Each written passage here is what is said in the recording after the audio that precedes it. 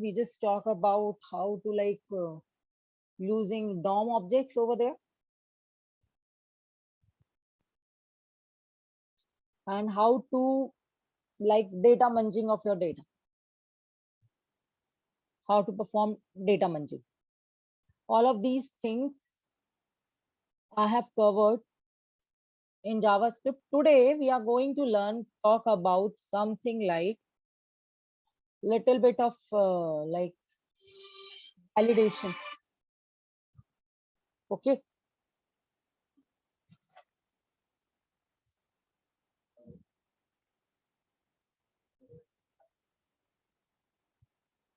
Now come to that part. I'm just going to share my screen.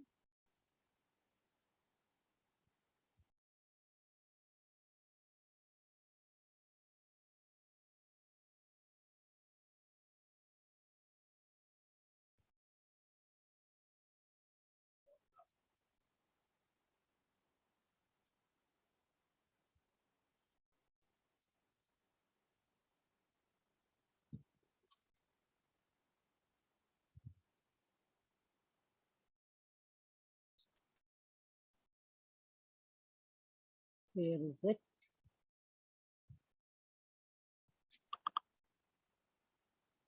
Guys, you just paste a daily update also. Daily stand up. How many challenges left for you? Do that also.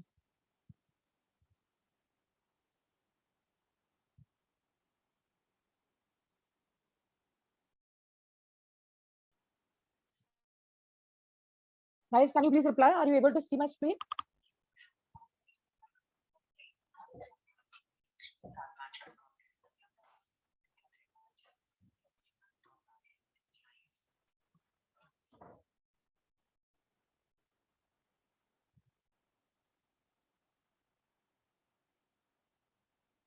Okay, thank you.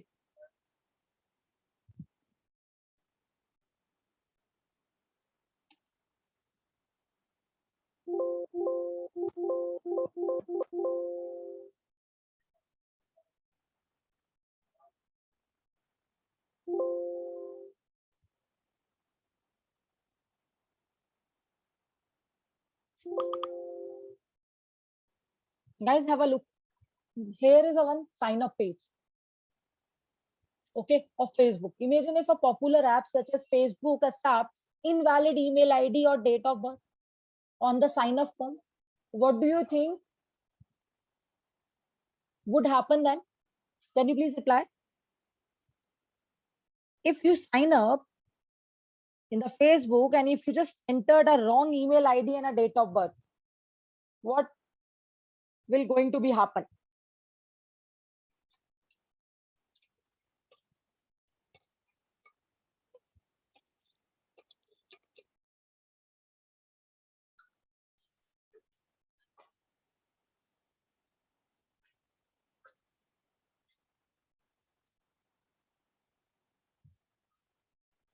Guys, I'm audible. Are you listening? Good morning, Johnson. Johnson, I'm audible to you. Yes, Anjali, you're audible. But guys, what happens to you if I'm saying something?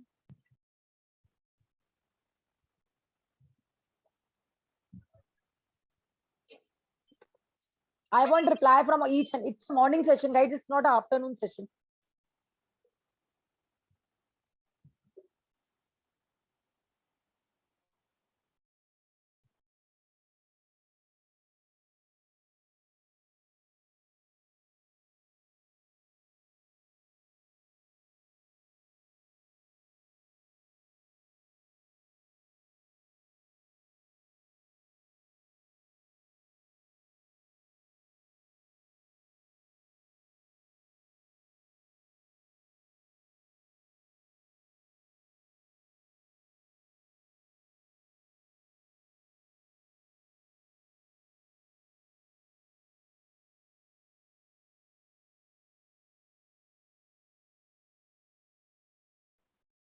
Okay, some of them are saying there is a fixed pattern, like it's an invalid message or require authentication.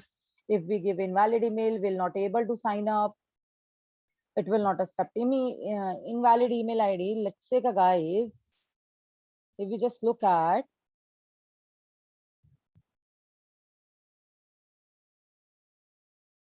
John Roger, if you just look at would performing checks on these inputs at the time they are entered a better approach. If you look at when you just perform sign up, it is better to perform certain checks at the time of filling an email ID and your date of birth. It is when we just talk about it is a better approach to use certain checks.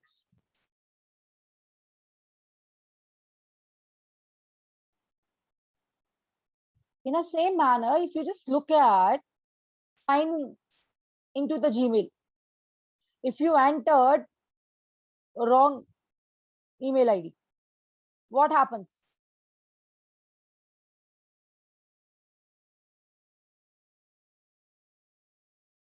They just once again give you the error message and ask you once again to enter the correct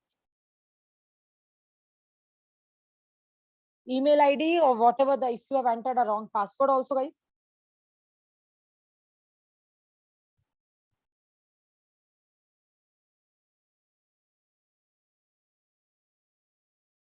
In the same manner, if you just look at Facebook also, if you're just giving an incorrect email or birth date or not providing critical details, will cause problem to the user at some later point of time, not at the same time, but later point of time.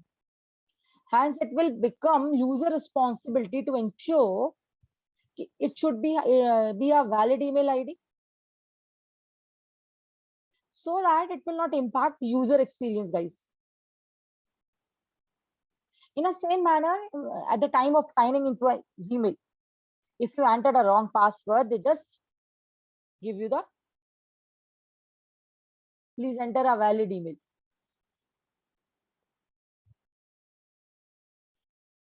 If your password also does not match, it just gives you the message. And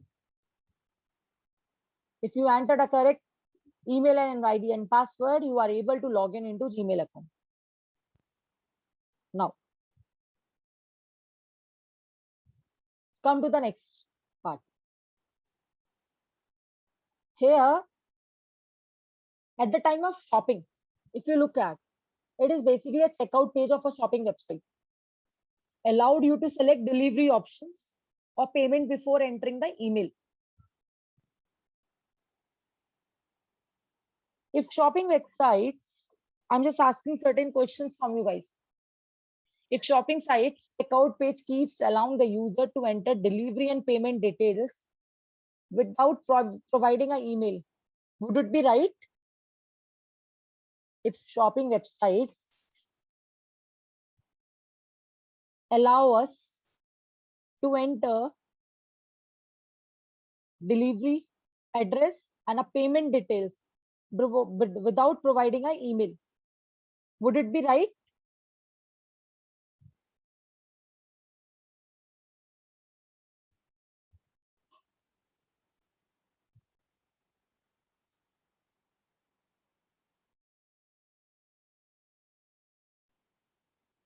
If you do that, what happens?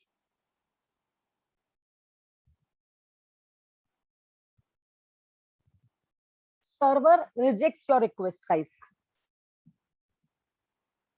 and said your email is missing.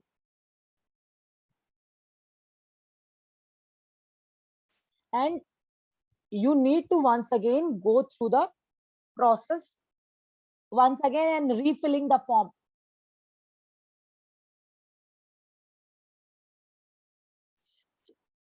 Is it not putting additional responsibility on the user to check for all the details to be filled up in sequence and then proceed further? And if you if you need if you just missed your email ID and you need to fill all the details once again, your time is also going to be waste. And when we just talk about the experience of user corresponding to that particular website is also not good.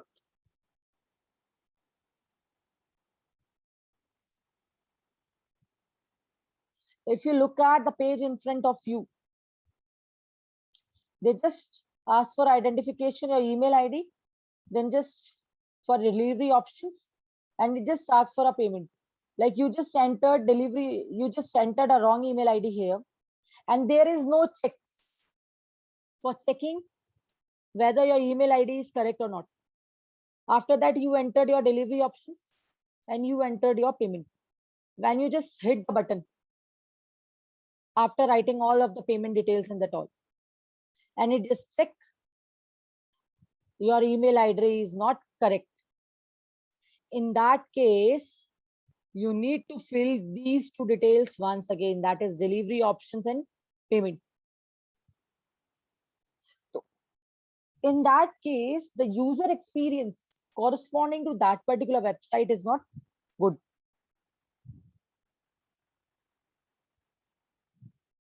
What should be happen on a website? Like if you have not entered a correct email ID, these two options should be disabled. These two options should be enabled when only you have entered your correct email ID. In that case, user will not go on delivery options and payment page. It will go on delivery and payment options when you have entered a correct email ID only, guys. It means we are putting some checkpoints onto our page.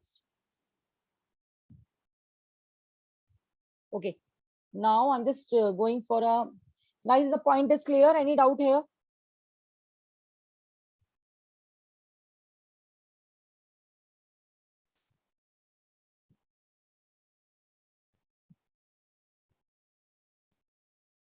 Okay. Now have a look at the time of, this is another scenario at the time of booking a ticket. Let's take an example. You are booking a ticket of 15th August and it allows you to enter the return date to 11th August. It is a good experience, guys. If you look at in front of you, there is a window. You are booking a ticket for 16th of June and it allows to enter return as 1st of June.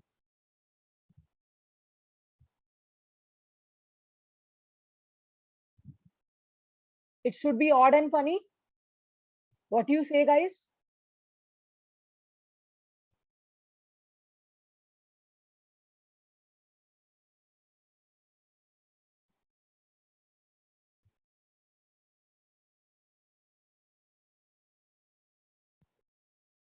What about others?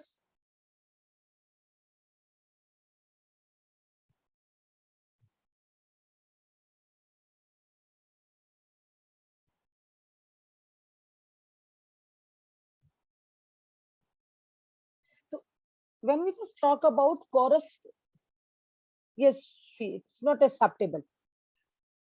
When we just talk about corresponding to this particular online ticket booking app, it's basically raise a misinterest or mistrust in the mind of users. Whenever you just book any ticket, you think twice before going on that particular app. You know that that particular app is just taking a wrong data.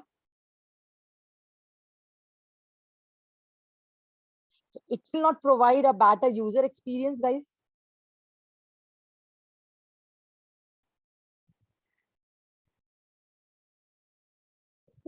There's one more thing should be happen, like when you try to book a ticket of 16th June, it should disable all the dates prior to 16 June in return date.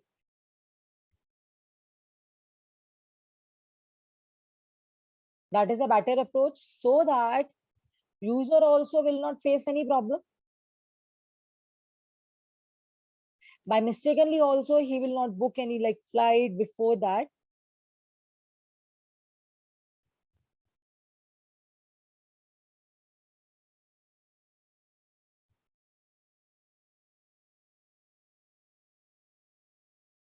Okay, now come to the next part.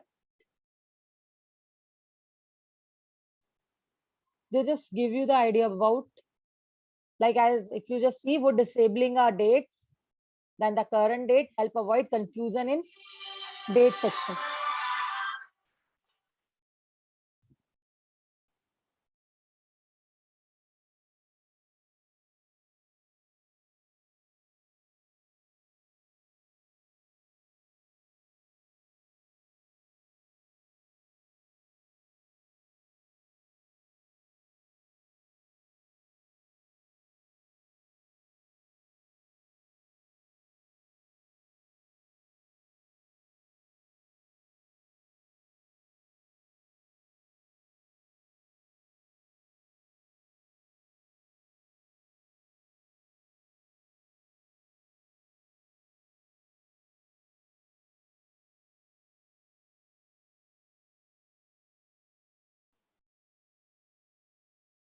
Okay, now guys,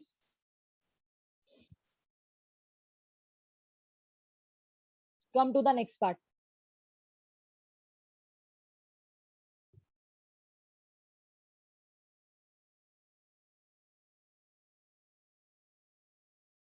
Who sent the error messages when invalid credentials are entered?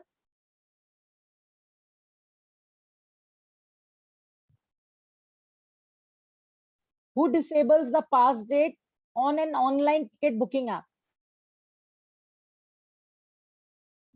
Can you please answer?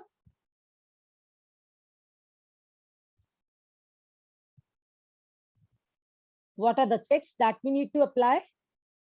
And who is responsible for all of these checks?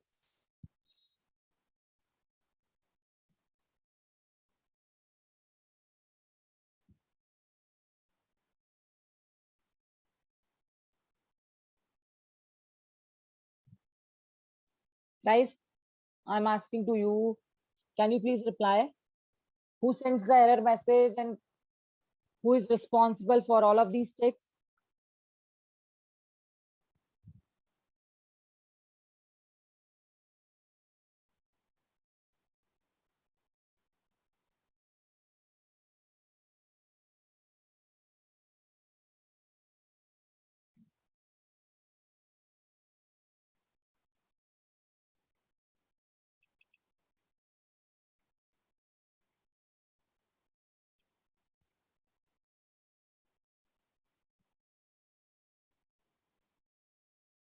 Okay, great. Throw.js tracking is done using a JavaScript code. Throw.js, we can do it. Okay. Anything else, like guys, you just would like to say about this? Event handlers, okay.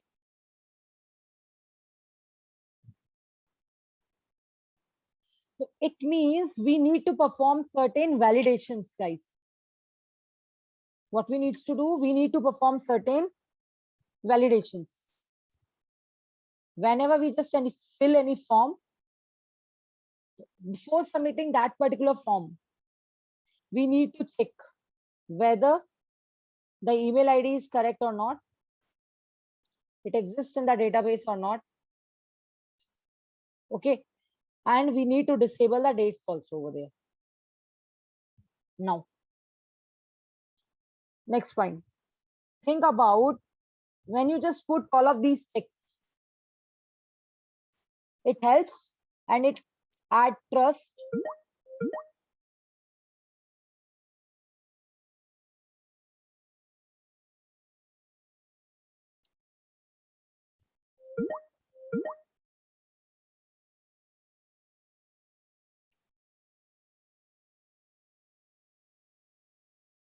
Are these checks required for a better user experience? What do you say?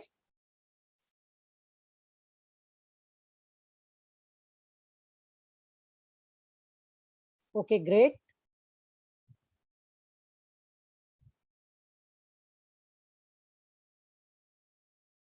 It means whenever guys you are just going to design any sign up page or sign up page, or if you are just going to take any user input, you need to perform certain validations over there.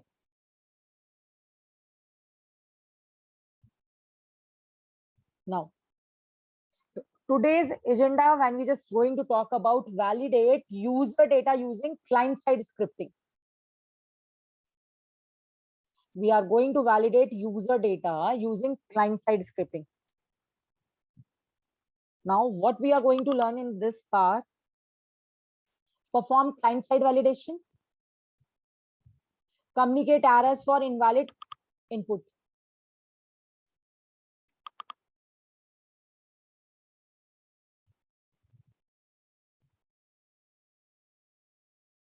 perform client side validation, communicate errors for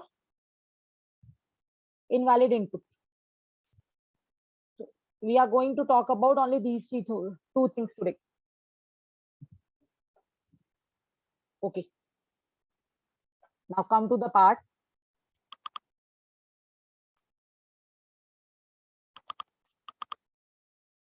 When an app becomes interactive, we are allowing users to provide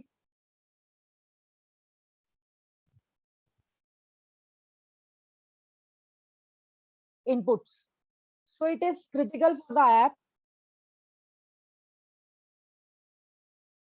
to ensure that the details should be valid.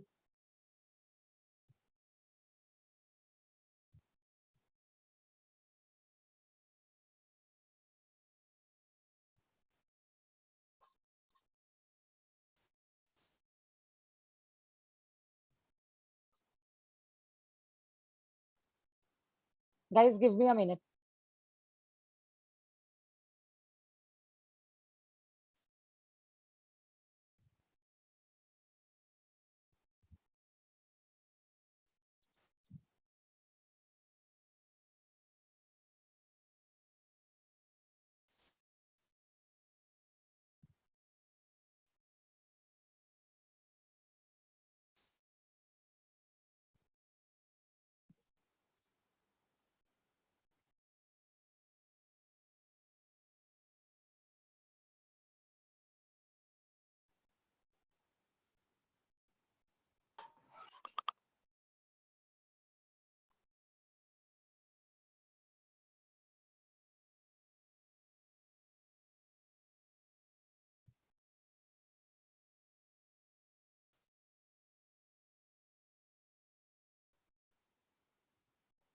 Guys, are you able to see the screen?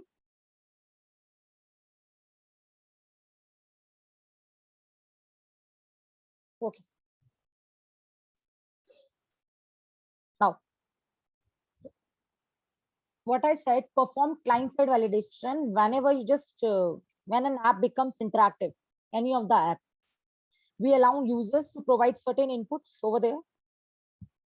It is critical for the app to check whether whatever the details user have entered is correct or not. JavaScript helps in basically ensuring details captured, validated, and errors are communicated to the user. If user have entered any wrong data, it should be communicated to the user also. You did this wrong at the time of filling any of the details. They are the two things that plays an important role. First, check, then second part is communication to the user.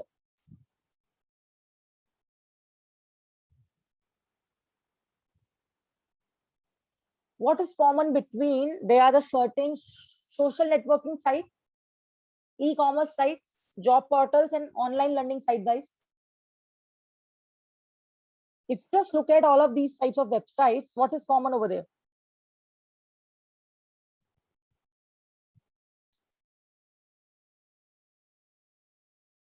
Yeah, great. I want reply from all of the candidates, guys.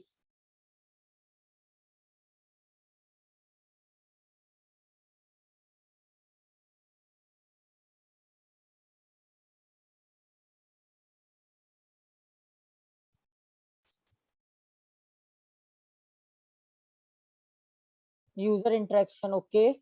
But user interaction, when we just talk about Pranali, in what sense we just talk about? Definitely, if it is a one of the app and we are saying we are just need to validate some data, so user interaction will be there. But in what cases we have user interaction?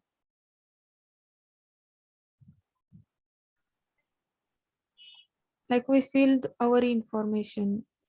That When this, okay, our information, when we just talk about, as a guy says, other, they have like sign up and sign in. It allow us to sign up and sign in, and it just allow us to post. If we just talk about like social networking website, we are able to post something. When we just talk about any of the shopping website, to accept order request. When we just talk about job portals, to accept job request over there.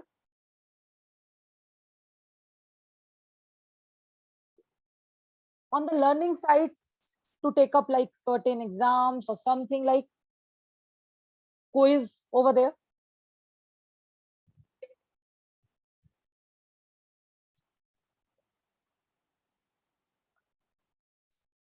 These all are the common things that when we just look at any of the website. All these sites allow to interact with the site by providing the inputs. Now, come to the next part. What is the role of a JavaScript in processing user input?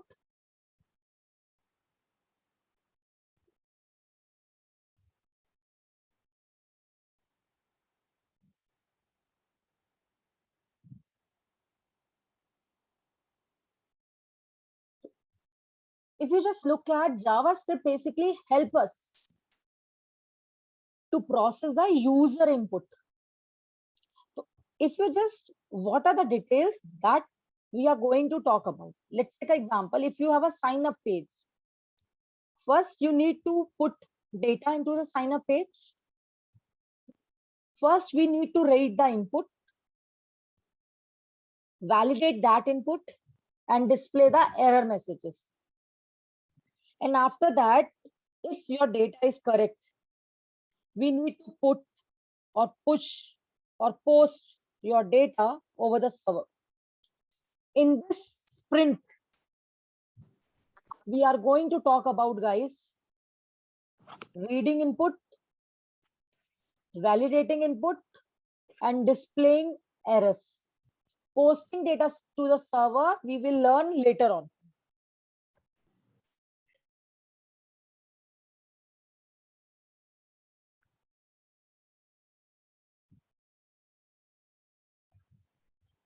JavaScript basically also help us to reduce clutters on the pages by, there are the two ways: creating element on the fly, show and hide form part. We are able to hide and show forms also on the user request. If we just click something, then some of the content it shows. If we just click another part, it just hides some of the part of your web page. Now we are going to talk about how to read input, how to validate it, and the next is how to display the errors on a web page, so that user will able to understand what will be the error, why your request is not going to forward. Guys, till right now, any doubt from you?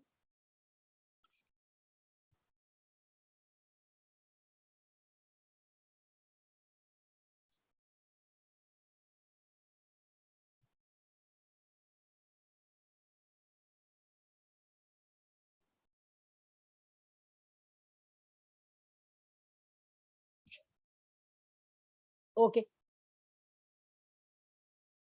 I'm moving forward. If you just look at, there is a one diagram in front of you.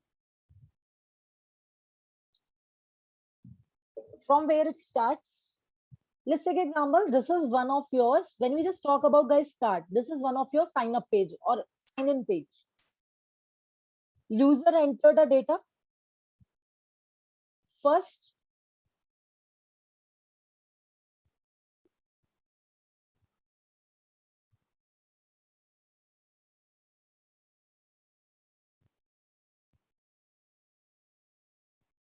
you just capture the inputs. After capturing our input, you first need to validate the input.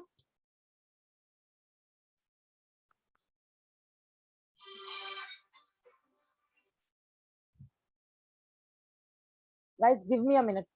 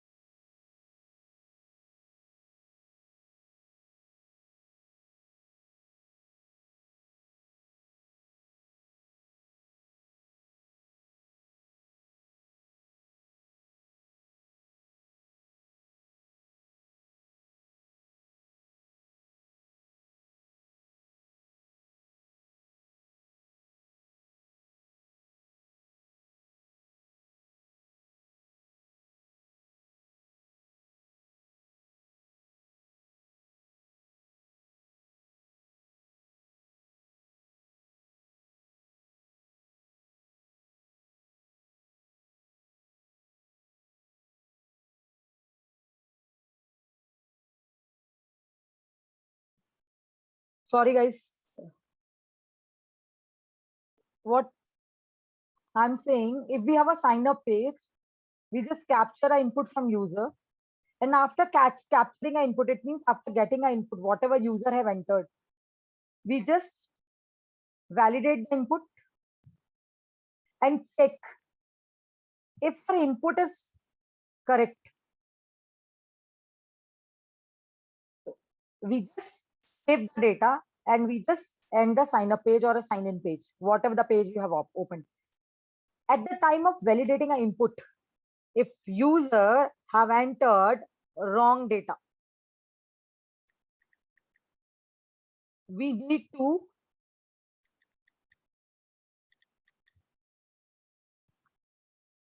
communicate that error message to the user, guys.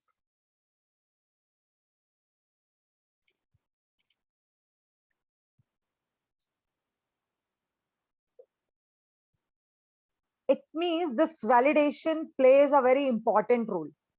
At the time of validating, if you just look at this figure, at the time of validating input, if error exists, it means this condition is false, then you just save the data. If it is true, then communicate the message to the user. Okay. Now, okay, Sudesh has asked something also, did not understand cutters on page part.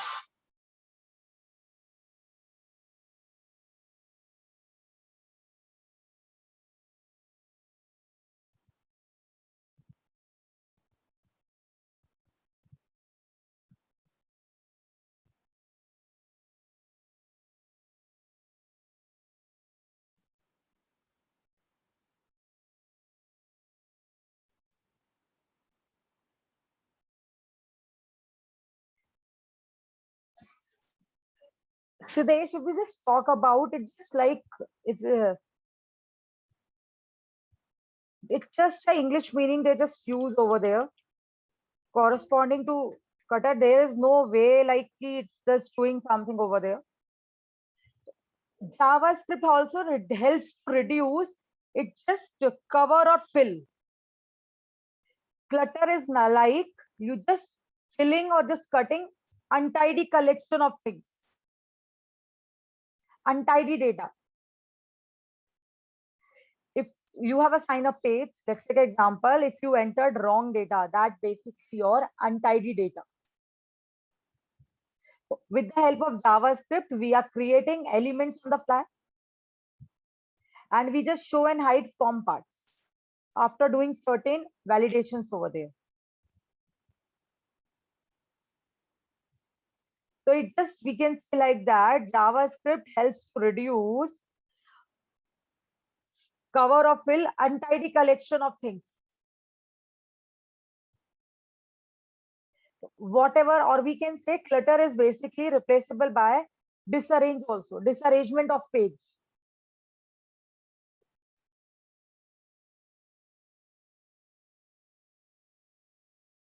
Okay.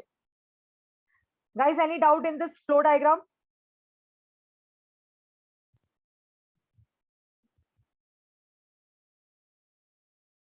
Okay. Now moving to next. The first important point, capture user input, that we are going to talk about, how to capture a user input.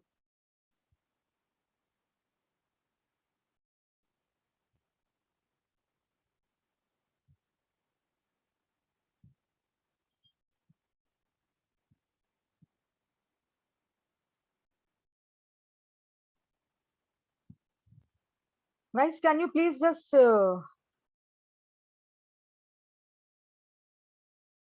how do you think JavaScript capture user input? How we are able to capture user input, whatever user have entered? Anything that we have covered till right now, with the help of that, we are able to capture user input? Do you remember anything in JavaScript that I have covered? Yeah, great, Aishwarya. What about others?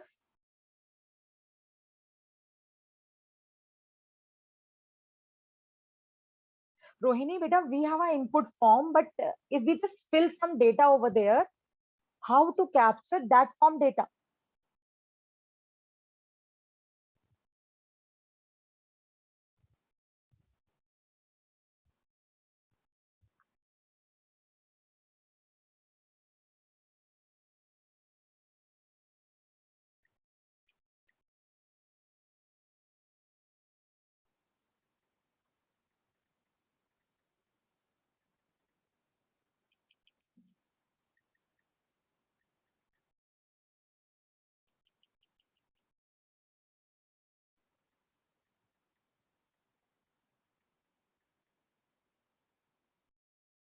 Guys, I'm asking from all of you.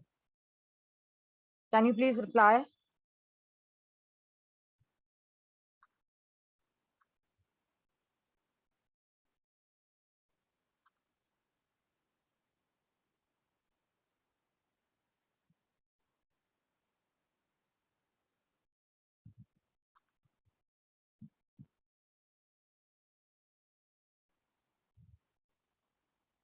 Yeah, great, Varsha. Read from text box and get method to capture the input. Guys, if you remember in DOM API, I have showed you some methods. With the help of that, we are able to do it. Document dot get element by ID, document dot get element by name, if you remember.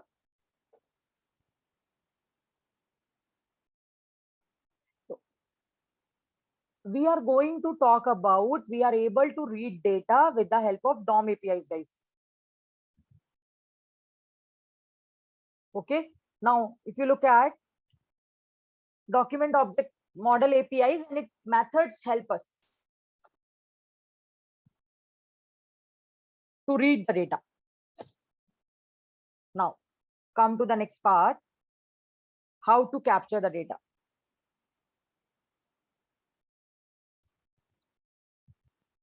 Let's take an example. If you have a certain form with you guys, the HTML form.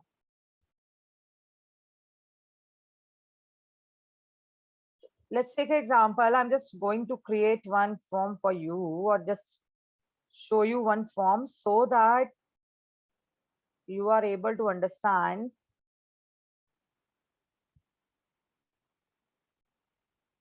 Wait, I just need to share my screen for Visual Studio. First, design one small form over there.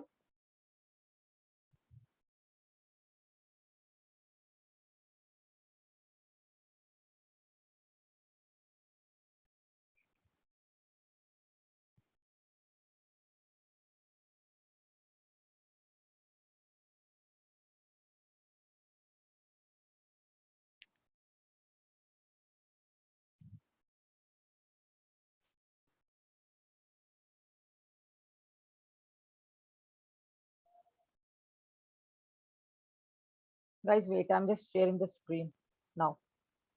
Yeah, here is it.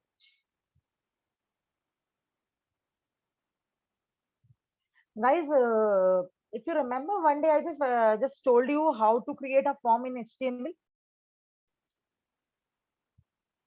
Do you remember that?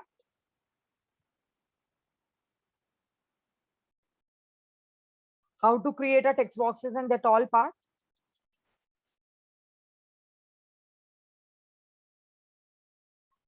Guys, are you able to see the screen of Visual Studio?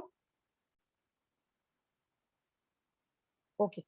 Now, if you remember, if I need to create any text box, what I need to write? Input type equal to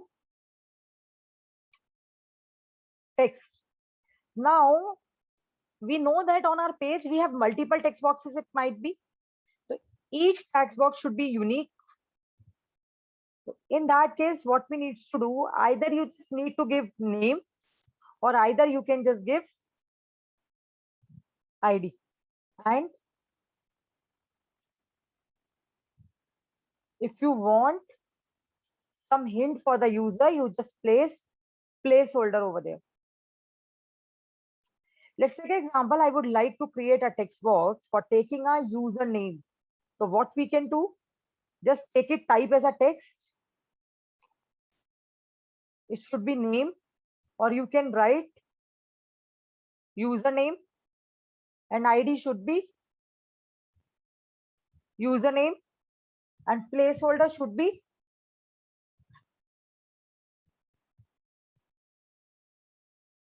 enter username.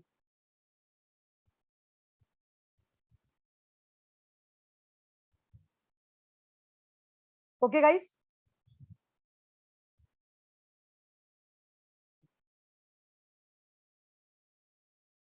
Now, in this way, we are able to create any text box.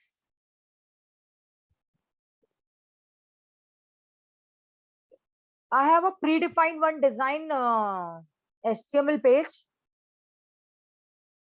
So I'm just going to talk about that first of all.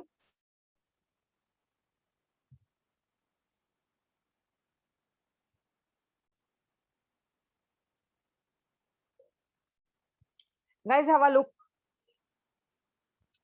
If I have this predefined, in this we need to enter a username, enter email, enter contact number, enter product purchase, enter your comments, enter purchase date. What would you like to subscribe to our mailing list? And after that, it's your submit button over there. Okay, screen is sorry. Wait. I just showed you.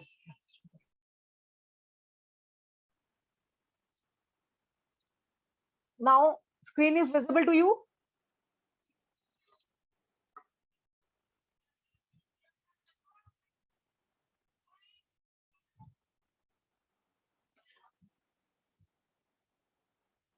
Have a look.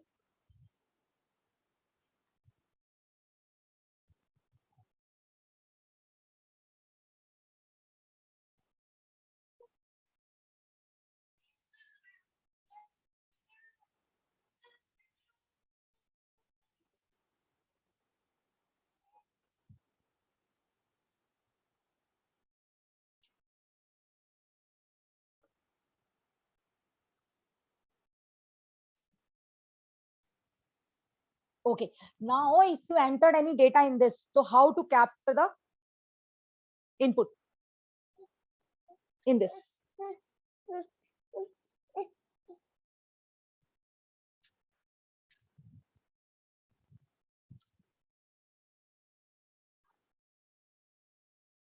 I'm just once again moving to slide.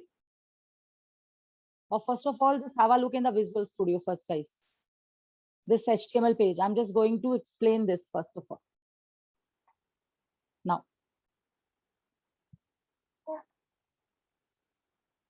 guys, have a look. The line number 24. Input name equal to username, ID equal to username, placeholder, enter username. By default, if you just create any text box, it take it as text type.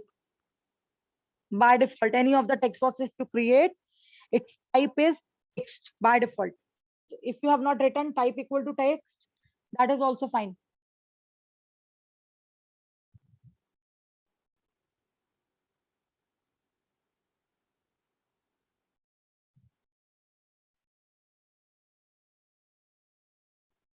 Okay, now. Ma'am, what you mentioned about type, if you don't write, By default, it takes as a type as a text beta. If you don't write it. Let's take an example. I want a text box that takes phone number of a user. So type should be phone also. Type should be number also over there. Type is number. By default, if we just declare the type as a number, then it just take numeric data. okay, understood. Understood? It might be I want whenever I just enter email ID, it must have @ symbol over there. So in that case, type can be email. if I have not written type equal to text, if you look at nothing is written, type equal to text, I have already told you कि whenever you are going to create any text box, you need to write type equal to text. But if you look at this particular line of code, it does not have type equal to text, guys. So if you have not written type equal to text, by default, type is text type. So that's why there is no need to write it, guys.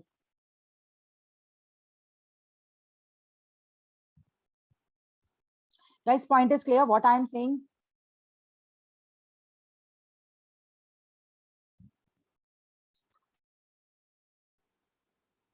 If you have not entered any type, then by default type is text.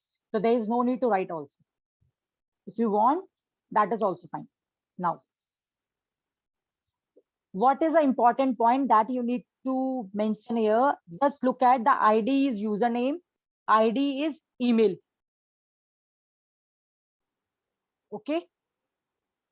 Now, come to your slide and have a look, guys.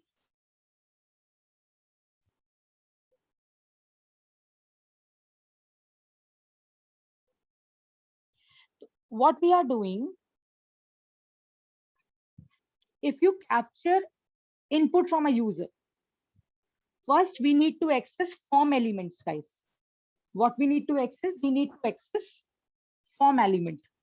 And this is done using your DOM API and its properties on its methods, guys. Since in a form, most of the elements are input element, guys. To access these elements, it is recommended to access them by their IDs. So that's why if you look at your form, we just mention ID equal to username, ID equal to email, ID equal to contact number.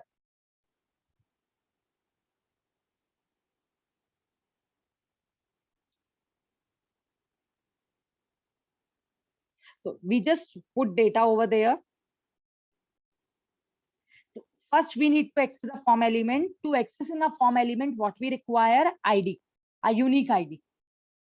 After that, we need to read values from form element. If you look at in the slide, document dot get element by ID. And what we are passing? Username.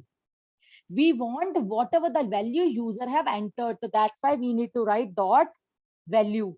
And we just store it into one unique variable, that is username. In the same manner, if you look at document dot get element by ID email dot value, and we just pass email over there.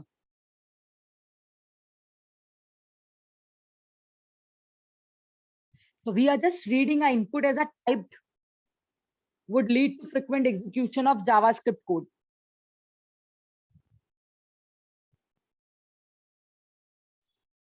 Okay. So what we are doing, we are storing user data into unique variable, that is username, email, and a password. If you have a 15 text boxes, then you need to create 15 variable onto your JavaScript page where you did JavaScript coding. But guys, if you look at, this is not a good approach. It would be improper to store each value in a separate variable. Guys, if you remember, I have already talked about object. Do you remember that? Key and value. Okay. In place of storing a value into a separate variable, so what we can do, we just store this data as an object.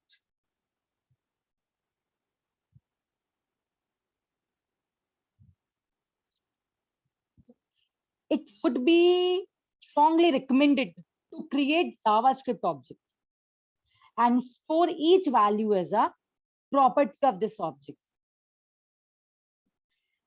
Why we are doing this? This is also helpful when we are going to post our data over server, guys. And this object is basically your model object. that basically represent your real-time entity. Guys, if you remember in the Java project, you have created models, the Pojo classes over there, the entity classes, or we can call. So it's in a future when we just going to store your data into certain servers. So these objects will become your entity classes over there, your models over there. Guys, have a look in the right hand side part. Capture values as property values.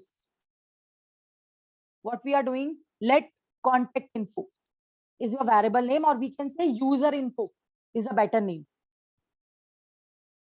Username colon document dot get element by id. This is your user id dot value, comma. Email colon document dot get element by id email dot value. Contact number document dot get element by id contact number dot value.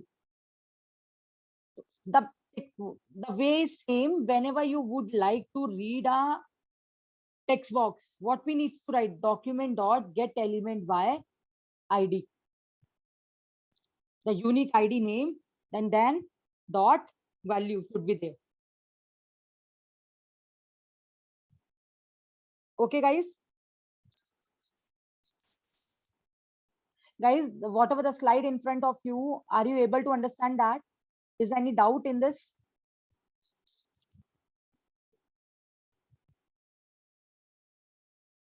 What we are doing, we are capturing, we are reading user input.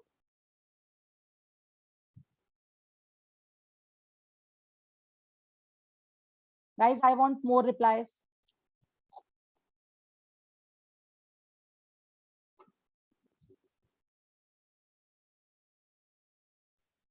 Ma'am, the username, email, and contact number, are these the properties of contact info? Beta, these all are the properties, username, email, and contact. And this is your object name, contact info. Okay. Okay, we are fetching. Okay. We are getting values. Okay. And if you just look at this username, this is the username that is available on your HTML page. Yes, ma'am. Yes, ma'am. We have given the ID. ID. We have given the ID over there. And it should be unique corresponding to each every text box. Yes, ma'am. Okay.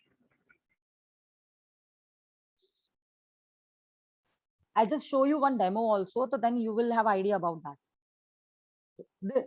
Now, guys, this thing is clear. If you have any form, how to capture an input by using one of the method of DOM API, document dot get element by ID, and you need to pass a unique ID over there and then dot value.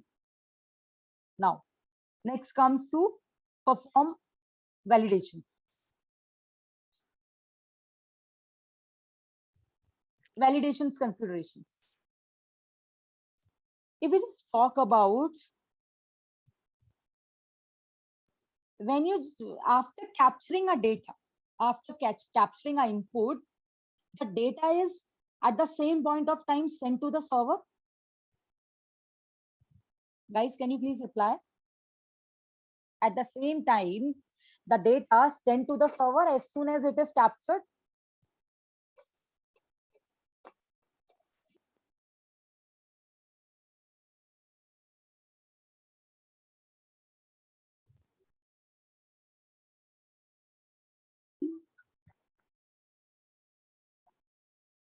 You all guys says yes. Now have a look, guys. I have a form. I have entered certain details into the form. We just capture that detail with the help of JavaScript. If we just directly send that data to the server, let's take example, user entered wrong email ID. User entered wrong contact number. User have entered, we know that there is a unique wave corresponding to PIN. Your PIN should be of 6 digits and user just entered a 5 digits. Is it a good approach to send direct data directly to the server at the same point of time?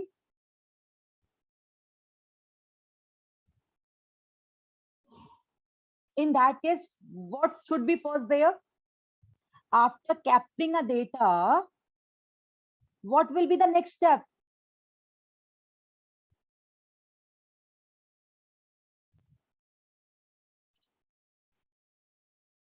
Would you like to say this? What? Yeah, Varsha. JS should capture and check. Yeah, great, Ajay. We need to validate the data, guys. First, we need to validate the data. So whenever you just fill the form after capturing a data, first we need to validate.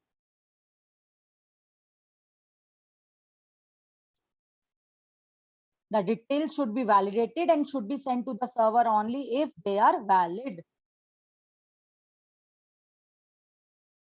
Though it is possible to send the data to the server and get it validated there. So guys, the validation process consists of two ways.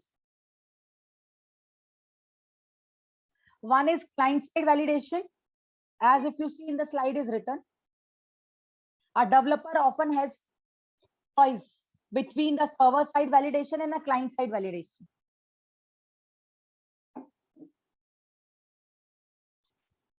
What happens if you look at this particular, sorry, if you look at the left-hand side image, this is your browser. You just fill the form, you just make a request to the server. The request sends to the server and server check whether you have entered a correct username and password. If you have entered a correct username and password, it gives true, and whatever the page request you just did, it shows you that page. If your username and passwords are incorrect, they just give you the response. Sorry, username and password is incorrect. This is, so whenever we are just going to validate your data, there are two types of validation, guys. One is client side, another is server side. Now we are going to understand what it means by client side and what it means by server side.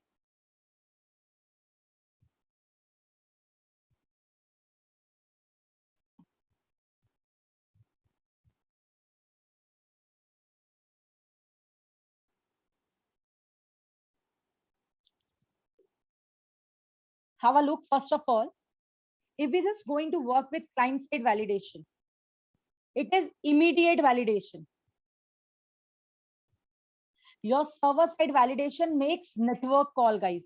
Now I'm just going to draw one diagram so that you all are able to understand that.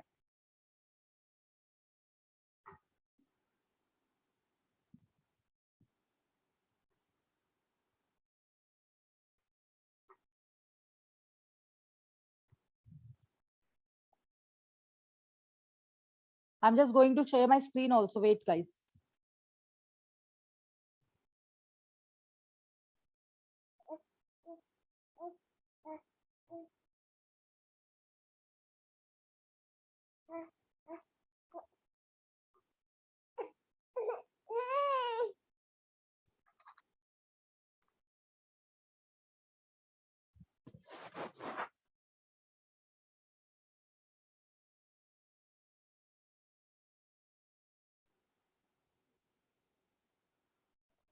Guys, are you able to see paint window?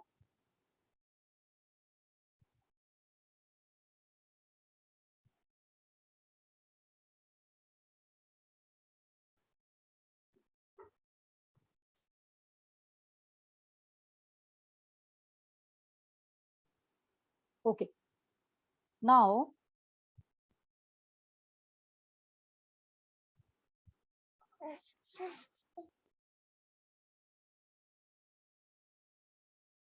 this is my browser.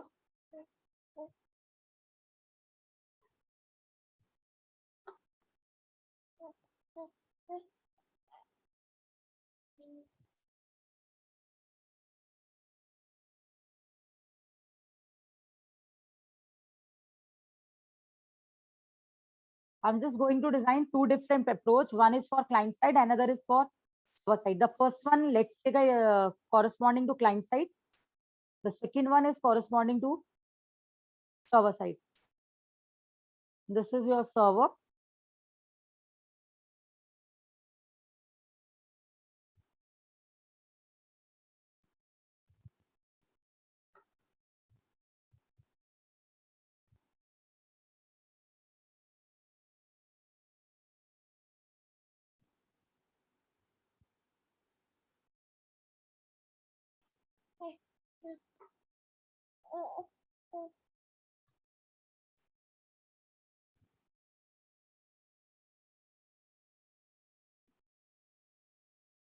This is your server side.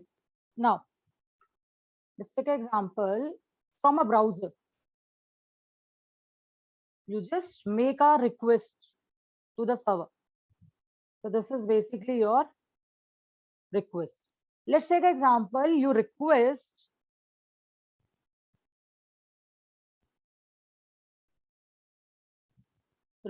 for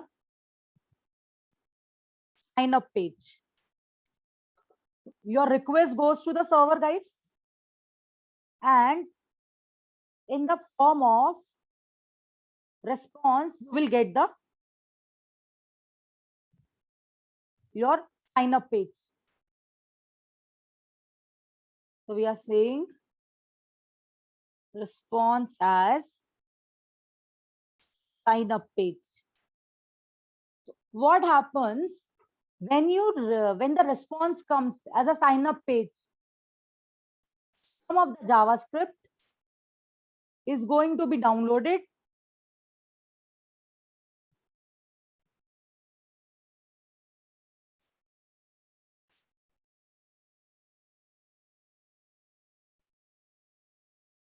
on client machine, or we can say like that, when the response comes, so whatever the JavaScript, client side JavaScript it has, it just comes to your machine, guys. When you just fill the form, when you hit the button, it just check locally onto your machine whether you have entered the correct details or not. It just locally checks over there, guys. But when we are just going to talk about on a server, it means JavaScript is available on server.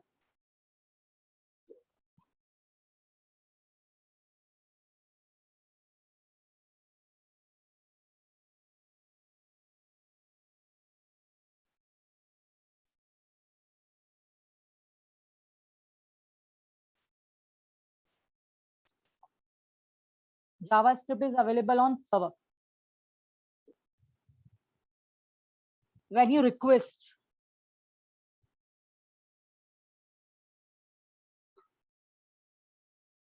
of sign up page,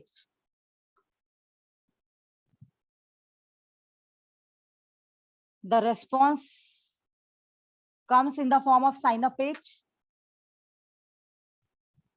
but validation is not going to be downloaded into the client machine. This is your request and this is your response. When you fill the sign up page, your request once again goes to the server.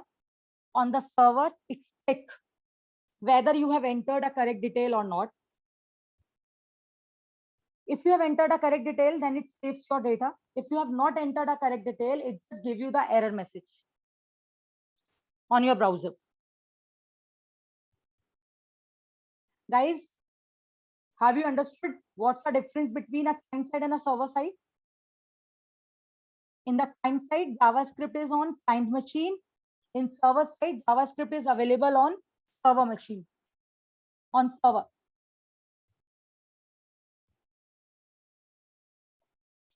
Now, come to the slide and just going to explain it more.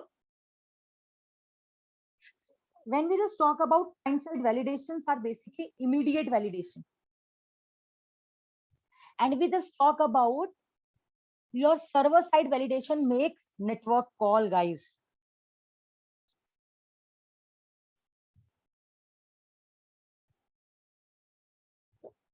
Now, the question is, when we want client-side validation and when we want server-side validation. not all the validation needs server support. They are the sum of the validation that needs server support. Let's take an example. You are just doing a payment. You are doing what? Payment. At the time of payment, you are entering certain bank details or a credit card details. In that case, server requirement is mandatory because we need to check whether this particular user ID or password corresponding to bank detail is correct or not.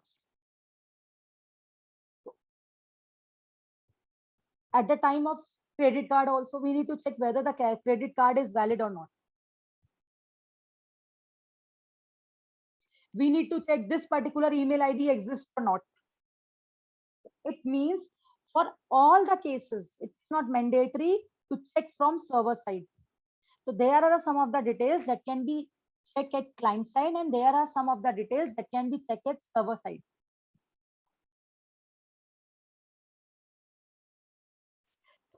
What will be checked at client side? I'm just going to give you certain hints for that. Checking for mandatory inputs. Whether you have filled all the mandatory inputs or not, the length. When you just sign up, let's take an example, the password length should be 8 digits. Checking for password strength.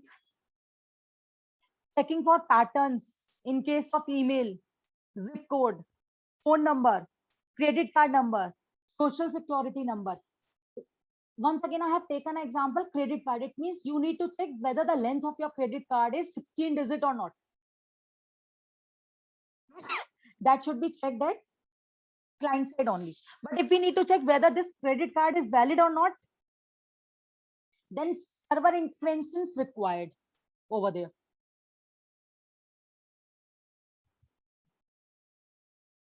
Okay, now when you just go for server side validation, it increases server loads and hence the latency.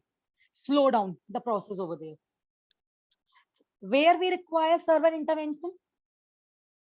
Checking for availability of user ID, authentication user with the help of credentials provided, authorizing user to check for the access privilege, checking for amount of user account while accepting payment requests, guys.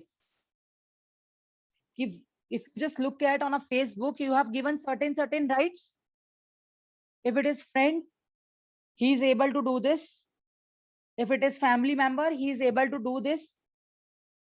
So this access permission is also going to be checked by server side validations, guys.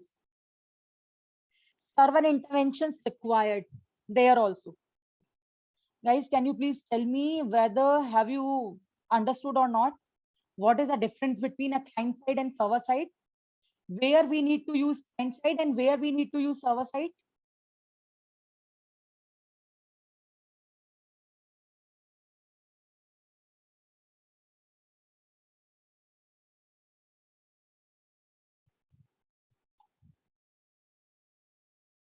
Okay.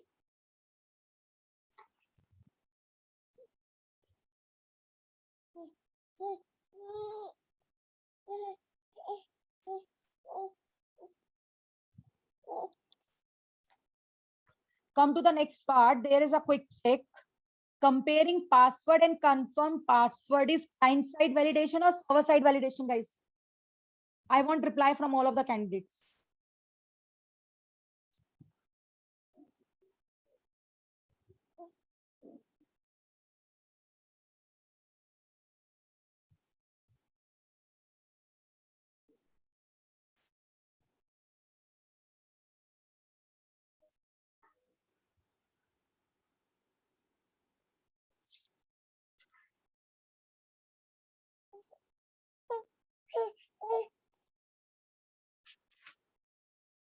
Someone has written server side. Who has written? I just missed the name. Ma'am, it's Sophia. Sophia. Okay. Sophia, beta, if you just check, if you remember on a website, we have a two things, password and a confirm password, so that if you entered a if you miss something or if you just forgot, so for that we just need to check whether you have entered a correct or not. Yeah, but I thought confirm password maybe because if you have given the password, that is to be confirmed from the server. So that is No, no, why. no, no, no, no, no, no. If we just need to check now whether your password length is 8 characters, whether it contains one special Yeah, that character or is not, client side. that should be Because of client the side. client. And in password and confirm password, what we need to check whether you have entered in both of the text boxes same data or not.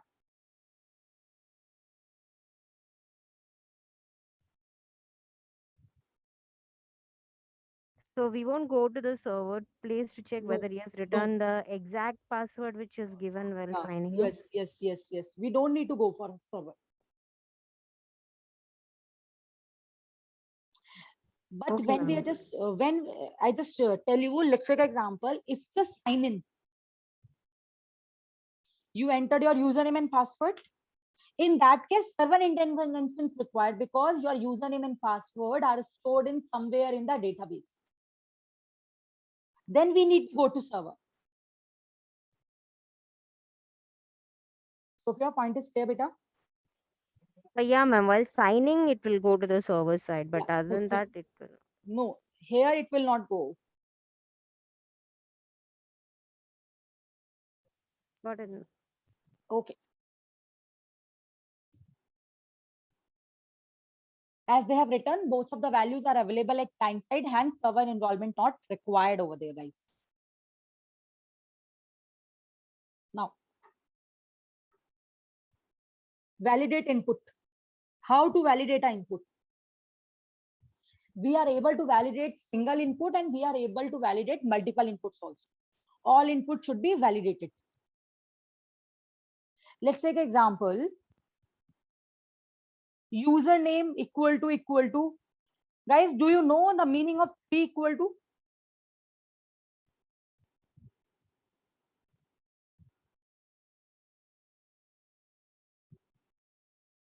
Okay. We know that for matching, we just need to use double equal to. But in JavaScript, for using a 3 equal to means we are checking a type also, guys.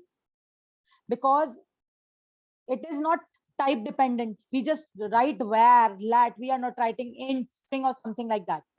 If you are using 3 equal to, it means we are checking a data also. We are checking its type also. Remember this thing. We are checking if username equal to empty. So you need to enter username cannot be left blank. It means if you need to check empty data. So what we need to write? This. Corresponding to every text box we need to check. Where the fields are mandatory.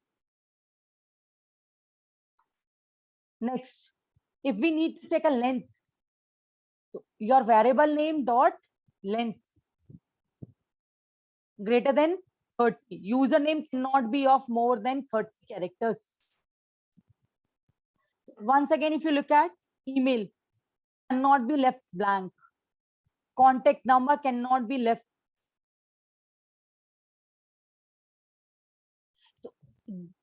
We have declared one error message and we are just appending into error messages.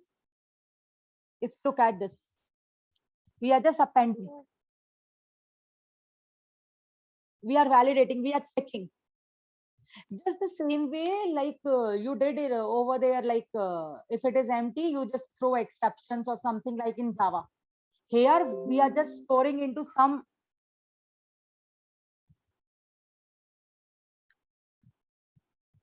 variables, guys. Guys, point is clear how to validate. When I just go for a demo, so you are able to understand that part also further.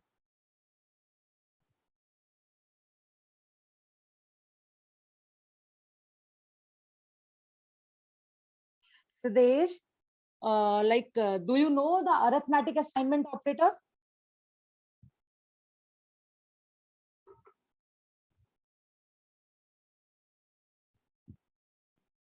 Now you understand this. What is error message plus equal to?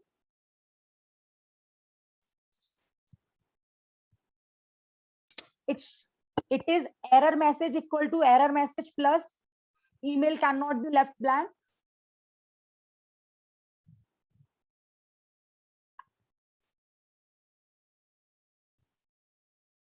Okay, great. Why triple equals to equals to? Sophia, it And it's Pranal. Pranali. Pranali, if you remember, recently I just told, if you need to check anything, you need to use double equal to. In JavaScript, we have not given any type, what type of data we have. For checking our data, also for checking its type, we need to use triple equal to. Okay. Okay. Ma'am, Yeah. Who is it? Rohini ma'am. Ma'am, why we are appending error messages? We can directly print by using console.log. Wait a minute, Rohini. Yes. Whenever we just sign up any page, are we open control developer console? No, no, no, No, na? no. Guys, remember one thing, whatever the message you are displaying over developer console using console.log, it is just for developers. It is not for user. It is not for client who is accessing a website, who is accessing a web page. Yeah, Deepak, we can use alert also, or we can do one more thing. If you have a lots of messages, you just put into one object and display later on.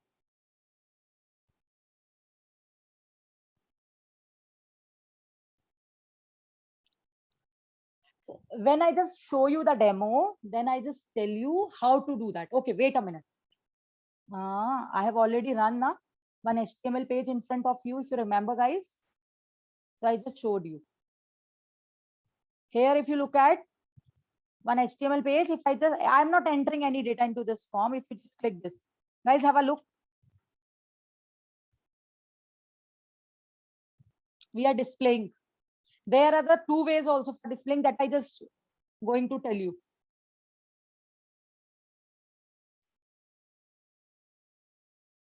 Guys, point is clear? Okay.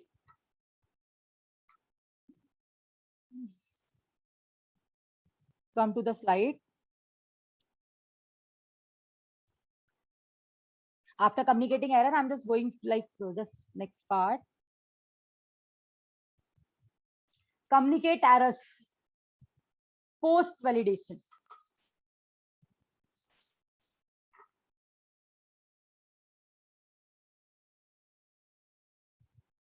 So there are two ways, guys. Have a look. One is alongside the input element, username cannot be left, email cannot be left blank, this, and another is this validation summary.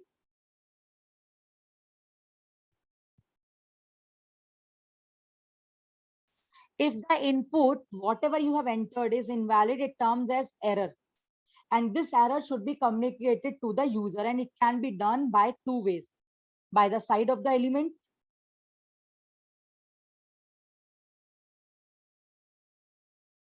or as a validation summary.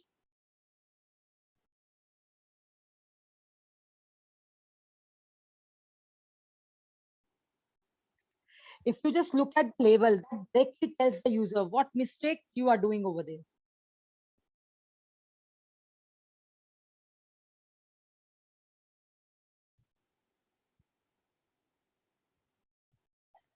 Okay, now there are two approach. Which one is the good approach? Alongside the input element or as validation summary?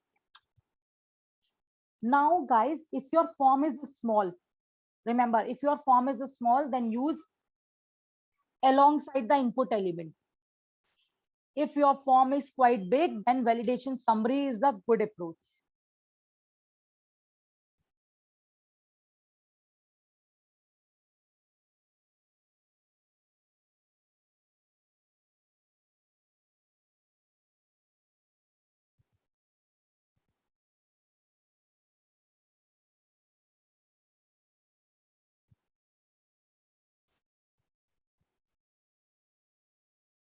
Guys, point is clear to you?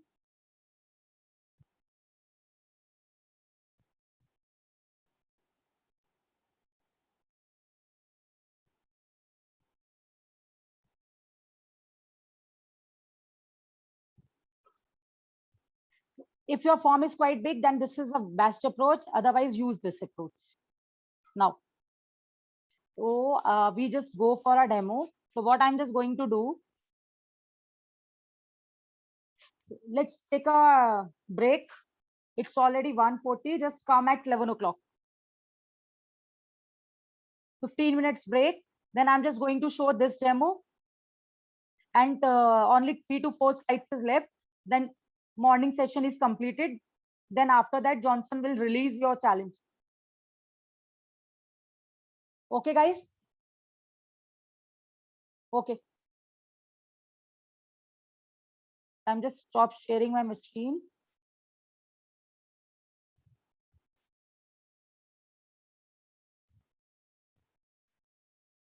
Have a look once again. This is your form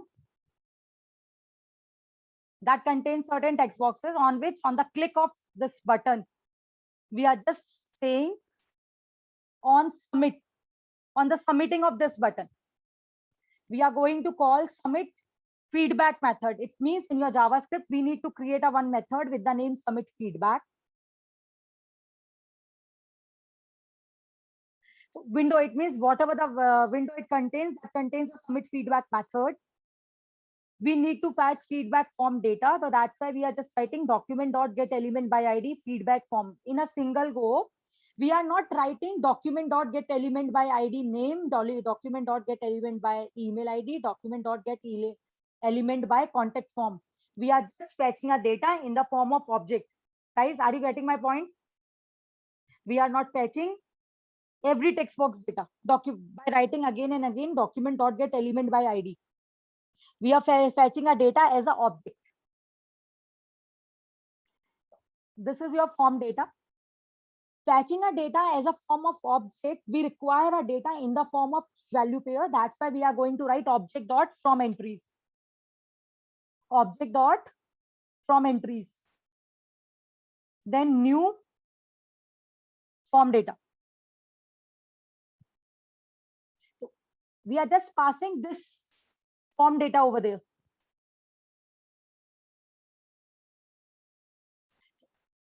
What happens? From entries, we just getting a data, but we want data in the form of key value pair. Your key value pair should be constructed. When you write document.getElementBy by ID feedback form data, it just give you the keys and just give you the values. So we need to construct those keys and value pair. That can be done with the help of form data. When you write form data, guys, have a look. What it says, form data new HTML form element. It's your HTML form element. It's basically, if you just read at the statement, it provides a way to easily construct a set of key value pairs.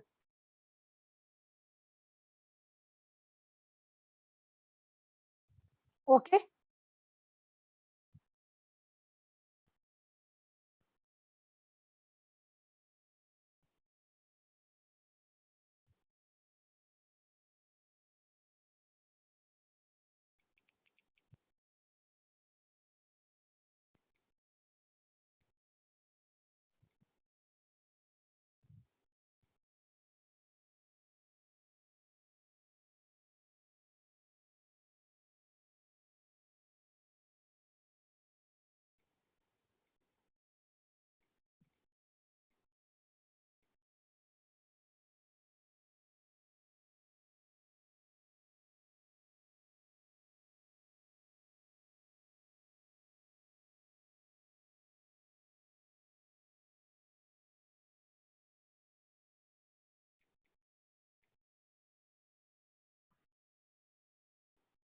Guys, any doubt in this part?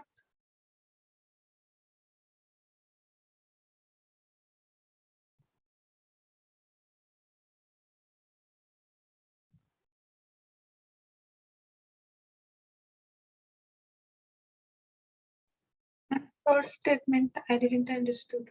What? Let feedback. What is the form from entries?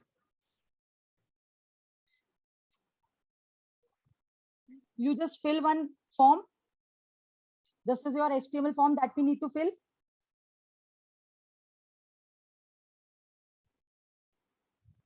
Okay, you are just filling certain details over there. Let's take an example. When you just fill the details, you need to click the button. After clicking a button, we just want to capture a data first of all, but there are two ways of capturing a data. One is single. Every element should be like capturing differently. Every text box, document.get element by ID username, document.get element by ID contact number, document.get element by ID email. But we would like to capture our data as an object. So that's why first of all we are just telling them that we are going to capture a data of this particular form. Object from entries basically captures the data in the form of, creates the object in the form of key value pair. It creates the object as a key value pair. Now wait, I just told you to show you. Wait. What I'm saying, this feedback stores the data in the form of key value pair. Now what I'm just going to do, I'm just going to write console.log feedback. Now just go to your index.html and just write script1.js. We are just going to run and check. I'm just going to fill details, something details over there.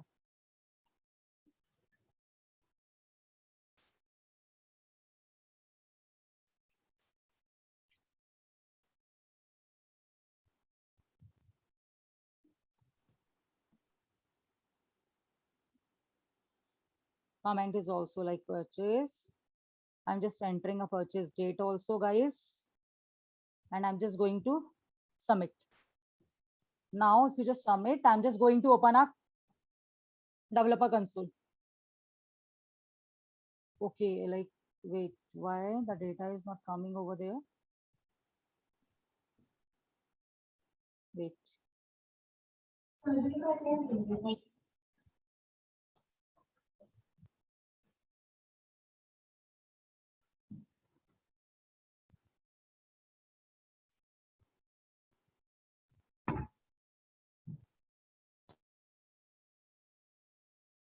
There is just coming for a second. Wait.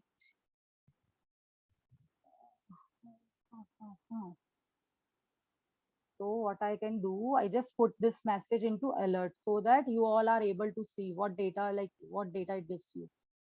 Wait a minute. Because it's not holding, because I have not written a further code, so that's why it's just like, wait. So after that, what I just do, I'm just going to put this data into alert feedback.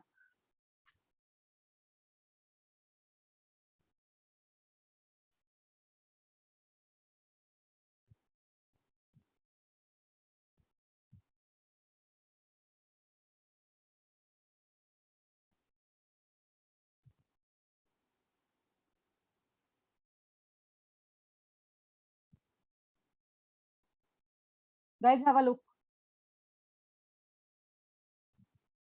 The data. I've just put feedback. I need to do something. It's just printing our object over there in alert. Have a look. Key value pair. Object at entries creates these key value pair. Sophia, point is clear?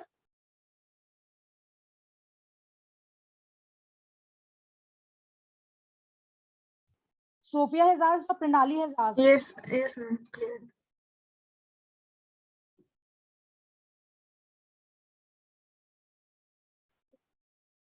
With the help of this, we are just getting a feedback form.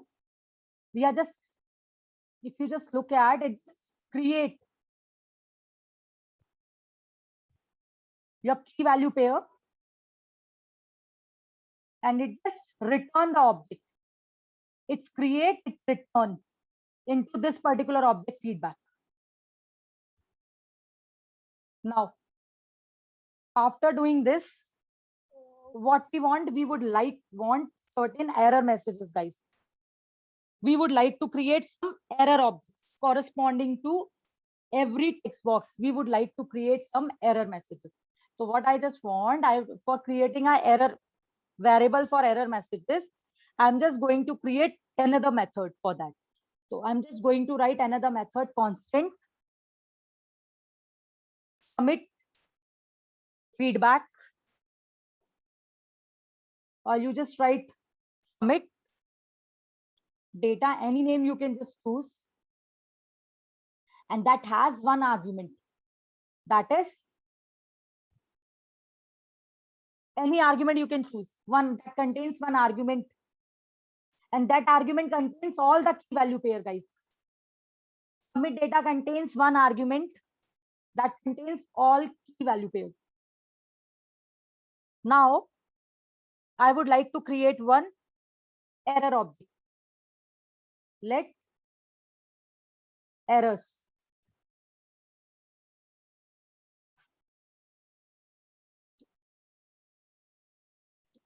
corresponding to all username error, key values pair. This is your key and value. Value should be, we are going to pass from certain validation methods, guys. Here we just capture your data. After capturing our data, we need to validate your data corresponding to every field. Like we need to write validation for every field.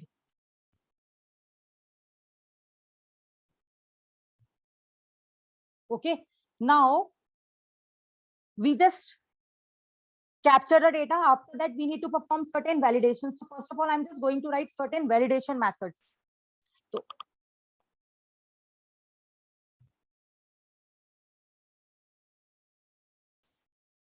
first, validation for username, constant validate username.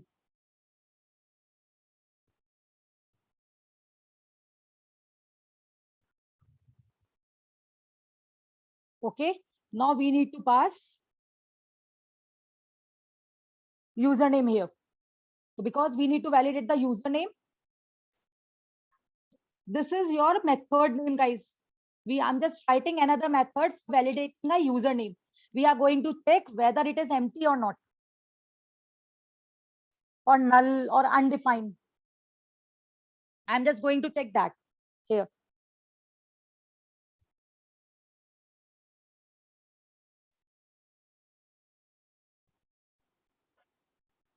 Now, if whatever the argument you have passed, username equal to empty, or username equal to undefined, or username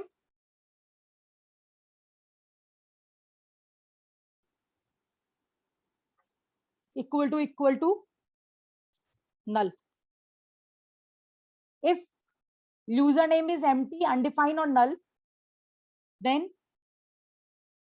we would like to return a message like username cannot be left blank.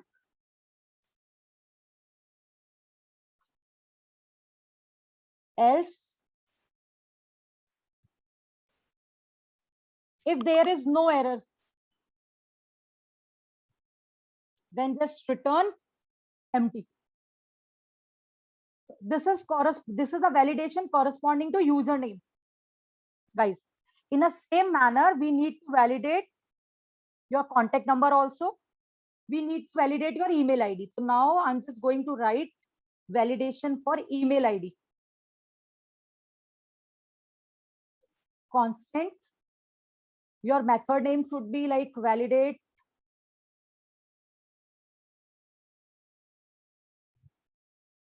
email ID. or just you can write validate email, any name you can give. It once again take one argument, that is I'm just taking it email. I'm just going to write it its functionality.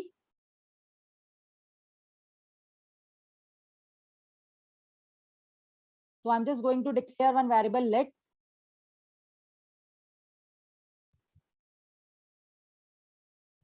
email error here, and initially it is empty. Guys, for email validation, we need to take certain regex we want. For email validation, we want regex. We need to use some valid regex over there. So I'm just going to write valid regex.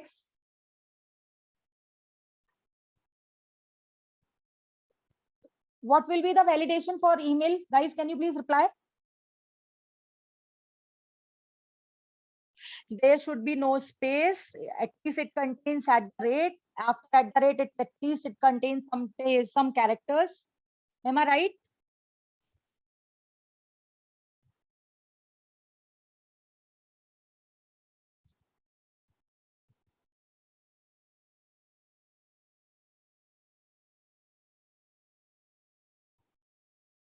Guys, I'm asking from you something. What will be the valid regex that we just use for email?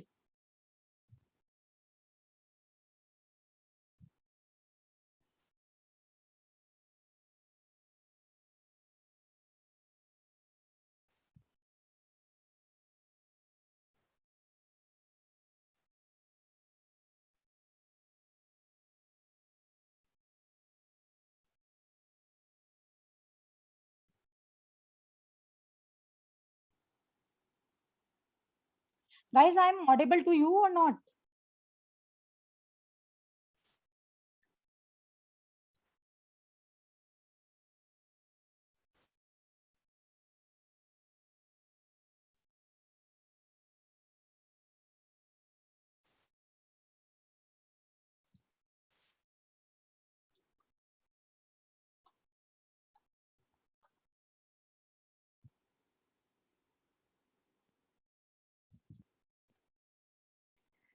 Johnson, are you there?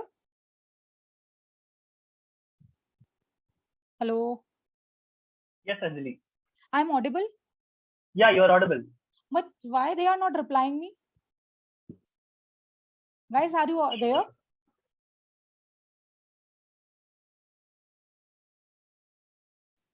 Yes, ma'am. So what happens if I'm saying what will be the valid regex for email ID? Can you please tell me? Are you getting my point, or I'm just,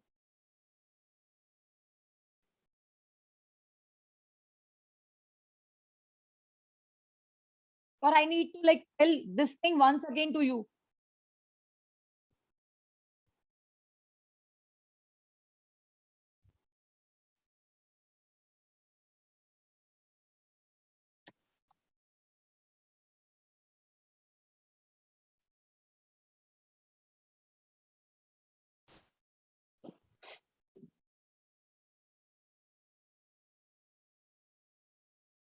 Okay, as I said, starts with alphabet.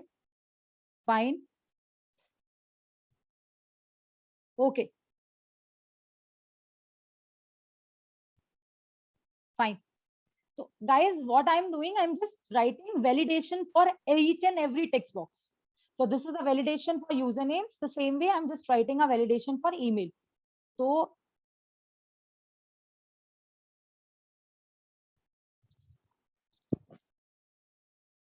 what happens if it is, I'm just writing a wrong, like we would like to find out the error messages. So what we just do, I'm not going to write a complete, it should be A to Z in a small or in a capital letters, or it might be contains 0 to 9. Okay. It might be contains dot operator, exclamation mark, hash.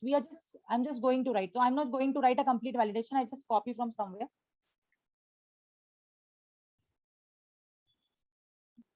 That you have already told me what we need to like. Okay, if this particular validation does not match, so definitely it gives you error message, guys. If validation does not match, then it gives you error message.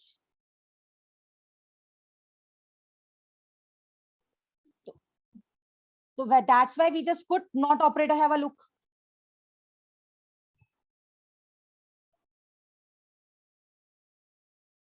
Okay, now else if this is the first case, if it is empty, in the next case, we are going to match email dot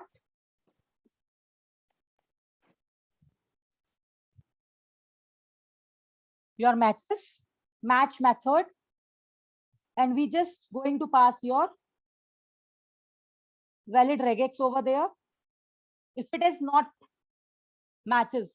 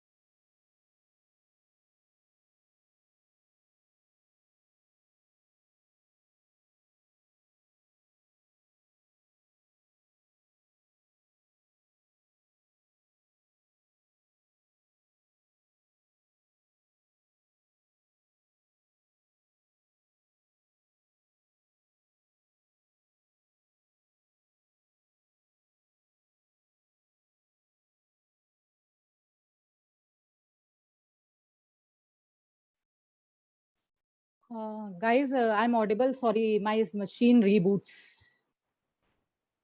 So I just stopped.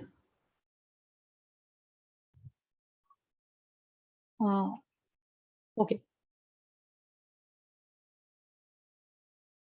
We are just working with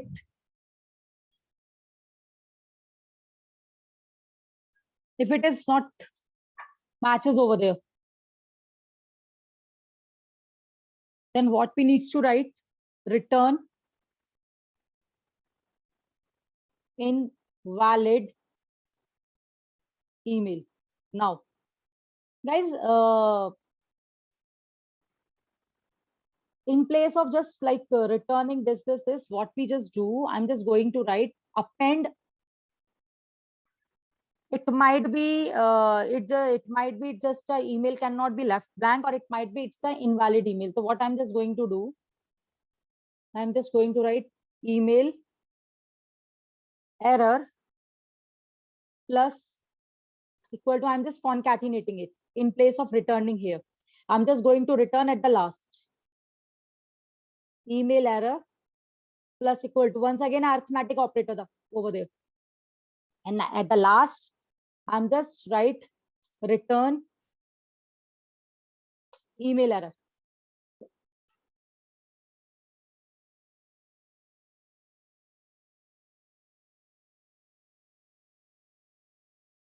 Why it just give me the error? Okay, the spelling mistake of return. Yeah. We just validate our email. Now we need to validate your contact number, guys.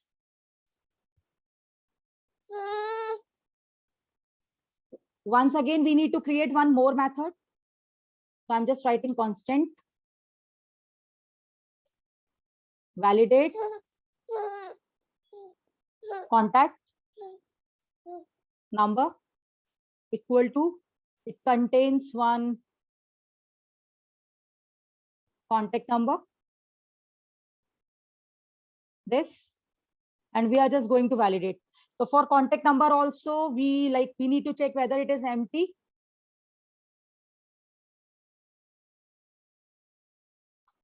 Contact error, I'm just taking as a blank over there. Once again, we need to take one valid regex for this.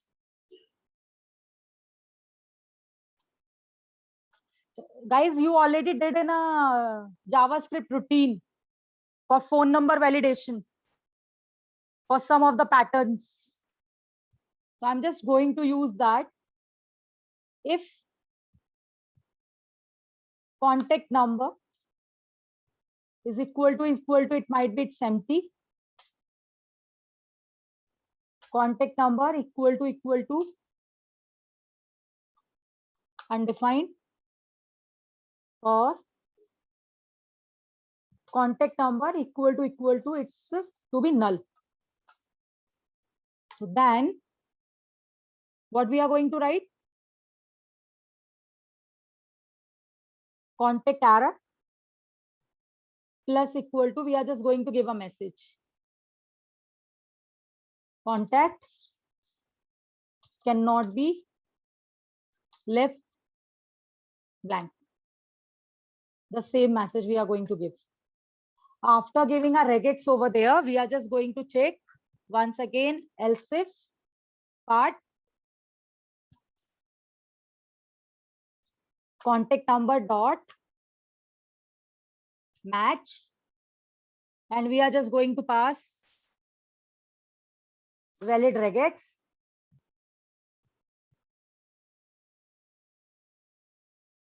If it is not matched, then we are going to write contact error plus equal to invalid phone number or invalid contact, any name, anything you can just write, any message. At the last, we are just going to return contact error.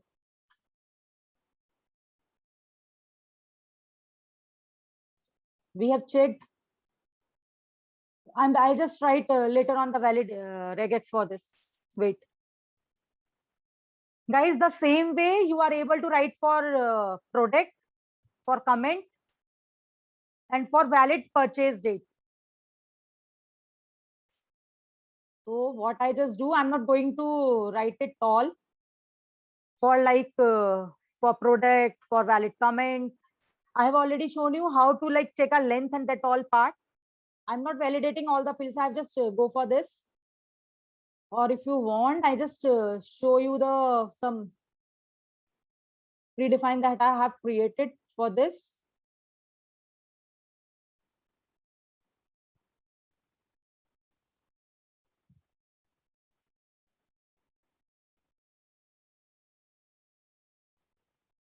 Guys, have a look, because I don't want to waste the time only in this. One another method for validating a product. We are just checking it is empty or not. The next, we are going for validate comments. And one more thing, comment, we are checking a length. Should not contain maximum of 70 characters. Guys, if you remember, when you just go for a message or something, you just checking the length also. Your message length is of 100 characters or something like that. The same way we are checking the comments should contain maximum of 70 characters at least. At the last, we are just checking a purchase date. It should not be empty.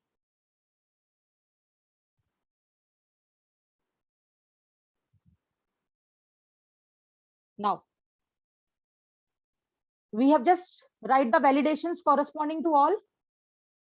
Now, come to your error message code.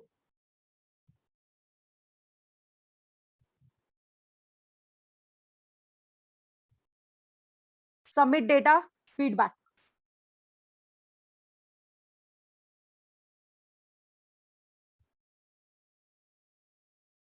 Username, error. So we are going to call all the methods, guys, here. Validate,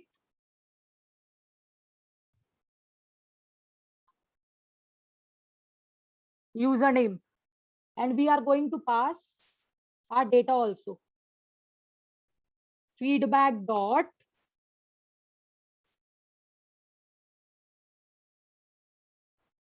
username. In this way, we are just going to pass all. Username error.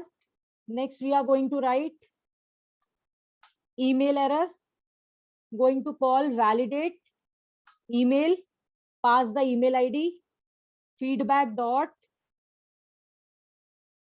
I need to check what is the email like ID corresponding to this.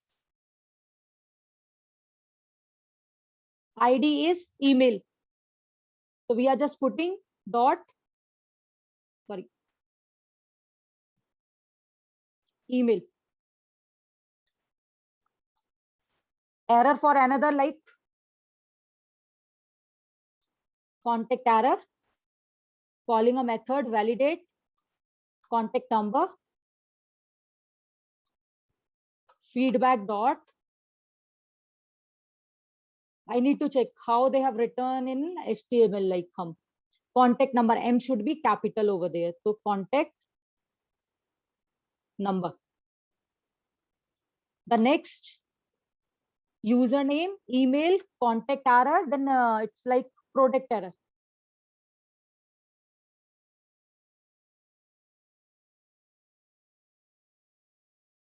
Colon. Validate product. Feedback dot product. Then after that, comments error. Validate comments.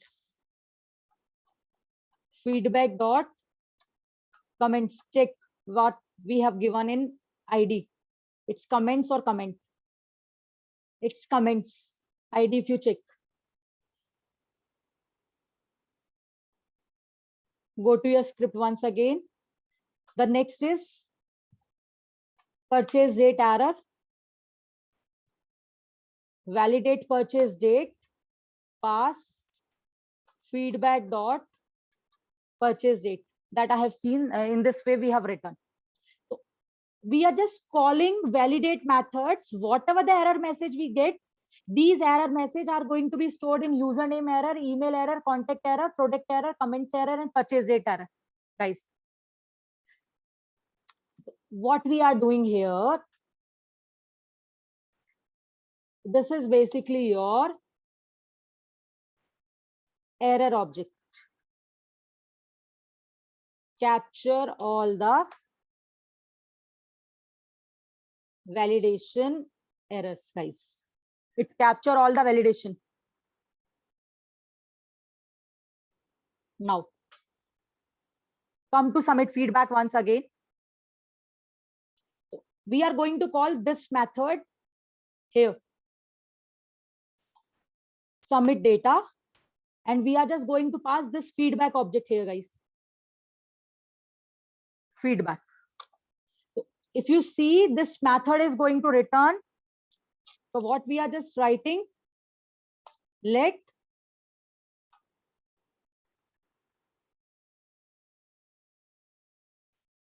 result, and then return your result here.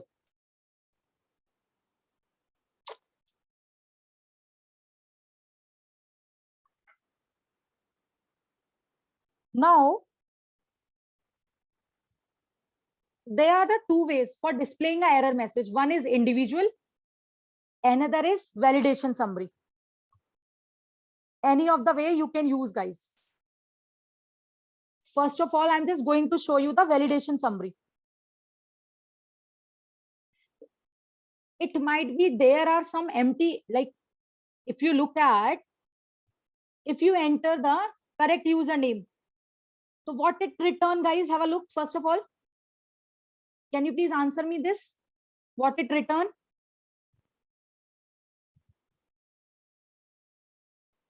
Empty. So we would like to show the empty messages as an error message to user. Is it a good approach? No. So what we need to do, we need to filter.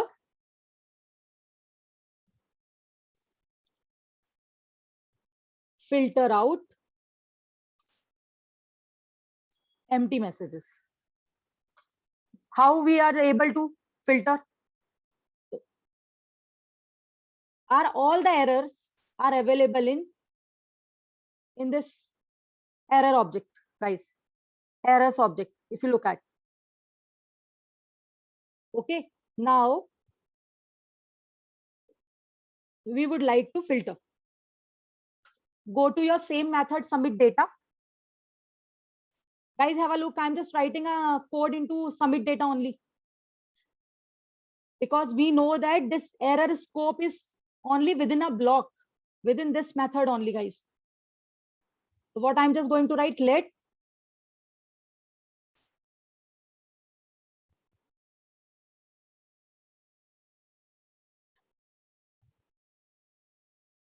error messages.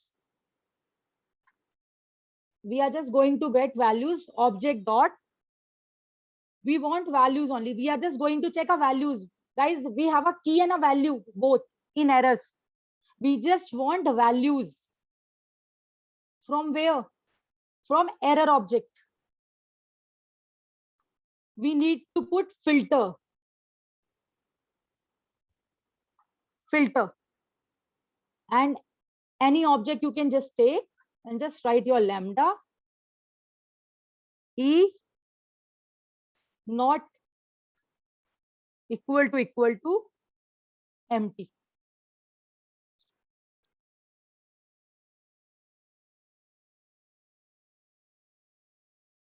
Okay, now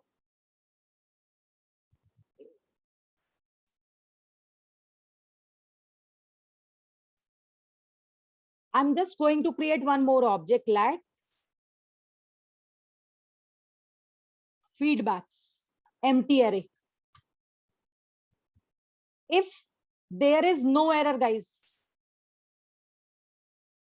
what I'm saying, if no error,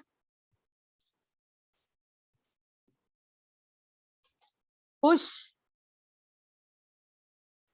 the feedback to feedback array. Let's take an example. What I'm going to check, if error messages dot length equal to 0,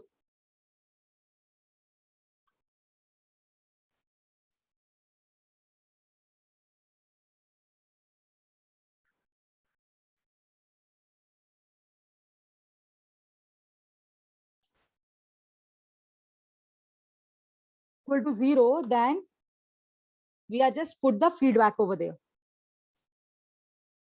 Feedbacks dot push feedback, and we are just going to return true here, because we need to tell to user that there is no error, guys. So that's why we are checking whether the error message's length is 0 or not. Then return true.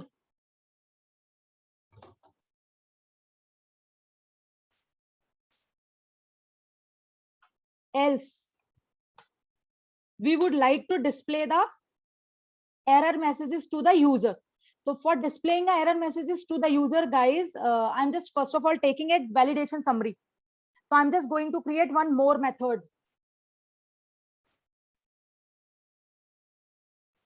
For that, function validation summary, any name you can just take. It takes one object of error message, because error message contain all the error messages.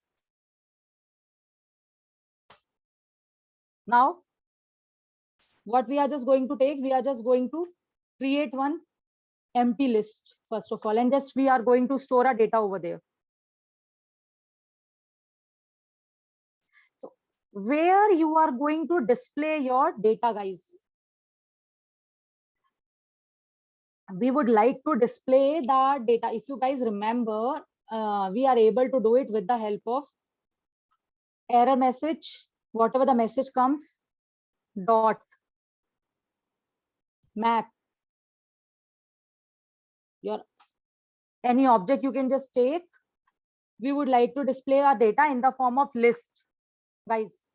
So we need to write HTML code. So we are able to write HTML code, just put it into our double quotes for that.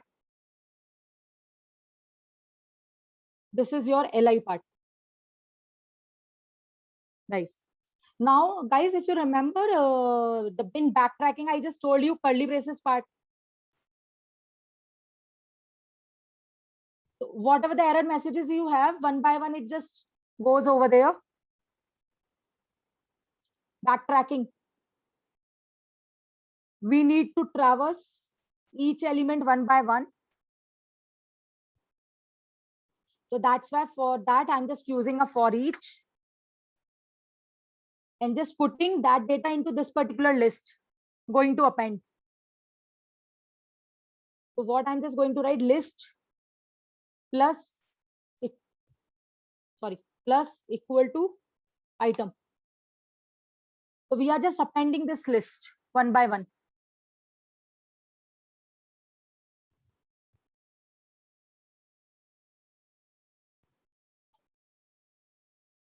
And this is going to be this. Now go to your code once again, your HTML code, guys, first of all.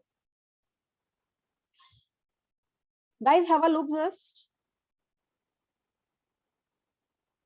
For displaying your error messages, they just created one div.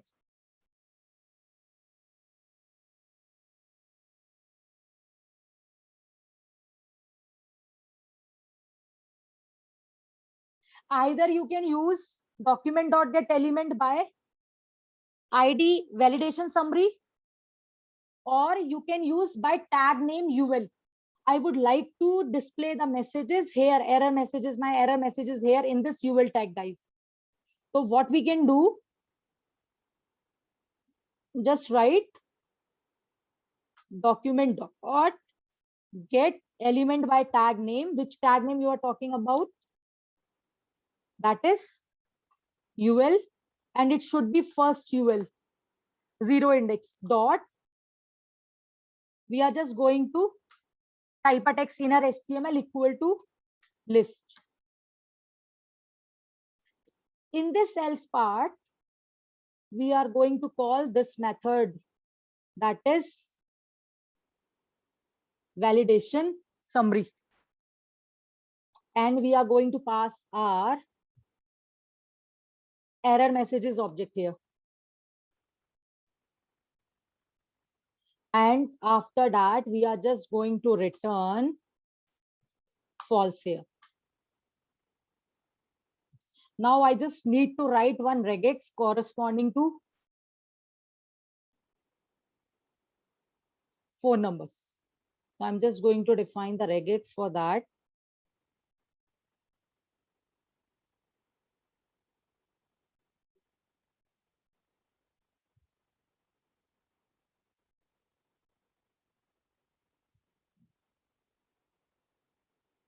Now, if you go to your code once again, okay, my machine stops now, so I need to run this code once again.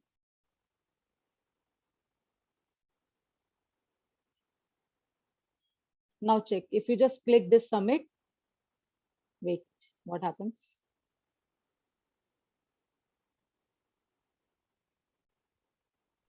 Ma'am, screen is not visible. Beta, wait, the screen is not also visible, so I'm just going to that also. Wait a minute.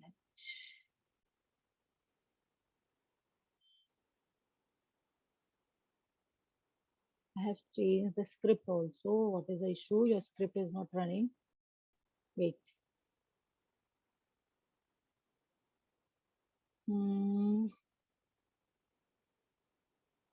JS script 1.js is just goes to script 1.js. Wait. I have called feedback form.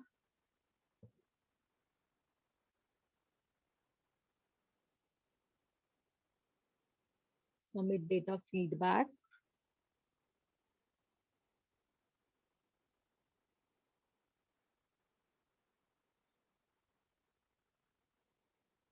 Validation summary.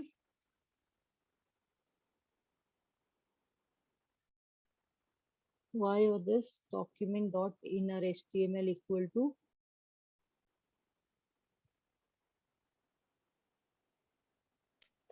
Ma'am, can you scroll up? yes. Little more. Okay, ma'am. No, I have taken a fine document dot get element ID. We are just taking a feedback form data. First of all, just getting our all data. Now we are just creating keys value pair and just display it, like storing it in the feedback object in the form of key value pair. I just check whether it there is no data even then, but when we just after this, we are just calling, I'm just going to comment this line also. There's no use of this. It might be this empty submit data. It is submit data. We are just passing the whatever the object we are passing here in this, we are just writing feedback.username, email contact number. We are just checking that. We are calling a methods, validate username. This is this. After that, we are removing our empty wire part over there. Dot filter e not equal to this. Yeah, there is no issues in this. I just give for understanding purpose. If error messages dot length is 0, feedbacks dot push whatever the feedback it returns true. Otherwise, we are just going to call a method validation summary. In validation summary, we are just map error message dot map, and we just create a list over there.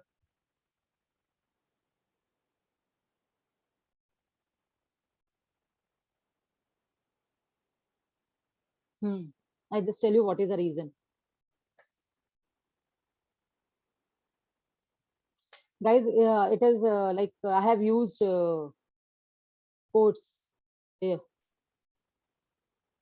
Guys, have a look, see the difference. I'm just going to do Control Z. What happens? Earlier, I have used by mistakenly, I have used single quotes. This is $E is not your object. I need to use backtracking now. Use this backtracking symbol. Now, if you see that what is the color of $E, it's treated as object. That's why you are not getting any output over there. Just put it above. Now click the form. Once again, it's not getting. What is the reason? Checking once again. For each item, List plus equal to item. There is no issue in this.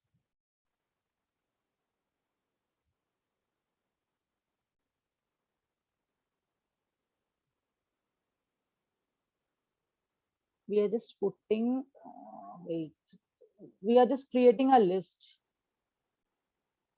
Whatever the error message contain, it goes over there. We are just putting a loop over there.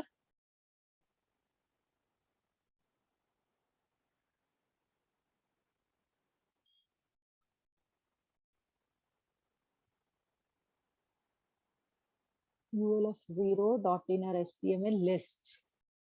Guys, wait, I'm just going to put one message here, console.log, and check whether it goes to validation summary or not.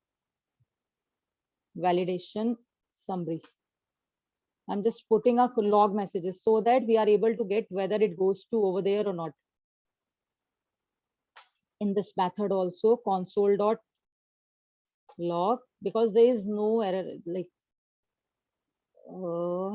calling the submit data. Any value, or it might be I just use wrong from HTML. I just need to check that. Wait. It's already saved. Now run it once again. Now check your control shift I. Wait. It's saying something. Wait. Validate username is not defined. Okay, in submit data, username error. Okay, there is a it might be a spelling mistake. Now let's check.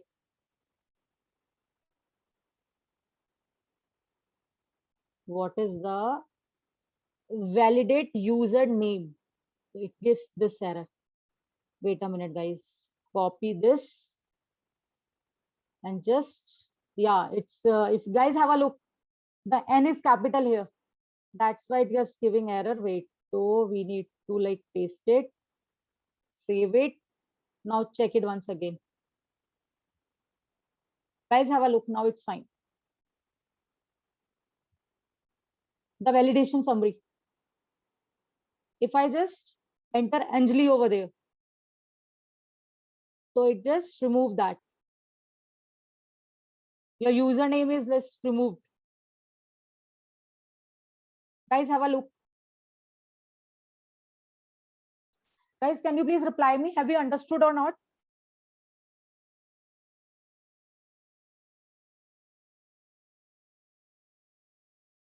Remember, first we capture the data, then we validate. After validation, we just display the data.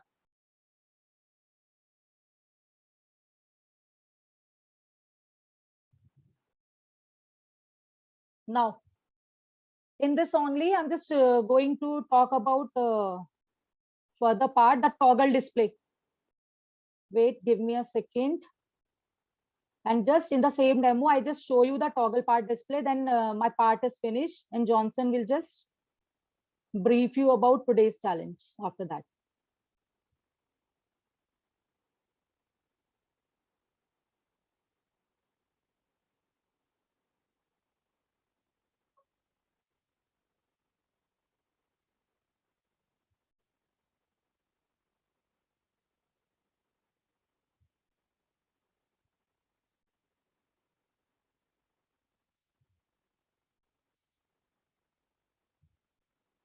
Guys, are you able to see the screen of slides?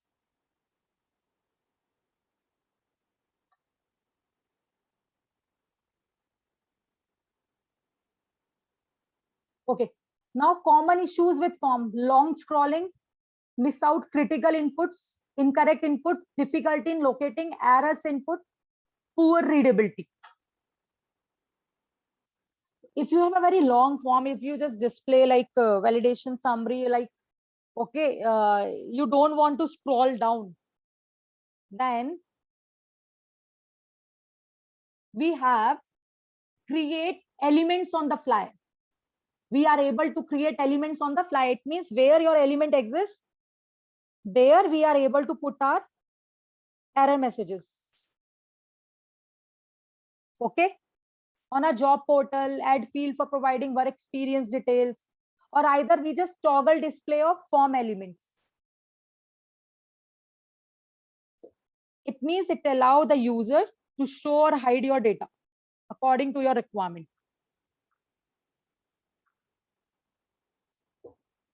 If you would like to go for a fly input, like whatever the error messages you have in front of the elements, so we are able to do that also.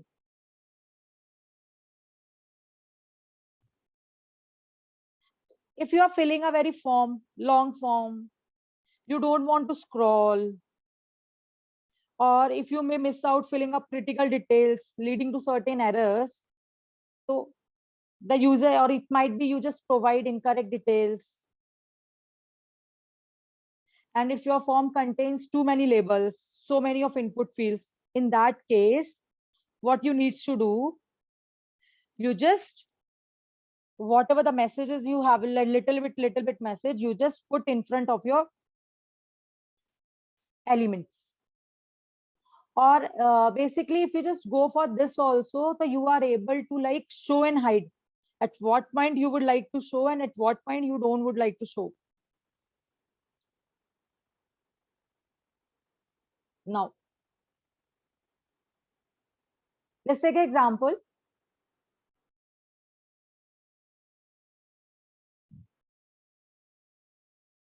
DOM manipulation helps to add element on the fly or dynamically toggle display. The execution is triggered by an event and handled through event handler, guys.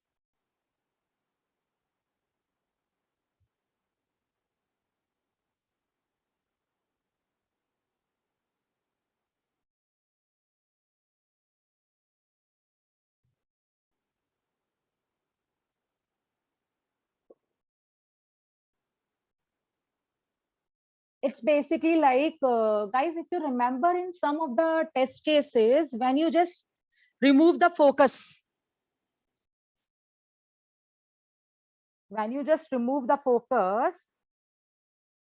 it just give you the idea about that.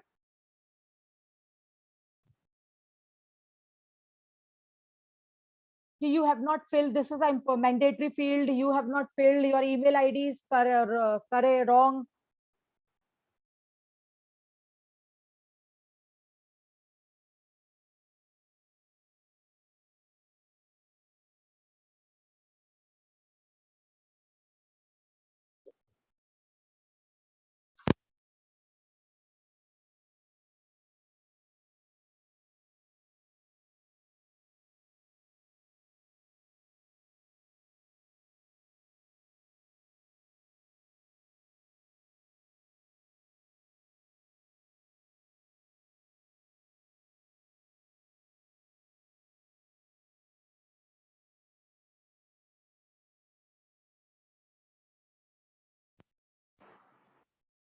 These manipulations needs to be triggered. The trigger is nothing but we can say like it is an event. The event could be your click, checking the checkbox, selecting option from drop down box. The events are handled through event handler, guys. The event handler can therefore contain code to create new element, or you can say just modifying the existing element also, guys.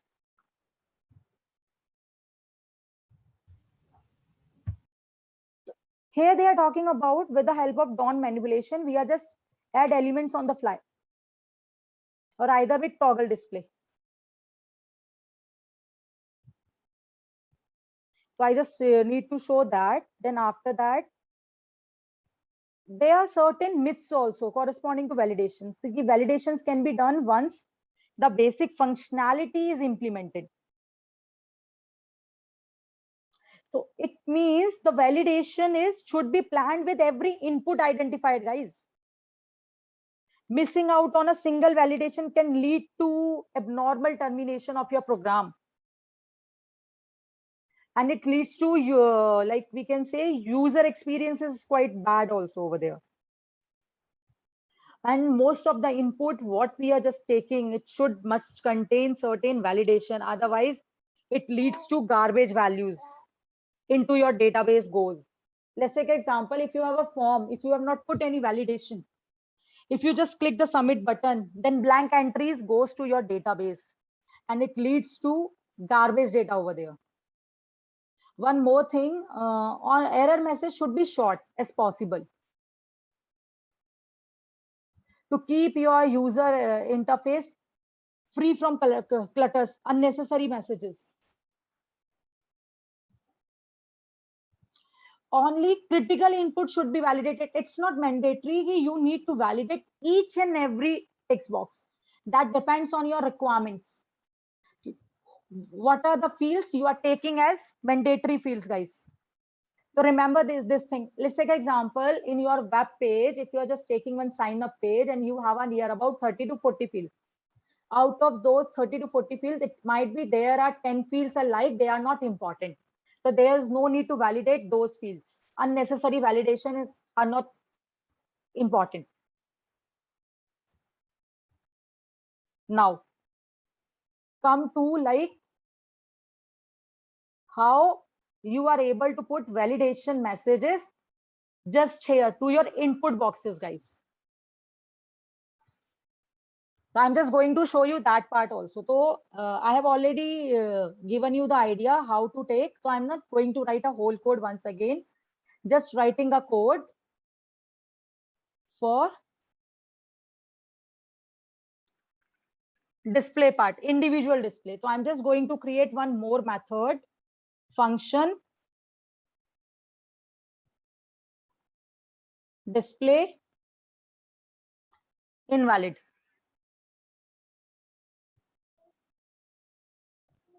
Error messages.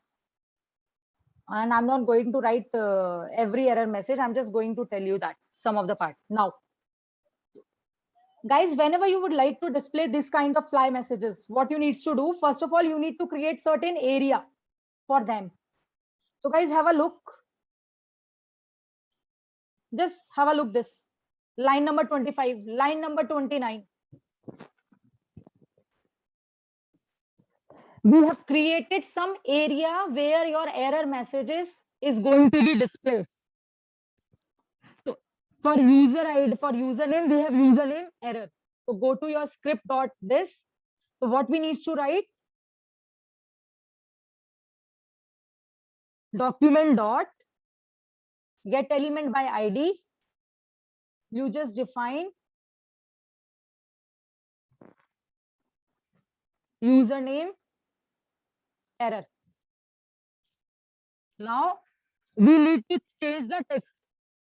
Here we are going to use inner text. We are not going to change div or UL tag. We are just checking inner text, changing. This also takes one argument of your error message, because your error messages only contain all the error messages. Here what we need to write? Error message dot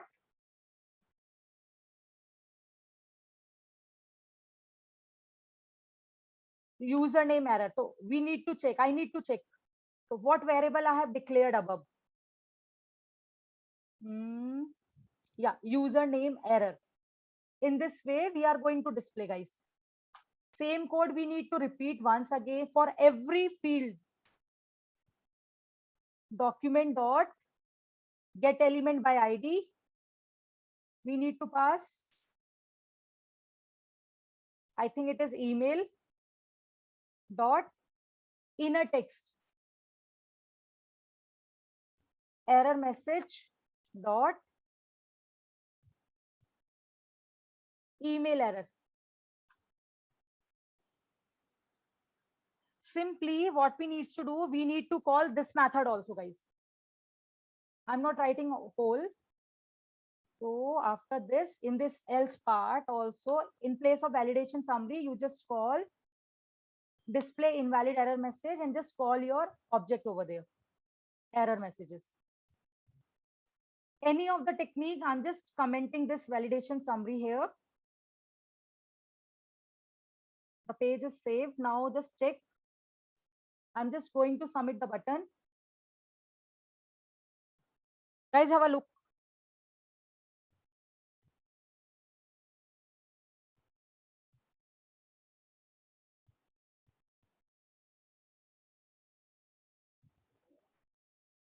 Why it's giving me like undefined? Wait, I have not like, wait, guys, I have just used a wrong value over there. Your username error message dot username. Wait. No, that is fine. Username dot error.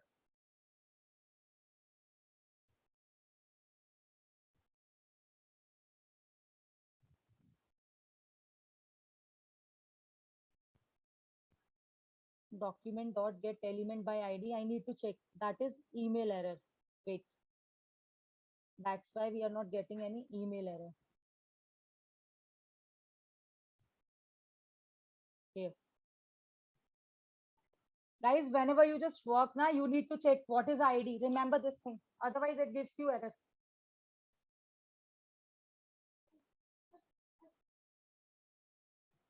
That is also undefined.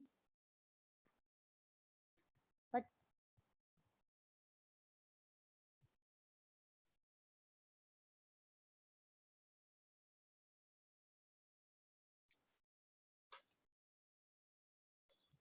wait a minute.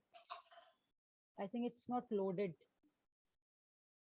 Form is not loaded properly. Yeah. Wait, guys. Wait a minute.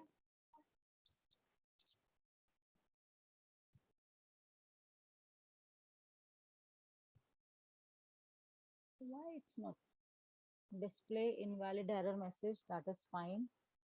Return false. Your wait. Your object is error messages. That is fine.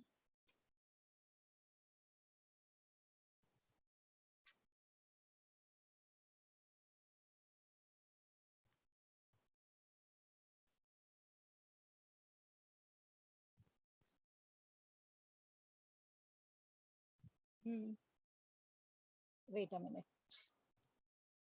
Okay. No, that is fine. Error messages I have entered here. This error message goes here in this. So we are just fetching a data from this only, username error and email error.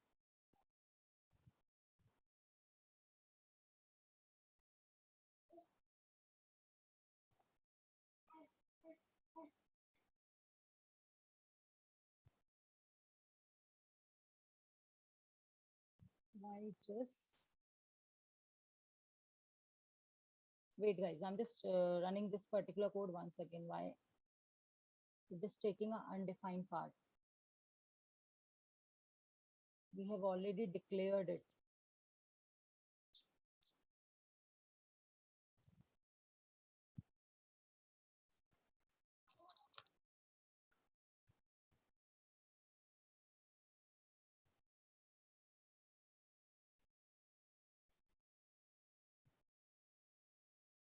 Username error. I'm just copying this also. Wait.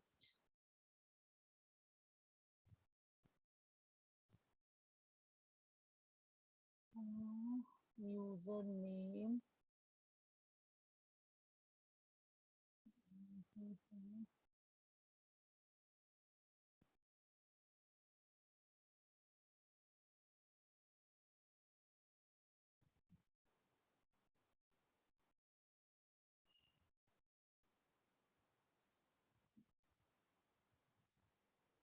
Document dot get element by ID.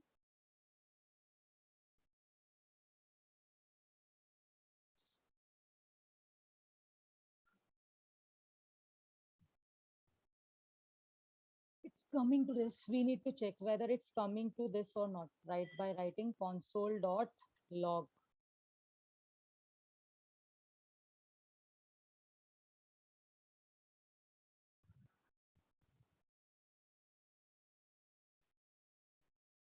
I'm just writing invalid over there. We need to check why just talking about undefined. It is not undefined. We have already declared some values over there. Console dot log. Control Shift I. If I just click the button, yeah, it's come over there, invalid.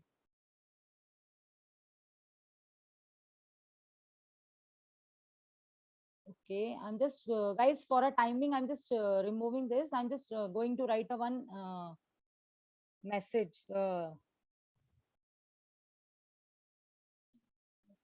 Cannot be blank, just for checking what's the issue over there.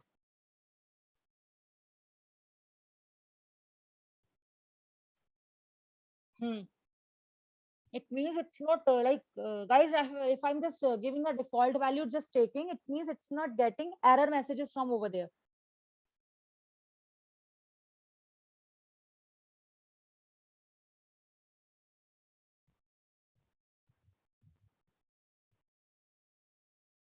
Okay, now I just tell you what is the issue over there. Wait, once again, I'm just writing a same part, that error message dot username error. I'll just tell you what is the issue over there. I have passed, guys, have a look. In the error now, I have just passed the wrong. So I just need to pass the error object, guys, over there.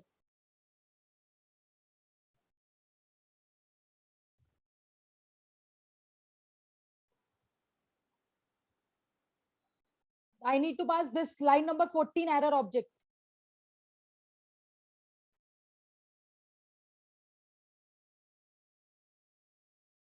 Now just come and check. Guys, have a look.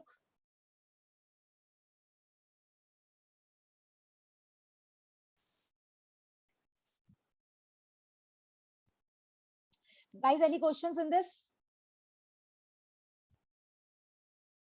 I have passed the wrong object. That's why it just always says undefined, undefined.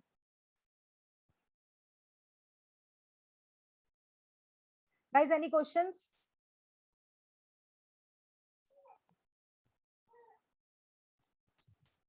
Okay. Show the code. So the code. Yeah. From a starting beta. Yes.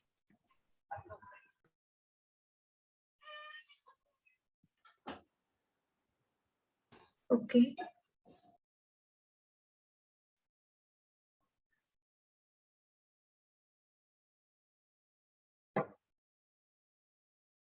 Can I scroll down?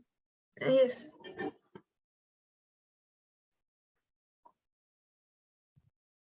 It capture all the validation error messages, na? If it is empty also, so we don't need to display the data, na? So that's why, but in validation summary, we would like to display the empty messages.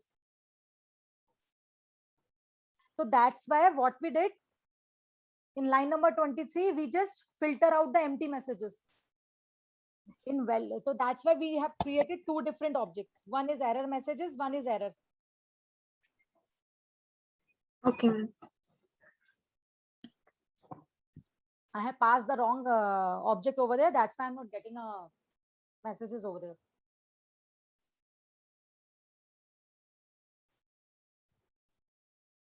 Scroll down, shall I? These all are the methods that we have created.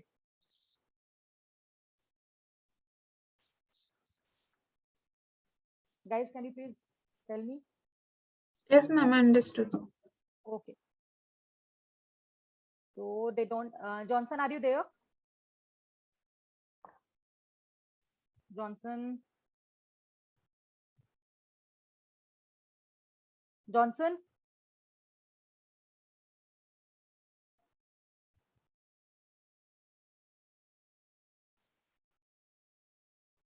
Okay, guys, I'm just going to. Johnson, we are not able to hear you. Okay, I just release the challenge. You just log out and log in once again. Meanwhile, I'm just going to release the challenge.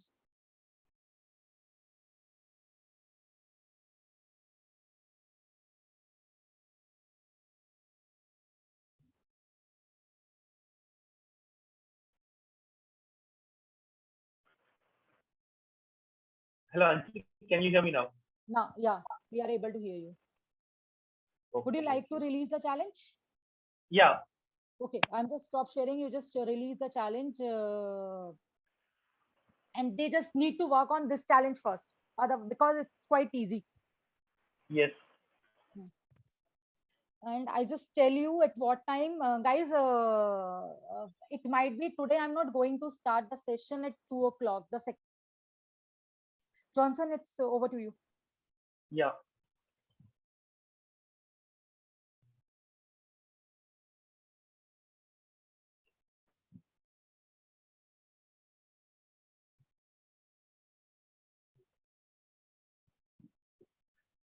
Okay, guys. I guess I'm audible to you all. Can I get confirmation from any one of you? Yes. Yes. Okay. Thank you, guys. So today's your practice exercise will be just similar to the exercise what we have given as a demo. Okay. What Anjali gave as a demo is a feedback form. Similar to that, you'll be having a contact form where you need to provide some validation for the information which the user provides as an input. Okay. So yeah, these are just examples what we have discussed. So whenever you log into any application during your sign up process, you will have some validation. Okay. Similar to that, you need to provide validations to your input field. So this will be your HTML form. Once you poke your this exercise to your repo and clone it and run this application, you will get a form like this. So you just need it to be a contact form where you need to provide first name, last name, email, birth date, company, and these are just your contacts. Okay. So I will show you. Okay. So only thing, the difference is here in this contact form, we don't have a name for this particular form. You can do that with your JavaScript. You can provide a name for this form. Okay. Or yeah, not yes. So the task which you guys need to do is first you need to make 3 input fields: first name, email, home contact number as mandatory. You can see here if I try to submit it. Can you see this, guys? This is a mandatory field. So without providing information for this particular field, I cannot submit this form. So it is a mandatory field. So you need to make 3 fields as mandatory: your first name, email, and contact number. Then you need to provide some validation rules for other fields. For example, the first name and last name should only allow alphabet and dot, where the user cannot enter some special characters like @ / in their first name and last name. You should provide validation that such a way that they can enter only first name and last name, and it can contain dot. Next, this which you have done before also, input field should be created for capturing contact numbers. If you see here, you can see there is an option plus button. So when I click on this, it should create 2 more fields for additional contact numbers. So here by default, you'll be having a contact number for home and contact number for work. So to make the form dynamic depending upon the user's requirement, when the user has more than one contact number, if he clicks on this plus button, it should add contact field dynamically. Next, this is your phone number validation and your email validation. Just like what you have done in your first exercise, or just what we have discussed now. So these you can use the same thing. So depending upon these formats, your input phone number should be validated. If it is other than these formats, it should provide a message that invalid input. Similarly for your email. Next thing is your birth date. So birth date cannot be less than 15 years. You would have experienced this when you creating a online account in some applications where the age is above 18.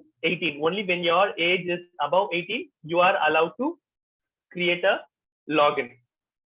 Similarly, in this form, what you guys need to do is you need to make sure that based upon your current date, if the user is trying to enter a date, say before 18 years, sorry, it is 15 years, I guess. Yeah, 15 years. If it is before 15 years, he should not be able to enter date. Say 15 years means it will be around 2010. Say 2010 January, the user should not be able to click on any date. So now the user is able to select the date. Your task is you should disable them if the dates are going beyond 15 years. Next, the characters. The last note column text box should not contain characters more than 200. Is this clear, guys?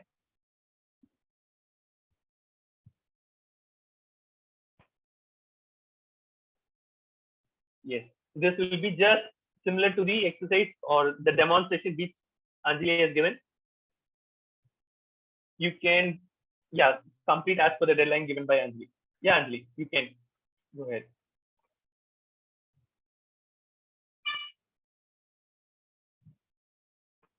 Hello, Anjali.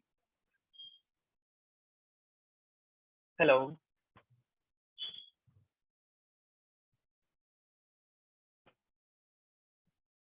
Hello, Anjali, can you hear me? Hello.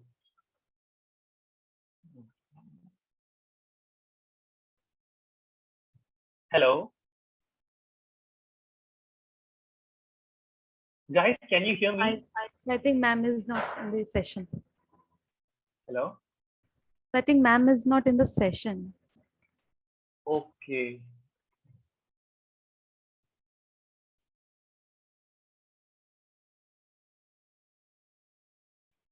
So, okay, guys. So then you are able to hear me, right? You guys. Yes, sir. Okay, thank you. So, okay, guys, what we can do is, yeah, now the time is 12:30. I'm not sure when.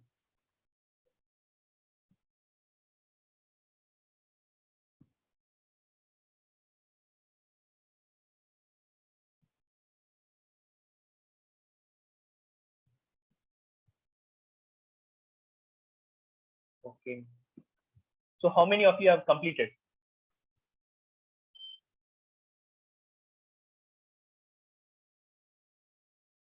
Is there anyone who have completed the issue with the birthday?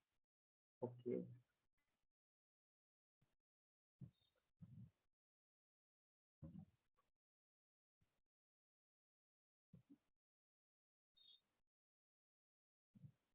What about others, guys? I have received response from very few.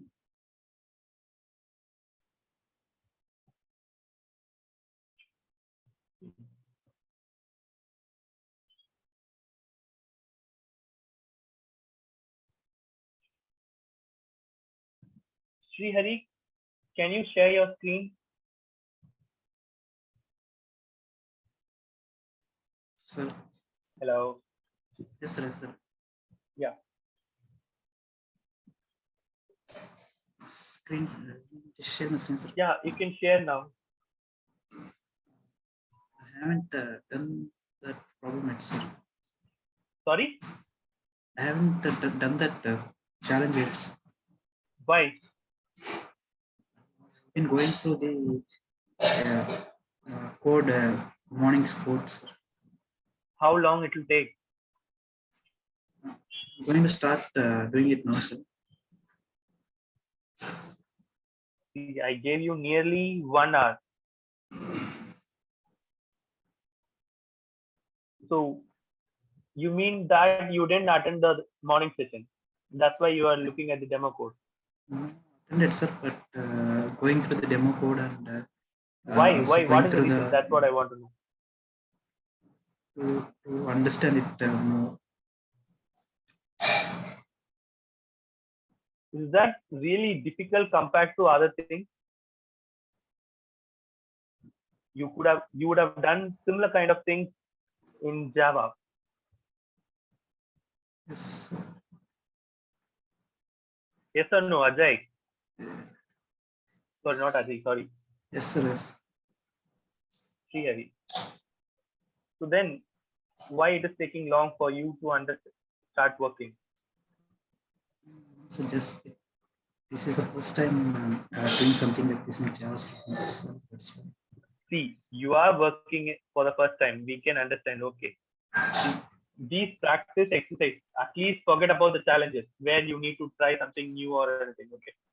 For these practice exercise, these are based upon what we discussed during the session. If you have attended the session, why can't you recreate it? It is just a practice, right? What we have taught.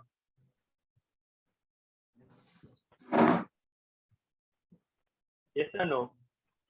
Yes, sir. And just a minute. Deepak, yes, work phone number is a phone number. Just like official contact, resident phone number, and sometimes we have 3 different phone numbers. Okay.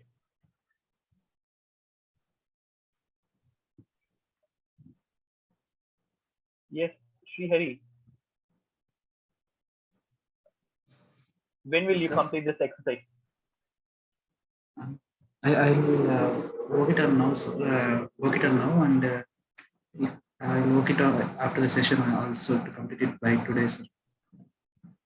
Not by today. Before afternoon session, before Anjali starts the session, I want you to complete the exercise and provide the URL on the sheet.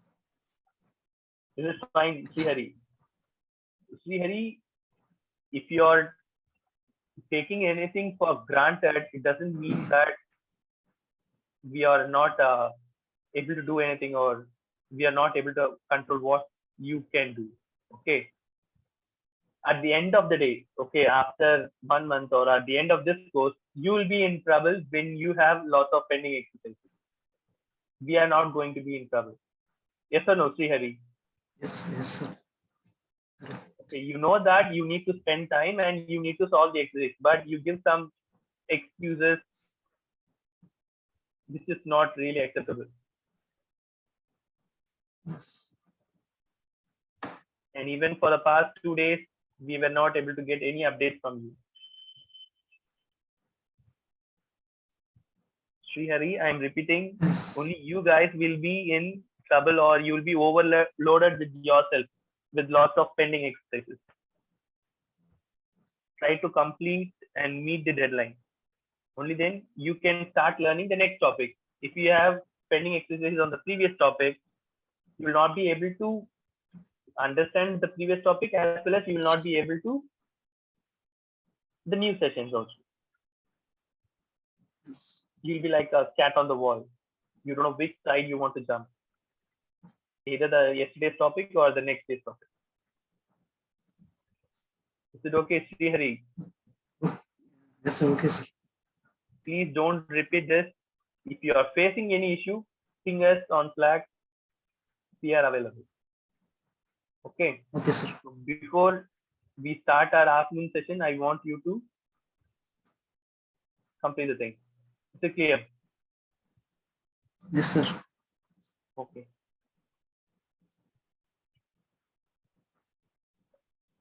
Varsha, can you share your screen and show what you have done?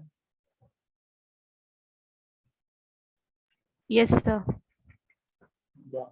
Are you facing any issue, Varsha? Not right now, so because I have done few methods generating error. I have just written this one, these 4: first name, last name, email, home, So and they are work. working fine, right? I have not checked yet because I Oh, finished you are and just I went working to on the lunch. code. Yes, sir.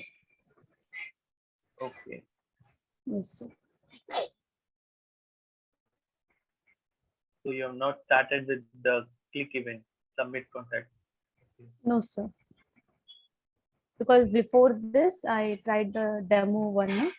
So first I understood that, then I started this, and I completed in next half an hour maybe. Try to complete it as soon as possible. Yes, Okay. sir. Okay. Sure. You can stop share your screen. Okay, sir. Sudesh, what about you? Yes, sir. I have done something.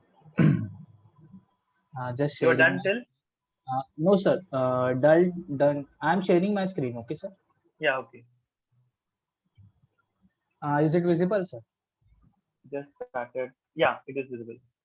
Sir, I had tried this, but I don't know this part is correct or what. But I guess these functions are doing well. If I'm not wrong, I have done till here, and notes part also I have done. Your note, the character is 200. Yes, sir. Yes, sir. That I just copy pasted. So Okay. yes. It is good you are referring somewhere, but make sure you make changes accordingly. Yes, sir. Yes, sir. All the changes are done, but this I had done this at the 11th hour when you were asking. And even the error message, note should contain maximum of 70 characters. Okay. Where, sir? Line number 85. 85. Okay. Yes, sir. Yes. Yes. 200, na, sir? Yes.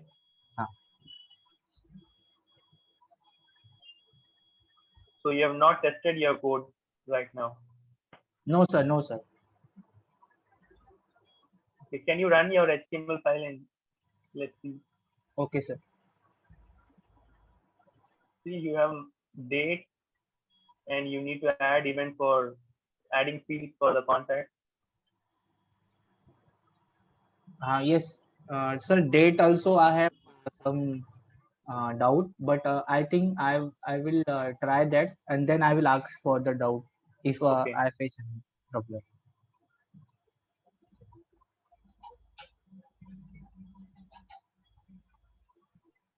I think now you will not be having any validation. So no, Yeah, sir. It is because yeah, you are not provided the mandatory field, and you are not calling the methods for validation for each field, first name, last name. yes, sir. Yes, sir. Okay. That I need to change and Yeah. do. Yes, sir. Okay. Please complete it. Yes, sir. Should I stop share? Yeah, you can stop sharing. Anyone else who have completed and or tested your code except birthday date?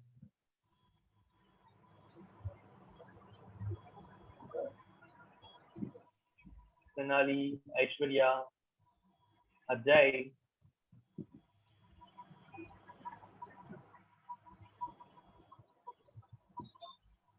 No.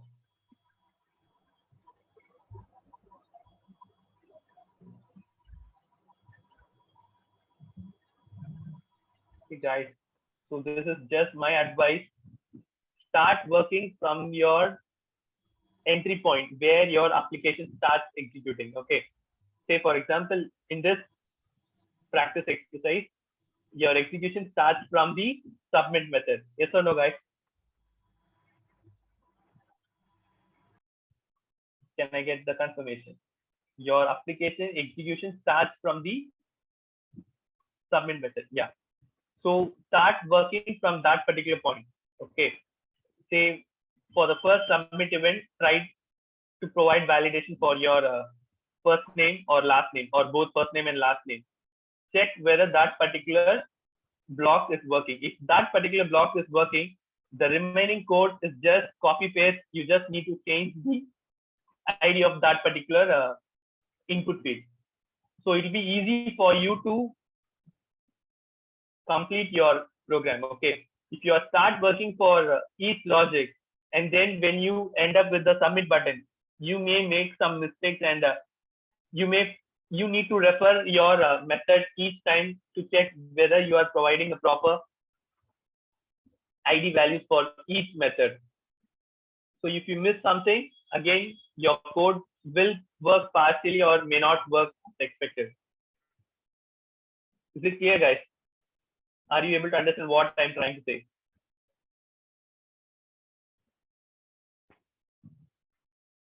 Yes, because based on the code, what I can see from what you have shared is you have started working from different methods because you already have the code for them. Email validation, phone number validation. Okay, it's good. But try to start from the beginning and check whether that particular field is getting validated or not. So then you can understand, okay, this particular event is happening and your validation is done. So once you are able to complete the entire cycle of this particular exercise for, say, validating, and you need to display the error messages as a summary. If this is working for a single field, a first name, then other things will be easy for you guys. Just copy paste the different submit events, then it will be working fine. Is it clear, guys?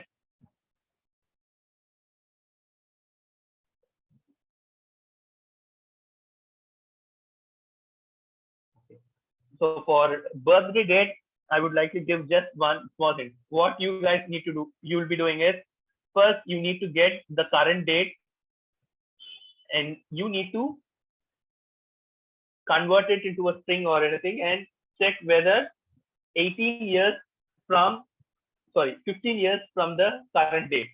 So from those dates, you need to disable all the previous old data. Okay. This is possible. Ping me if you guys are facing any issue or if you're not able to understand how to provide birthday date. And second thing which is you need to do is for the plus sign. When the user clicks on the plus sign, a new text field for contact numbers should be added. If the user wants to add one more phone number, and you need to provide validation for that particular field also. Is it clear, guys?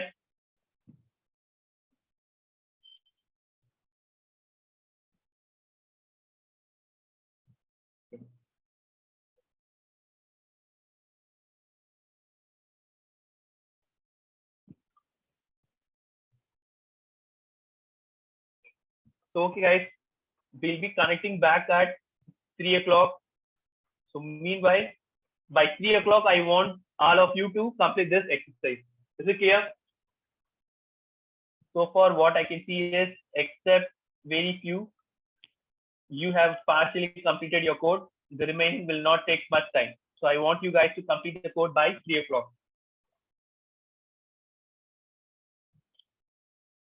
So we'll be connecting back at 3 o'clock. Is it clear, guys?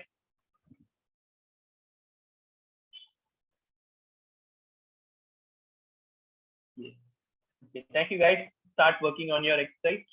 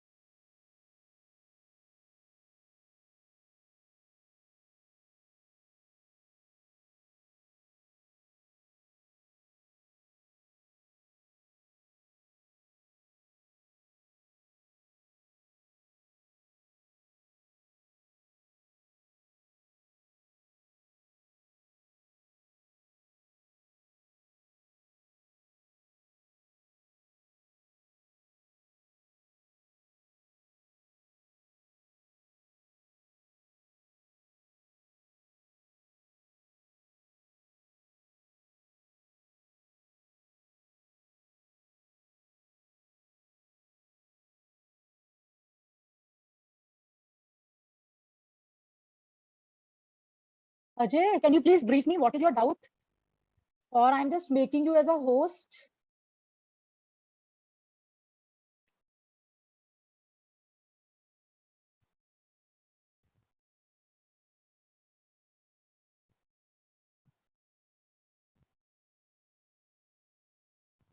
And just share your screen so that.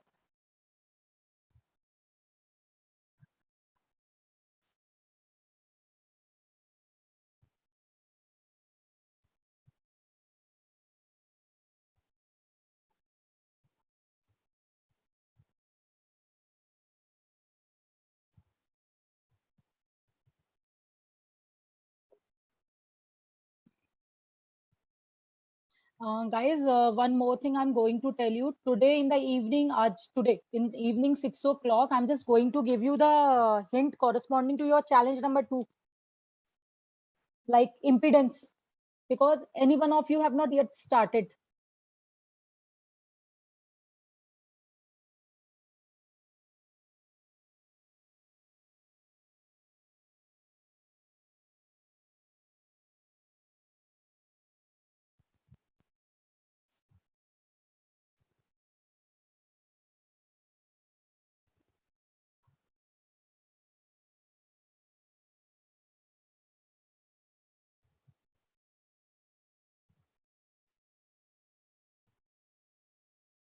Ajay, can you please share your screen?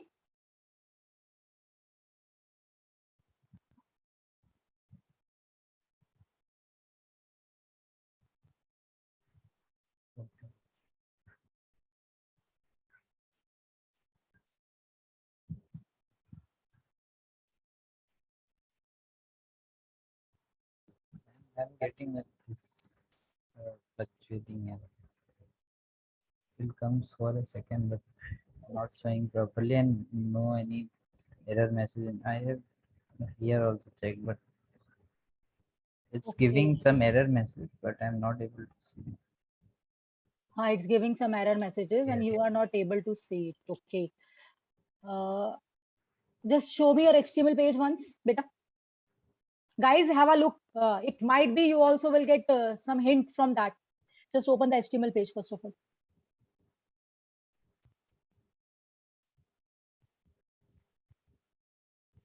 This is a predefined HTML.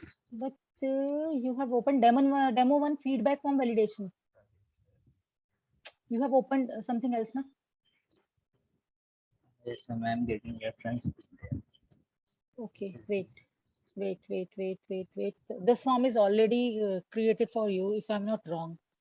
Okay, validation summary, come down, small ID and this. Summary contact, they just talk about event. If we just talk about event, the event or target, we can just talk about that way also. Come down. So they have given you on click event over there. Yes. On submit. On submit. If you go to your button also, there is one more event is given. If you look at Yes. append row. No, ma'am. This I have written here. They are giving like this only. So why you just guys do one more thing? Don't as I know they have not given any ID. Okay, in the HTML page. So, but you can add the ID. That is fine because without ID we are not able to do it anything. But don't make any extra methods and that all. Go above. Ma'am, but without applying method, so while click on the add button, how we can perform to add one more text field here? As sir said, on clicking button, we have to add one more text field. On the For click, that, yes, on the so click of button. Wait. On the click of button, you are saying we need to add one more text box. yes, as sir said. But if two additional text should be created for captioning. Okay, two additional. Ajay, you can go with JavaScript method to add event on click to this particular button. Okay, wait, Johnson, I just helped them. Wait. I just told them how they are able to do it. That. Wait. Okay. Should be displayed. Fine. That is fine. Now go to your JavaScript code. That I just check what is the issue over there. Window.submit contact over there. Okay, contact form.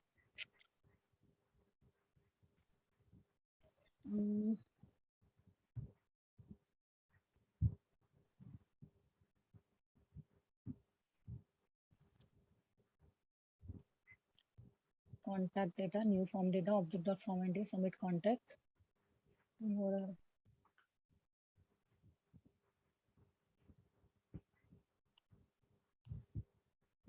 One more thing, have a look, beta. What you are doing. Your both of the methods name is same, submit contact argument, but it is argument lesson. And from there you need to pass one event. I have changed this name also, but it's not working for me. So you just change first this of all. Either give it a submit data or something like different.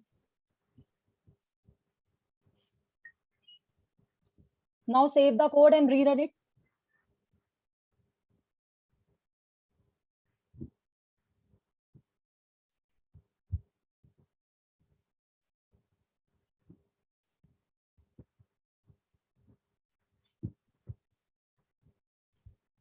There is 3 errors.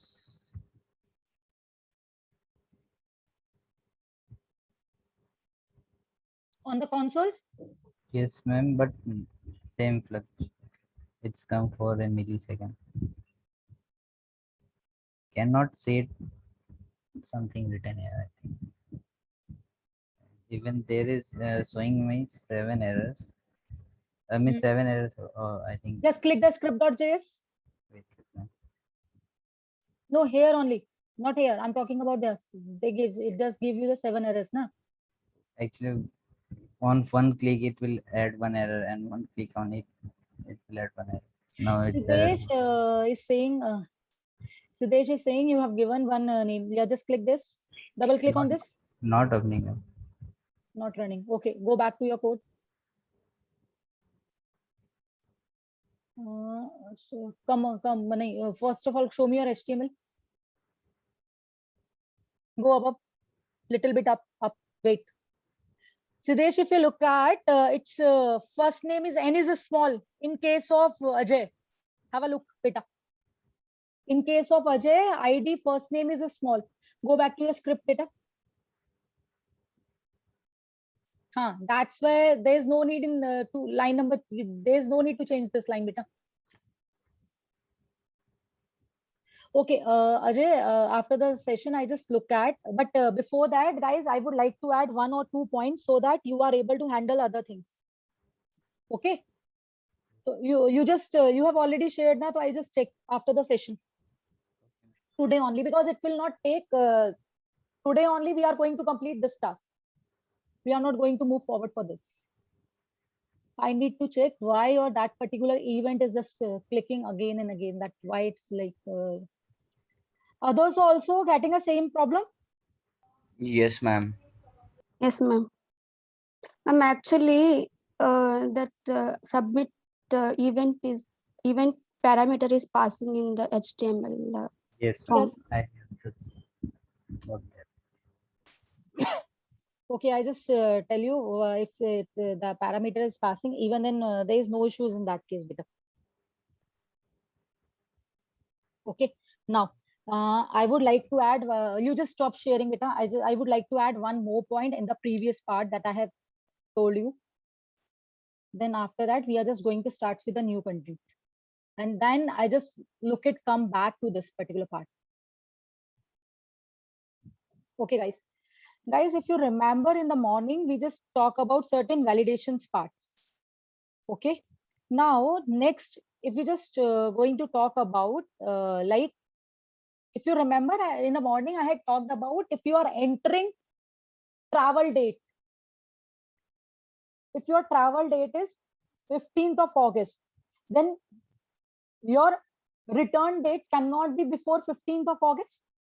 So all the date before 15th of August should be disabled. So how you are able to disable the dates, guys? So that part I'm just going to write how to disable the previous dates, like any date if you have, how you are able to do it. If you look at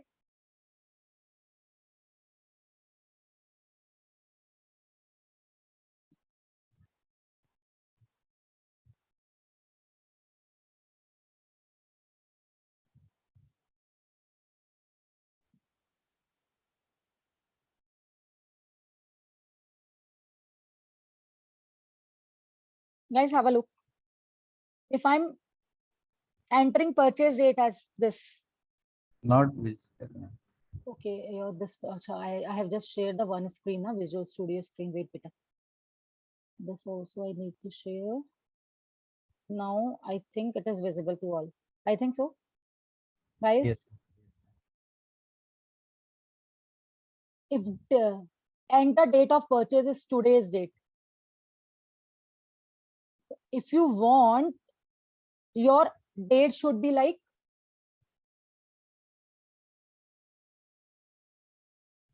what we call it should be disabled. How you are able to disable the future date?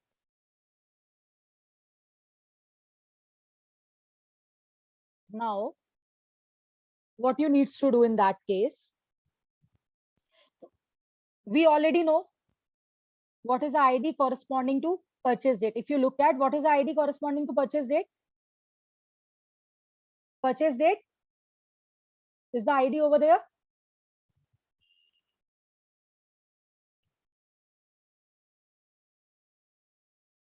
What you needs to do over there, let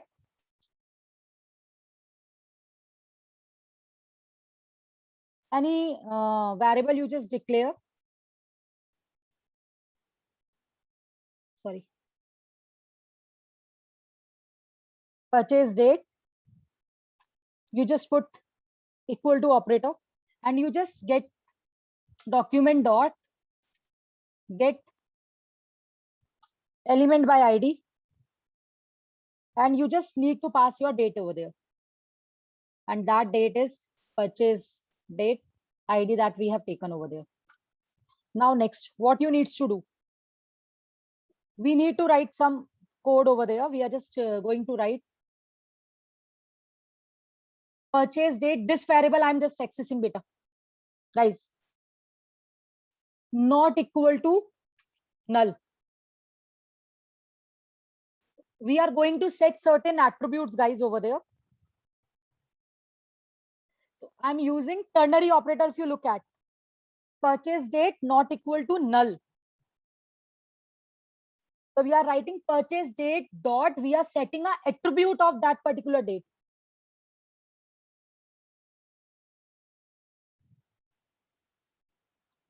We are just putting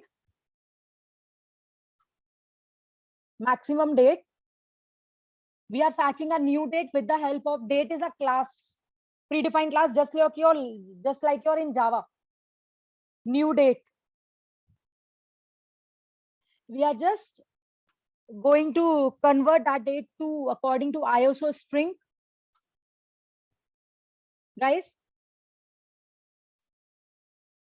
Now, sometimes when you just give a date, it might be your date contains 0 effects. Somewhere your date will contain 0 effects. So we need to split the date. So whatever the date format contained, if it contains 0 effects, so then we need to split it. In that case, we need to split the date according to T is basically gives for 0 effects over there. According to time, we are just passing T over there, guys.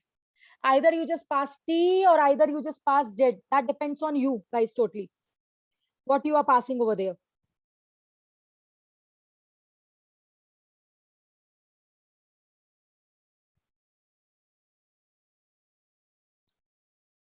We are just getting a first index corresponding to date part. We are setting an attribute purchase date dot set attribute. This function is going to be, sorry, complete over there. Now we are just, otherwise it is a purchase date.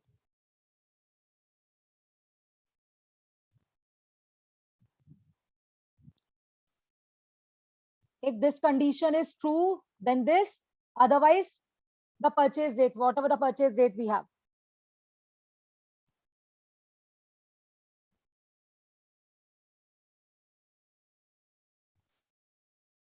If purchase date not equal to null, we are just setting an attribute. Whatever the maximum date, we are just disabling those dates.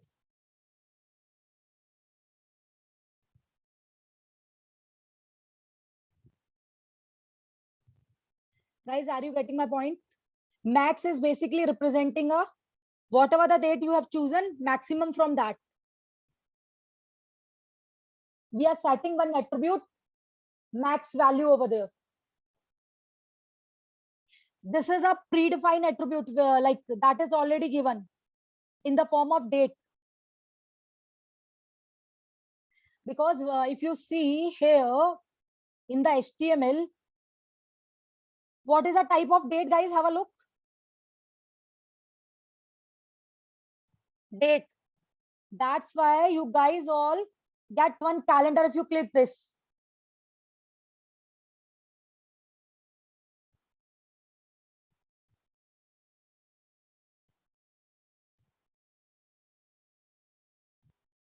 Somewhere, if you would like to compare something like, because it just this particular form just contain a one.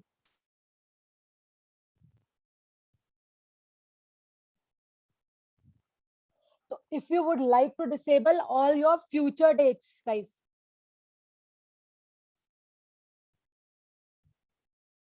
what you needs to do, first of all, you need to get a purchase date element. We are checking purchase date not equal to null. Then purchase date dot, we are just setting the attribute maximum. New date dot to ISO string dot split.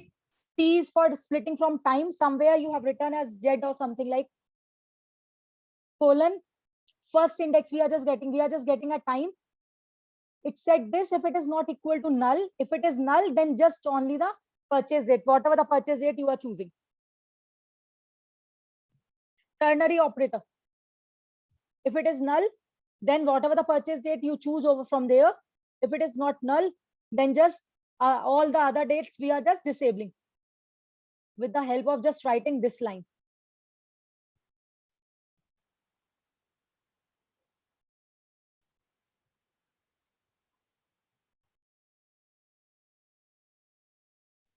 Ma'am, can you repeat why are we doing this split?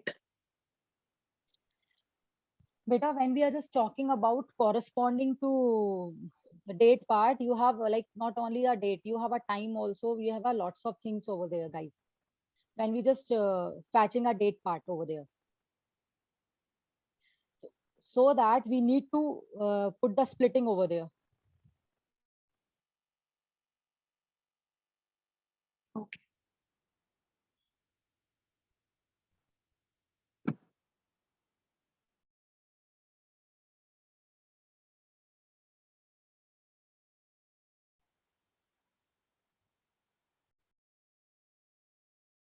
Guys, any questions in this? Otherwise, I just starts with. But ma'am, Yeah. Okay, like, I just tell you when you just fetch with a date now, what will be the like date format? Wait, I just tell you. Wait, let's take an example. This is taking YY format something and MMM something DDD. Okay, after that you have T something like that. Okay, then you have a hours, then minutes, then you have seconds, guys, with you. Then for seconds they just taken as something else, seconds. Then after that they just talk about it's just taking again and again for colon sis. I'm just going to write it into a double quote so that it will not take another word. Then afterward it just take milliseconds like over there, and after that it just take zero artifacts if they want. We just need to close this and like this. Ha, beta. Now you can ask. Guys, have a look. When you just talk about a date. so ma'am, my question is like, we are fetching the date firstly, from here, documents dot get element by ID. Okay, by Yeah. ID we are fetching the current date.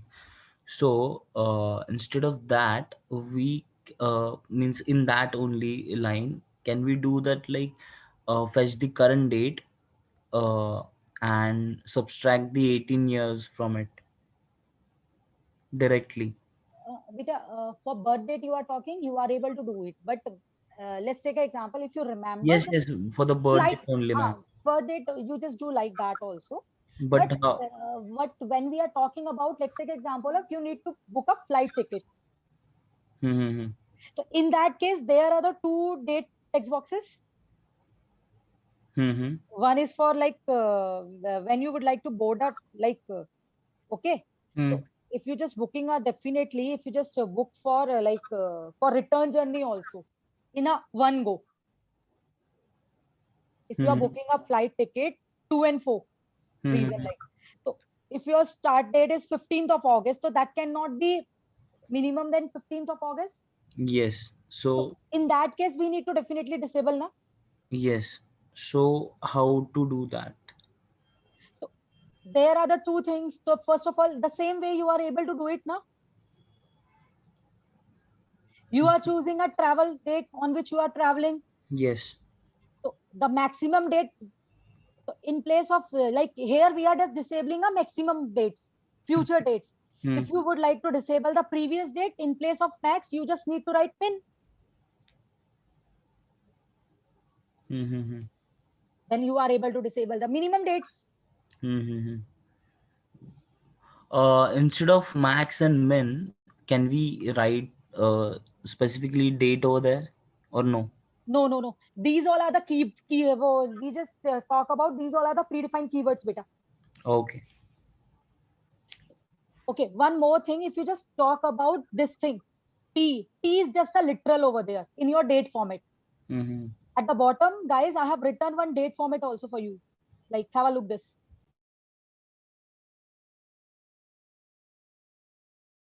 T is literal over there.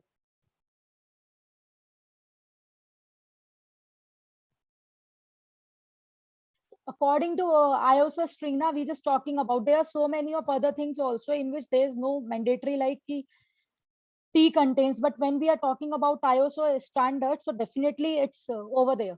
We are splitting from T. So it means if we just split from T, so we are just getting this. And if you look at this is YYY hyphen MMM hyphen DD is at index number 0 and time is at index number 1. If you look at what we are just fetching, we are fetching 0 index data, guys.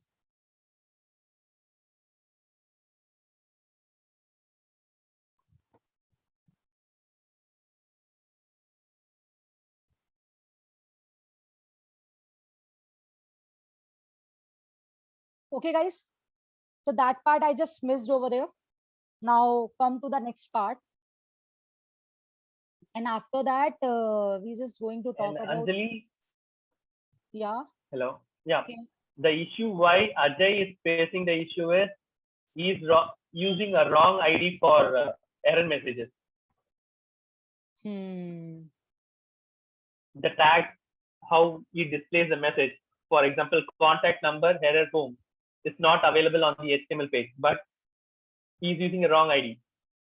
Ajay, now you got the response. What is the issue? Okay, okay, I'll check now. Huh. Please After check the, Ajay, and one more person was having the same issue. I don't know. I think Who it Siddesh, is. It's me, Or- Rohini. Rohini. Yes, Rohini, please I check your code. Okay, you'll be having a code something like document.get element by ID, where you will be using inner text to display the error message, right? yes, sir, yes, sir. I will check Check it. the span ID, sorry, small ID which you are using there. Okay, sir. Compare it with the HTML page. Yeah. Guys, remember na in the morning also, if I just use a wrong ID, I'm just getting undefined. So you need to take care of these things.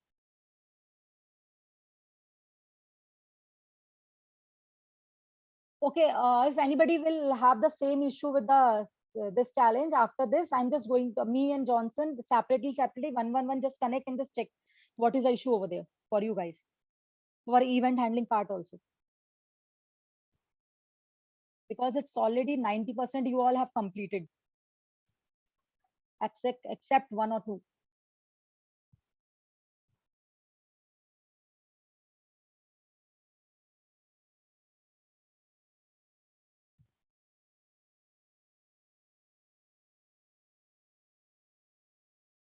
Guys, are you able to see the slides?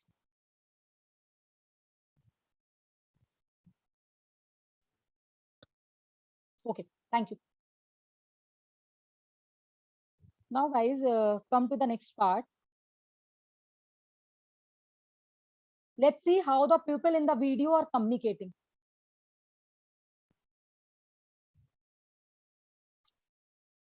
There is no audio in this.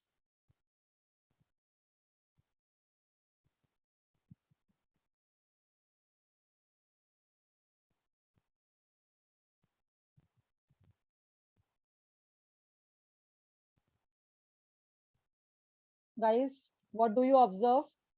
Should I play it once again? Yeah, great, Ashwarya.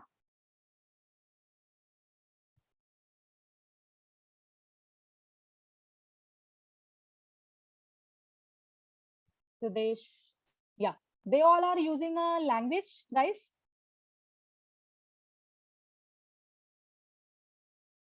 It means whenever we need to communicate with each other, language plays an important role. Yeah, Rohini, by action, or we just I just talked about it as a sign language, by gestures, definitely. Whenever you need to communicate, guys, language is basically one of the protocol. Now come to the next part. Here's another video that shows Nikola Tesla wiki content being loaded.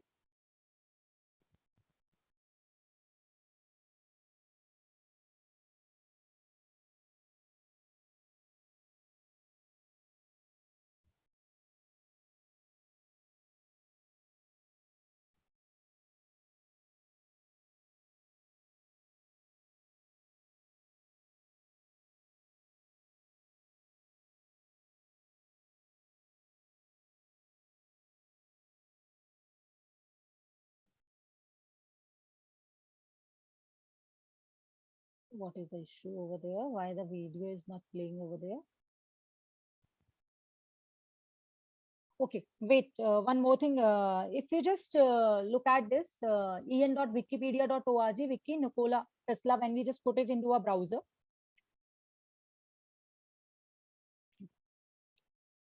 that particular page is not going to be loaded over there. If you look at, guys, in a starting.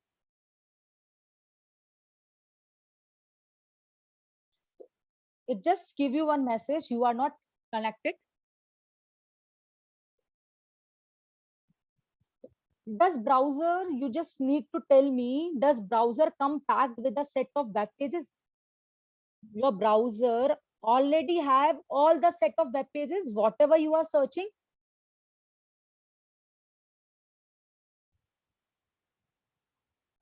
No, okay.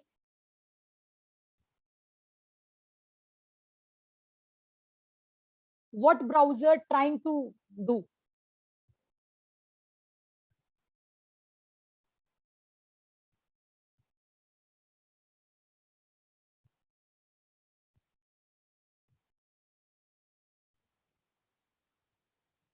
Basically, when we just talk about browser trying to render the Wikipedia page on Nikola Tesla. As I already asked you, do you think the browser would be the packaging these Wikipedia content within it already? How does a browser rendered information if it does not carry any information? If your browser does not have any information, how do you get any information on a browser when you just search something?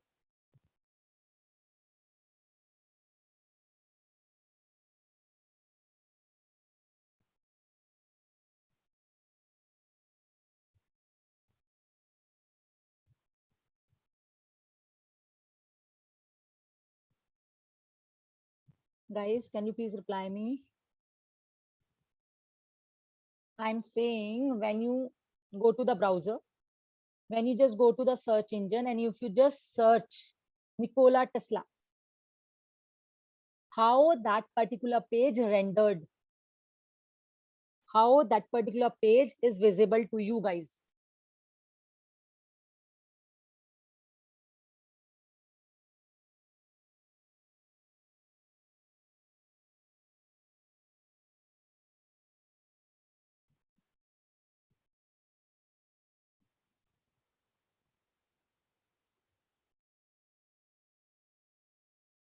Johnson, I'm audible. Yes, Anjali, you're audible. Guys, at least you don't know, so at least you just write don't know. Ajay is saying check internet and server. Okay, great. Guys, we all know whenever we just search over like something and we just get a Wikipedia page. Okay, so it means it goes to the Wikipedia server, definitely. So how it just getting that particular page for you? What we need to do? We need to do HTTP call, guys. It gets Wikipedia page corresponding to Nikola Tesla by making HTTP calls. Okay, guys, the point is clear. How it just, yeah, definitely from your browser, the request goes to certain server, but for sending a request to that particular server, we require HTTP call. Siddesh, definitely better. We require a address bar, URL. That is a thing. If you don't enter address bar anything, so you are not able to send your request to any server. But for sending a request to server, we need to make HTTP call, guys. So then, if you just talk about in the first video, the people are talking by using a sign language. Sign is basically a technique, but when we are talking about language, language is basically one of the protocol, one of the way. Without that, we are not able to communicate. Any of the language we just talk about. In a same manner, when we just would like to access any page over the Wikipedia, first of all, we need to make a call to your server, and that call is known as HTTP call, guys.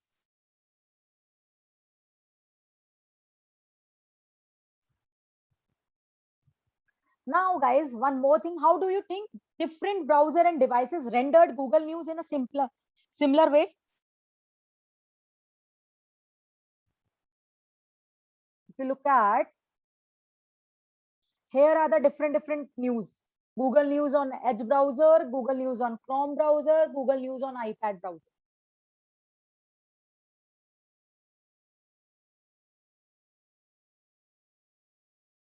Can you please answer this?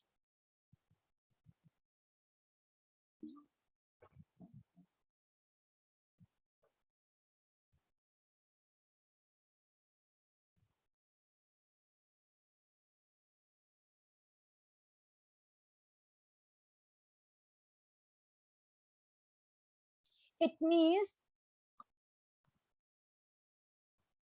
you are on a browser, some of the browser, and you are accessing a data of some another server.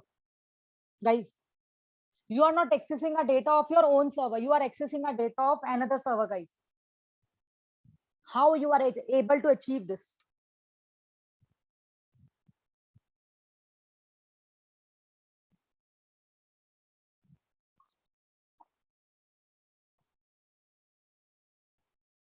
Okay. Guys, would you like to develop any web page that can interact with external application?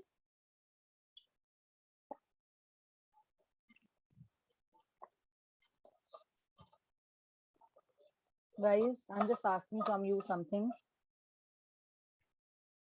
Would you like to develop any web page that can interact with external applications? If you would like to develop any web application that interacts with any external application, some another application, how you are able to achieve that, guys? we need to work on that part today. Now interact with application server using HTTP protocol. Yeah, Versha, very correct, beta. Throw HTTP. There, your language is basically a protocol. Here, we are going to talk about HTTP protocol, hypertext transfer protocol. That's basically works over the internet.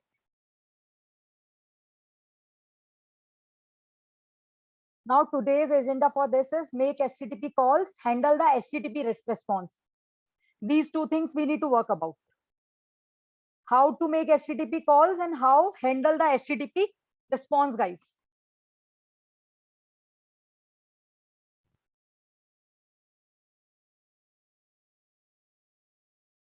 Now, one by one, we are just going to talk about this. Guys, have a look. This is your basically server. This is your internet. And you have a different types of user. This is your mobile user. This is your laptop user. And this is your desktop user. This is basically your client server architecture. Client server architecture is one in which many client remote processors request and receive and service from a centralized server. This is basically your centralized server because this server is accessed by laptop users, mobile users, and desktop users. All are users accessing a same server, guys. This is basically also known as host computer, guys. Client computer just provide an interface, guys. It just provide an interface.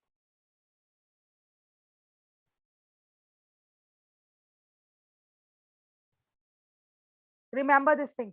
Your client machine just provide an interface to allow the computer user to request service to the server and just display the response. Your client computer make a request to the server and server sends the response. The client computers display that response, guys.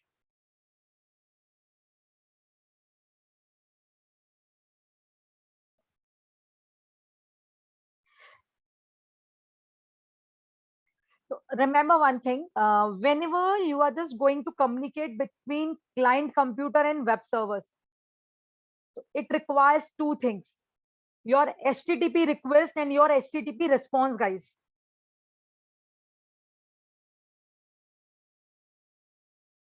So you need to remember this thing.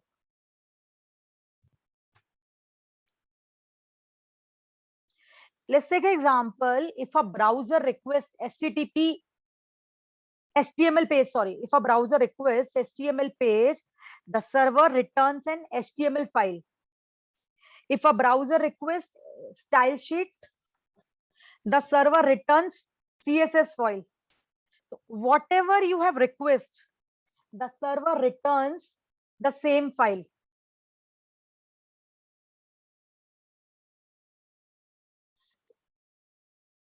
The server waits for a request. Let's take an example. You all are sitting this, you have a computer, mobile, and a client, and you have a server. You all are sitting idle.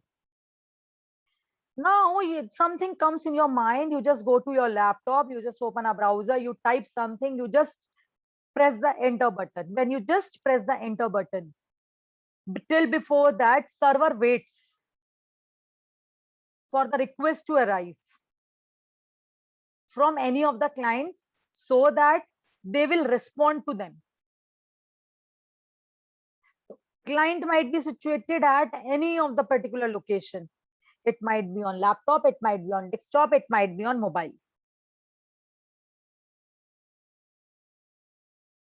But that these two things should be connected with network, then only we are able to perform client side architecture, and we are going to perform HTTP calls, guys.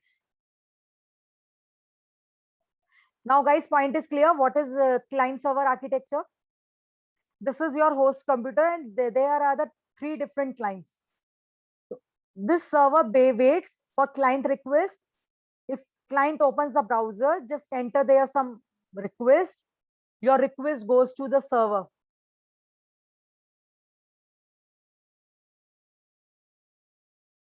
Guys, I'm asking something. Are you able to understand or not? Have you understood?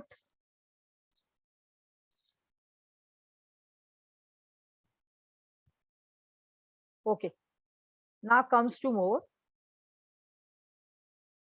In client server architecture, guys, the server acts as a producer and a client acts as a consumer, because your all of the pages or all of the web pages are available on server. So that's why your server is producer, your client is basically your consumer. Server usually provides high-end computing, interactive service to the client, and it's basically based on client demand. As I already told you, the browser requests HTML page, the server sends HTML file. If browser requests CSS page, the server sends CSS file, and so on. As they have written, the client system can be anything: your laptop, your desktop, your mobile phone, your tablet, and they would send a resource, and the process request to the server over the network connection. And your server is responsible to process the request. Whatever the request you have made, the server is responsible for processing the request. And one more thing, your server system would be capable of managing several clients simultaneously. They are able to manage several client requests. Now, I'm just going to type something for this. Just to open your Visual Studio and okay, wait, I'm just going to create one README for this also.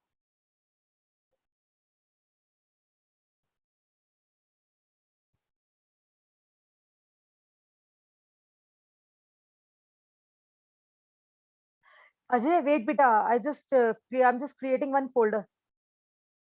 That's why I just stop sharing. I know it's paused. It just resume automatically.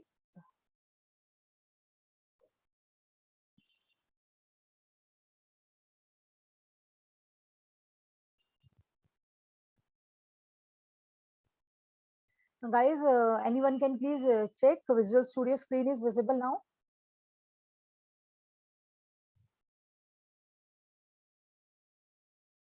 Okay, thank you.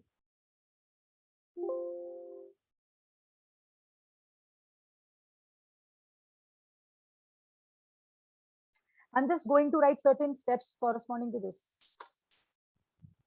Wait, it just no. Readme.md, I'm just going to create.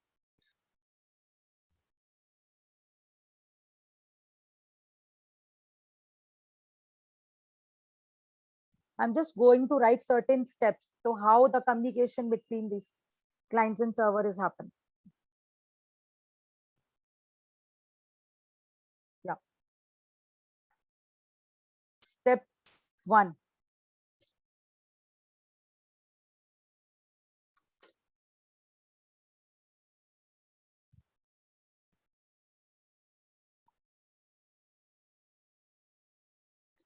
Step 1 is to create. Guys, please understand this thing. Your demo is also based on this. XML HTTP request. Step 1 is to create XML HTTP request. Now, step 2 is to initialize it. First, we need to create XML HTTP request. So whenever you have over the network, whenever you request something, When you just open a browser, you just enter the URL in the address bar, you hit the enter button, you are making one HTTP request over there, guys. After that, the next step is to initialize the request.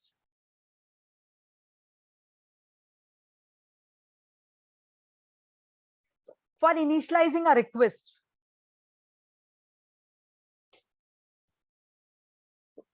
the method corresponding to this specify the certain main parameters, guys.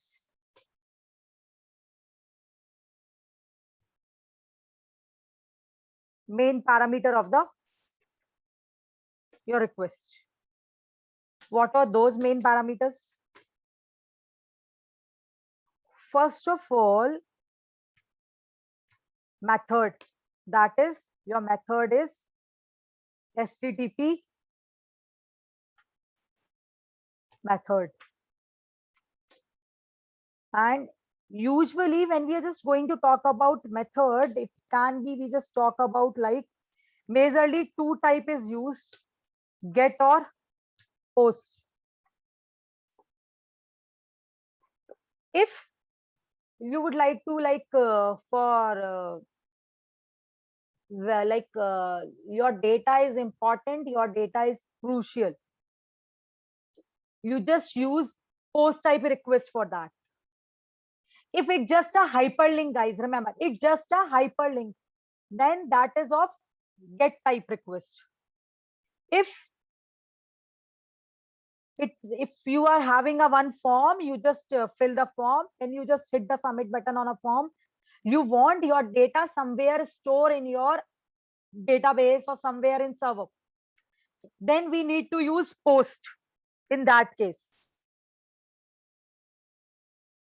So I just come to that later on, what is more about get and post. The next part is URL. The URL to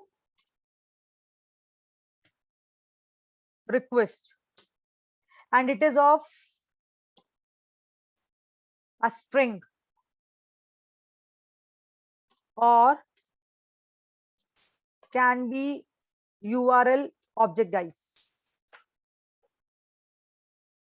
And the next important property is async, asynchronous or synchronous.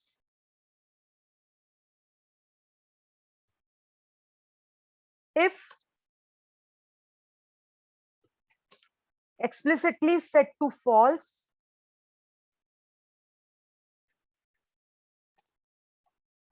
then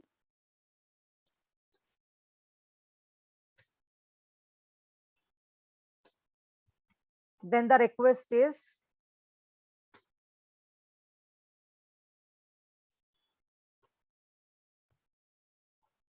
synchronous. Guys, do you have any idea about synchronous and asynchronous?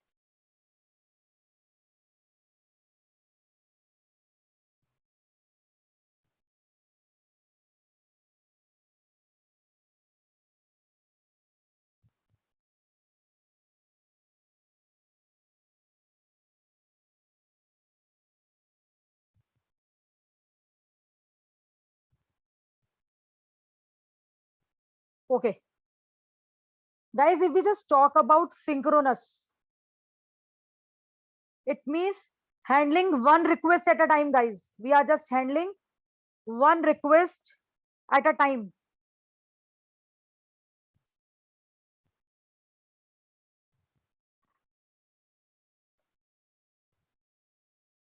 Yes, synchronous occurring at same time, like one request at a time. We are handling one request at a time, guys. If it is asynchronous, multiple requests are handling at a time. This is a major difference between synchronous and asynchronous.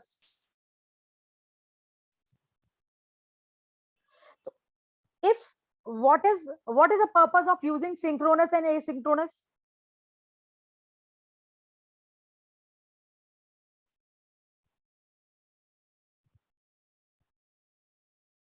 When we just talk about your request is synchronous, we get an output as the response is read once. When your request is processed only.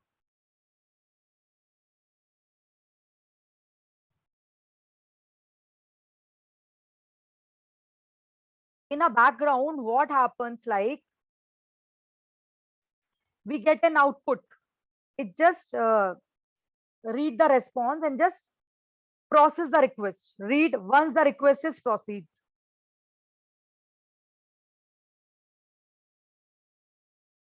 After that, but this one-to-one, like when we they just one-to-one communication is over there when we just talk about synchronous. Asynchronous, handling multiple requests at the same time. You can say like this way also.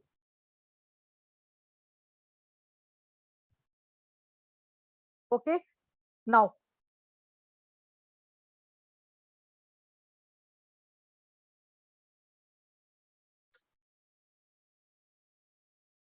if for accessing any page you require a username and password, then you need to enter a username and password also, guys.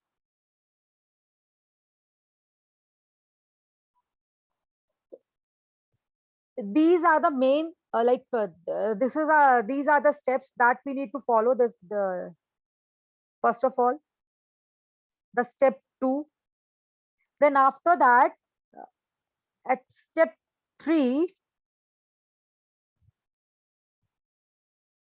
opens the connection. We need to open the connection and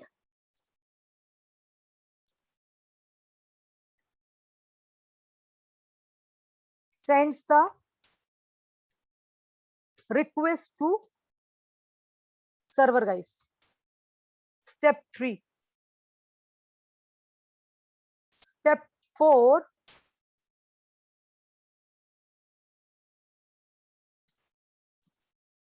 is to listen to XML HTTP request.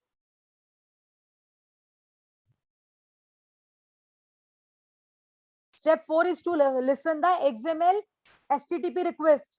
XHR XML HTTP request.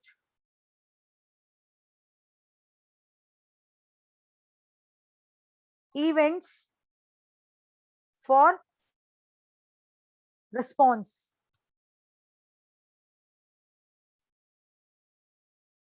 There are 3 events, guys, that is going to be happen.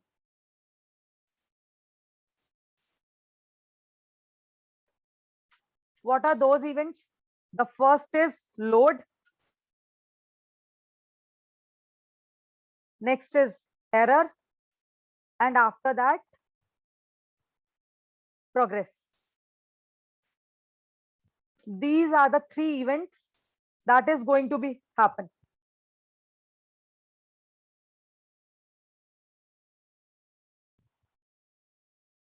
This the status, the state of this XML HTTP request is going to be changed in between all of these steps. Whenever you are going to work with HTTP protocol, first of all, we need to make the object of HTTP request. After that, we need to decide whether what kind of request we want. We have other type of requests also, like put, delete. I just come to that. When I just go corresponding to like showing you any demo of further, so we are just going to use all of these points over there.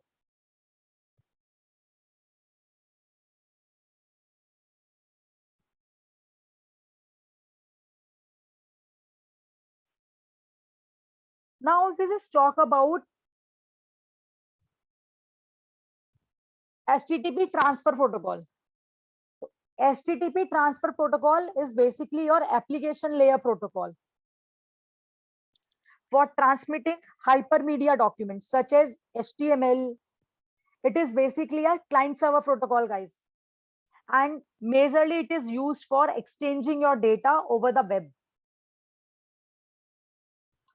if we need to communicate with server, what we need to do, we need to exchange our messages over there. So whatever the message sent from a client to the server is known as request, and whatever the message sent from server to client is known as response.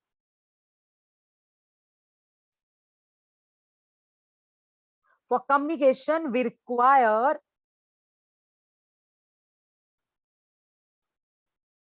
this client server protocol. It is mandatory. If you don't have this, we are not able to access.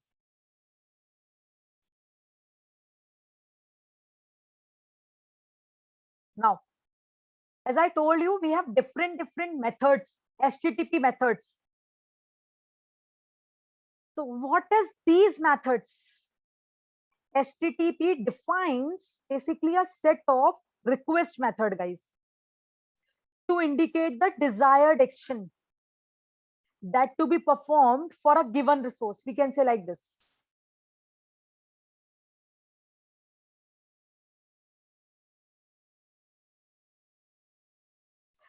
If you look at these all, whatever they all are your nouns, guys.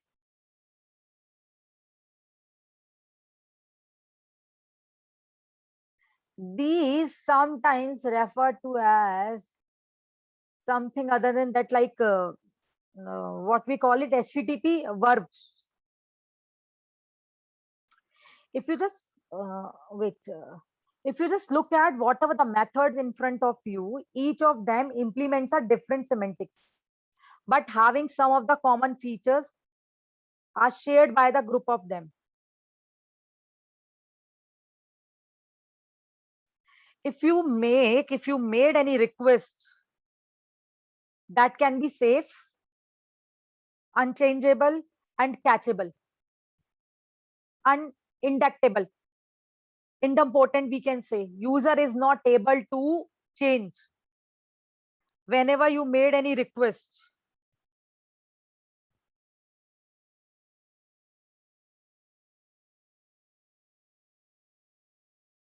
Okay, if you look at, this is one of your GET requests.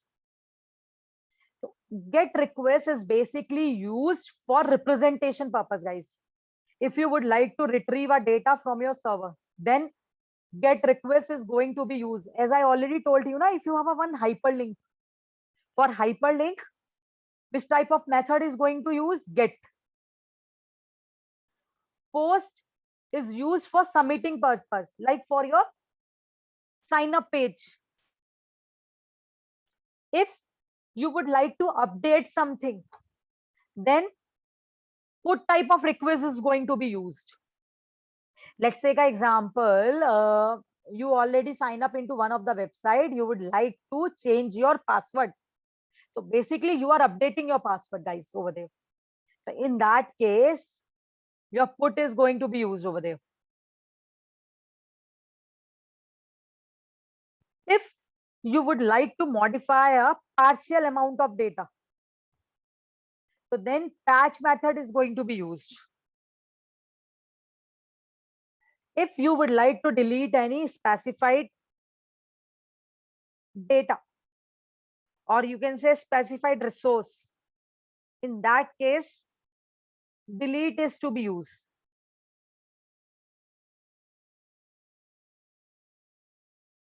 We have others also.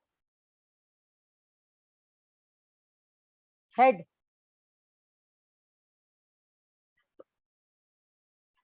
What is the purpose of a head method? This head method asks for a response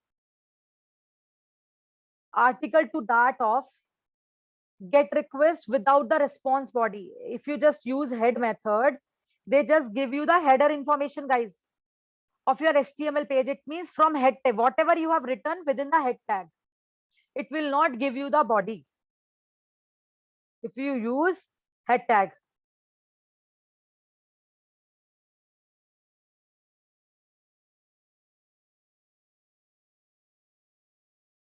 Now next come to connect. This connect method basically used to establish a tunnel to the server. corresponding to your target resource, whatever the resource you would like to communicate. The option method, when we just talk about, is basically used to describe the communication options.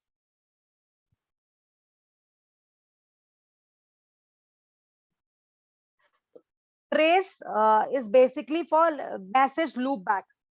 Guys, have a look in your console.log is basically one of your way for tracing purpose.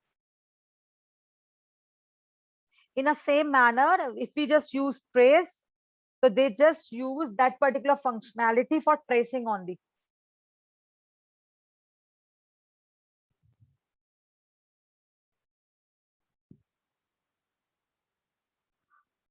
The semantics of this is similar, but when we are just talking about the common features that are totally like shared among them is quite different. Because each and every method having different functionality. Guys, any doubt?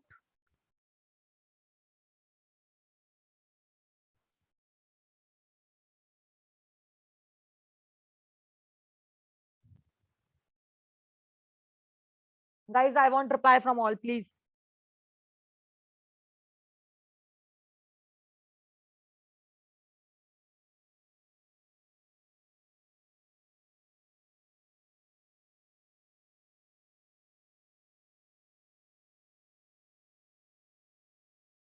Okay, now come to that. They just give you one demonstrate the working of HTTP protocol or HTTP methods with the help of certain website. So I'm just going to use this particular website and just show you over there.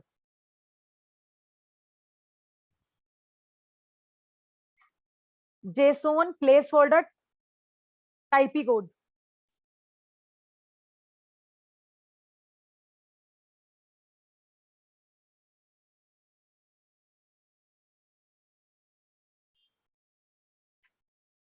So I'm just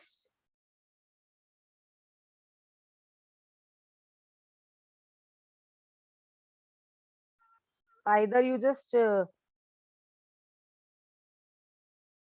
I need to open a Slack if you would like to share with you guys. Wait.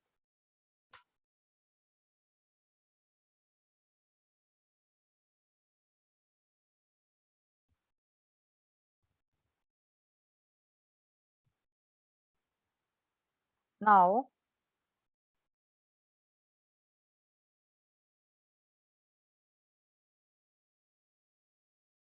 come to this at the bottom.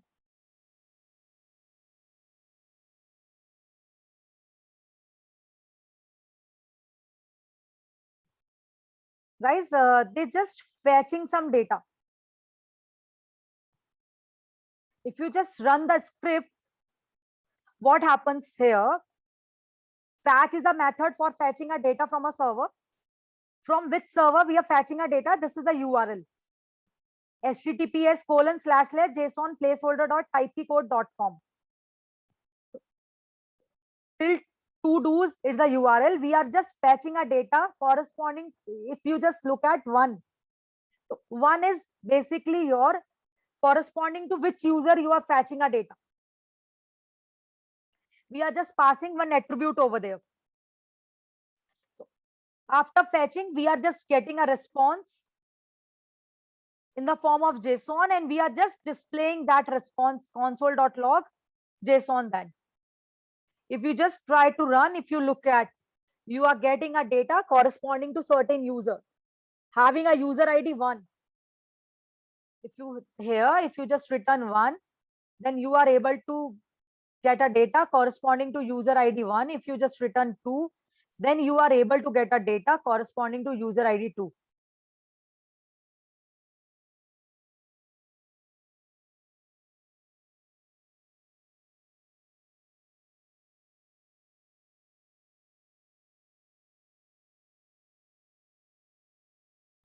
Here we are fetching a data, guys. In the same manner, if you just come down little bit.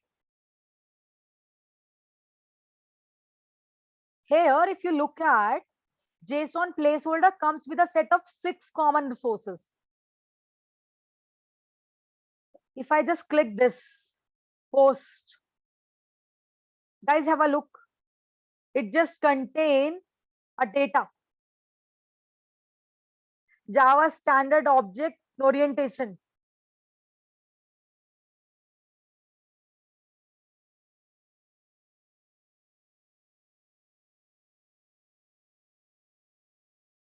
Now come back.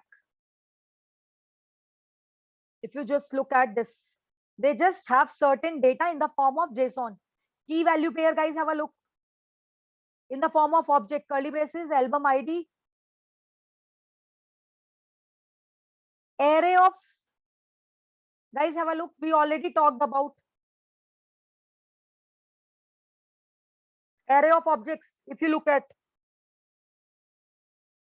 from this curly braces to this is one of your object, guys.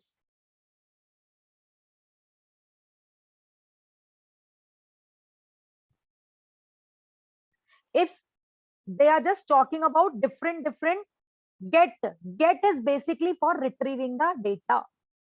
Post, have a look, guys. Get post one, it means we are just getting whole data. Have a look, we got complete data. If I want the data corresponding to user ID 1, so have a look, we just get a data corresponding to user ID 1. If we just go back, we are just getting a data corresponding to the first user. From comments also, we are just putting a post ID as 1, where the comment in the comments post ID is 1. If you look at the post ID is 1, it's just getting a data where post ID is 1. It can be multiple results we will get over there. Now, if you look at the post, the post is for submitting purpose, put is for updating, patch for a small portion of just code, delete for deleting our data. We have a different types of HTTP requests. In HTML also, all of these things will be there, like get, post, put. It also available in HTTP protocol.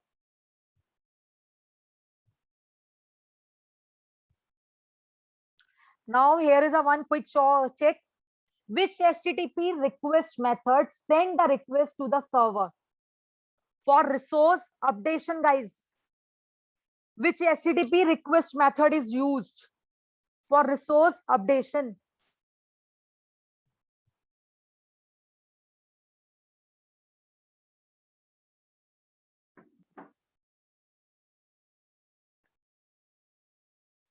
Guys, can you please answer me?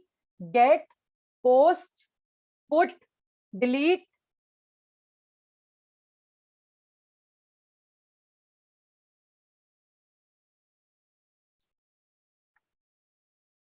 Great. Some of the candidates have replied.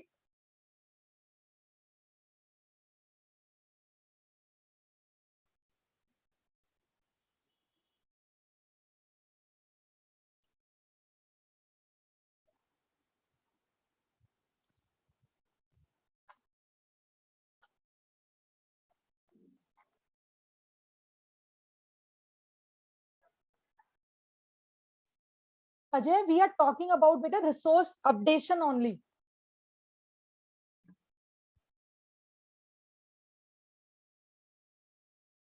You already have some resource and you would like to update. We are not going to add a new resource. Yeah, all have given correct answers like put. Okay, one more thing, guys. When you just get any response, there are some if you remember, whenever I just asked you, are you able to access this particular resource, you just said me, ma'am, we are getting 404. If you remember, one day you all said, ma'am, 404 for us. Guys, what is that 404? Can anyone have idea?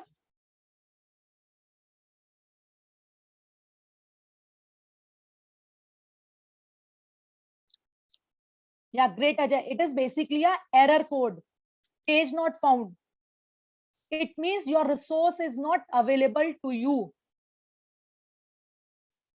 Guys, whenever you just made any request and you are not eligible or something, like we have each and every request when response comes, so it contains some codes. Guys, the status code we can call.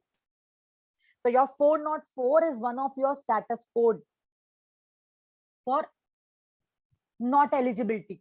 Your page is not eligible to you, is not available to you. That's why it is 404. If your any of the request is success, then your response comes with one status code. For success, we have one code that is 200. I have not talked about that. That's why I'm just directly giving an answer, because in a future, I just talk about what is a status code received with the response if updation is successful. If you try to update any resource and you are able to update that particular resource. So what is the status code? In that case, the status code is 200. Guys, remember this thing. For success, the status code is 200. For fail, it is 404. We have other status code also, like internal server error 500, okay, 505. Others also we have.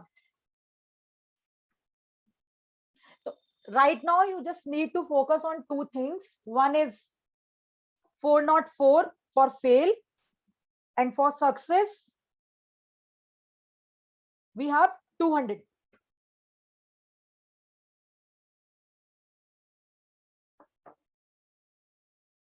Okay, guys, till right now, any questions from your side?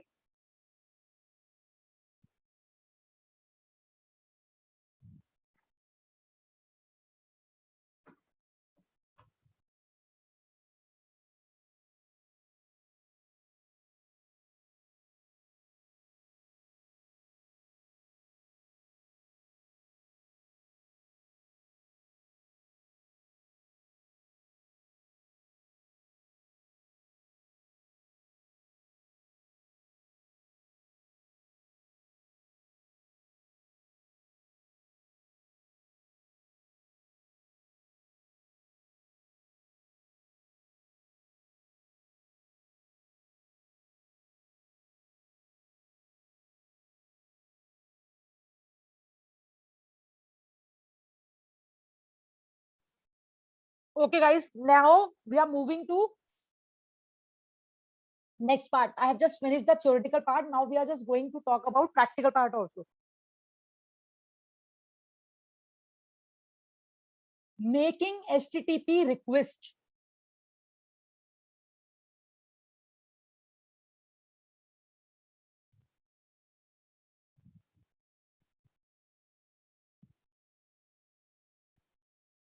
XML HTTP request is a built-in browser object that allows to make HTTP request in the JavaScript.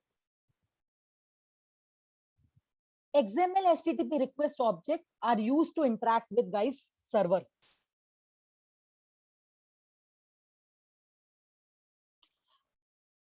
XML HTTP request JavaScript object is basically, we can say, is used to transfer data between the web browser and web server, guys. Remember this thing. It is often used to request and receive data for the purpose of modifying a web page.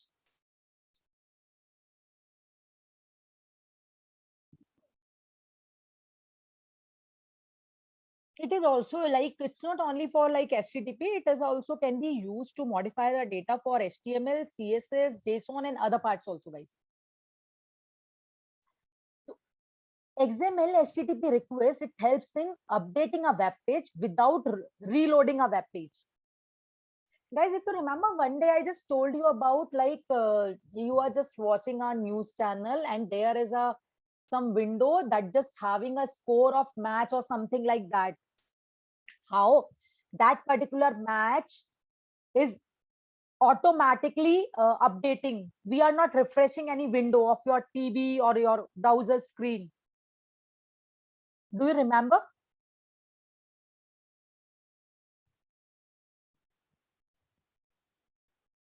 How that particular window modified the match score, or on some of the websites when you visit, there is a certain sidebar is coming and just updating a news and that all part over there. We are not refreshing any page. Even then, they are just updating a web page. Sorry.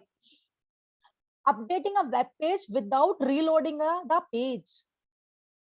So if you want this kind of functionality, then we need to use XML HTTP request, guys. So requesting data from a server after the page has loaded. Receiving data from the server after the page has loaded. Sending data to the server in background. We are sending a data to the server in background. So we don't need to refresh the page. Just take an example of live server, guys. You just save your page, automatically your data is updated.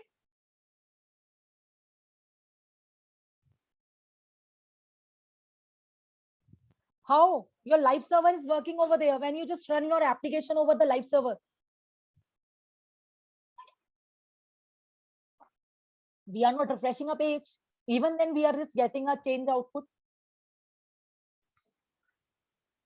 It means they are also using a XML HTTP type of request.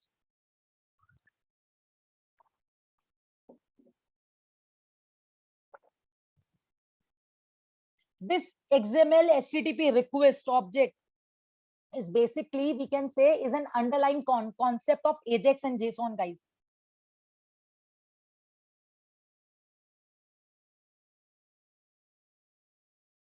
Now I just told you what happens over there. Wait, I'm just once again going to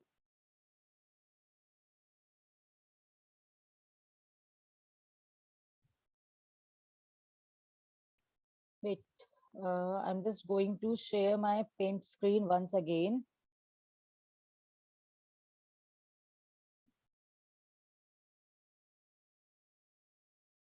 No, okay. In the morning, I just, I think I just create that.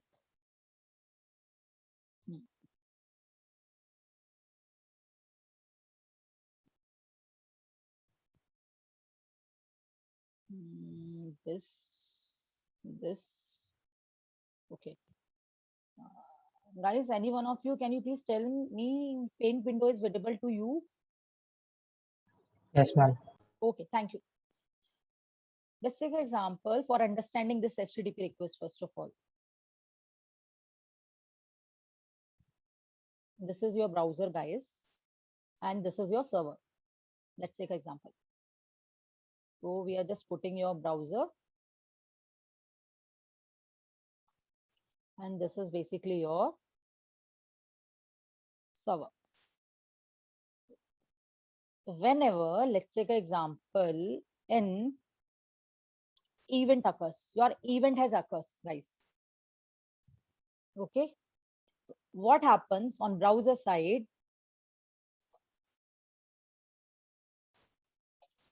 Create an XML HTTP. I'm just writing down request object. First, it creates XML HTTP request. This is the first point. Next, send HTTP request. First of all, it creates XML HTTP request object and send HTTP request. So for sending request and that all, we require some, like we can say like that, guys, we require some internet for that. Without internet, we are not able to make HTTP calls. This is your internet. For communication purpose, we require internet, like it goes over there.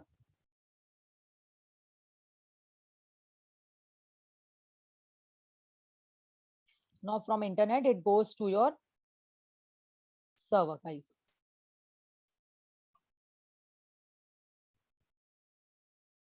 Okay, now when your request goes to the server, what will be the next step the server will take? Can anybody would like to say? Your HTTP request reaches to server. What will be the next step that server will need to take? Yeah, great, Aishwarya. It processes the request.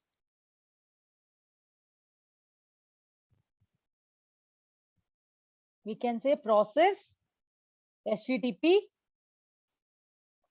request. After process the HTTP request, what will be the next step? Yeah, Sophia's reply, like process and reply. So it means create a response and send back to the browser. So guys, what is the meaning of create a response? It just process your request, create a response. It means it process the request according to your requirement. Like you want a response in HTML format, you want a response in CSS format, you want a request in some other format, they just create that response and send back to the browser. Now, when we require at the time of getting a response, what happens? So this is we are just going to talk about one more, like this is once again your guys browser, and it is basically used for response part. I'm just going to use take it. This is also your internet.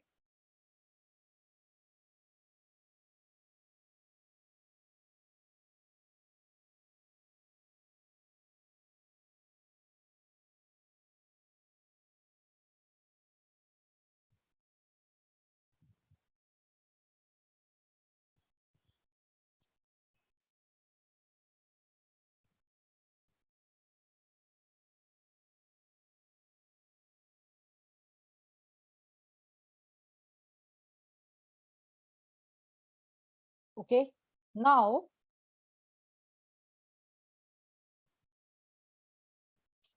process the returned data using, if is there any JavaScript is applied over there, and update the page content.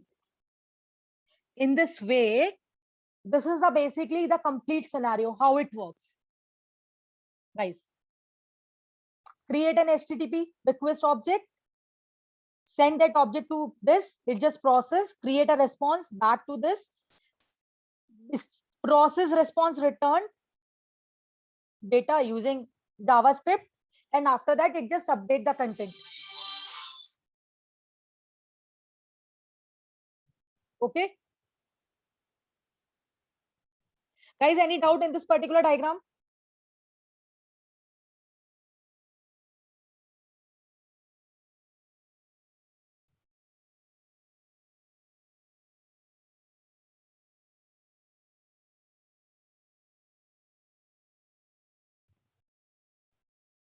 Okay,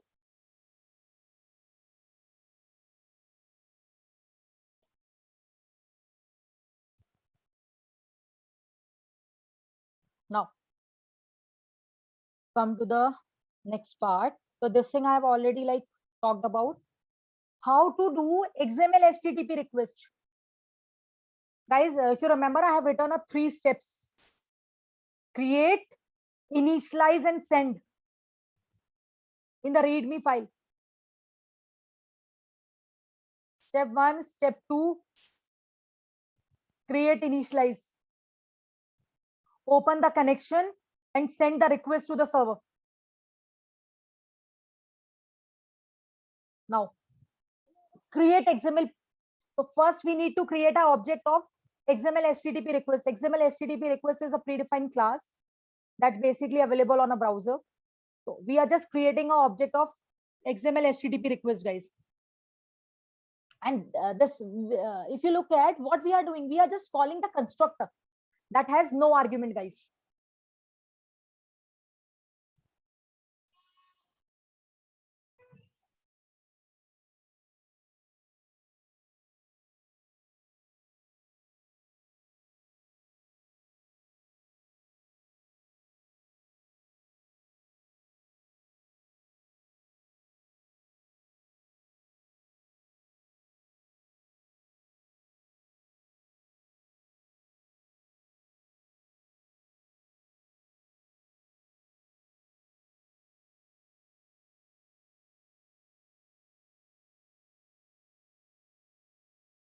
In the second line, we just initialize it using right after new XML HTTP request. So we are just opening. Okay, if you just look at xhr dot open in the method, it takes certain arguments, guys. Method, URL, async, username and password. I have already written in the readme file that part. So method should be get or post, put the URL to the request. By default, yeah, it can be explicitly set to false. Then the request is synchronous. And we are just going to talk about little bit later about this synchronous and asynchronous part today only. I'm just going to talk about. And these all are the username and password for authentication purpose. If there is no username and password, you just escape. There is no need to enter. So method type, your URL, and this is by default like true. So if you would like synchronous, then we need to pass false over there. Because if they just talk about something is written async,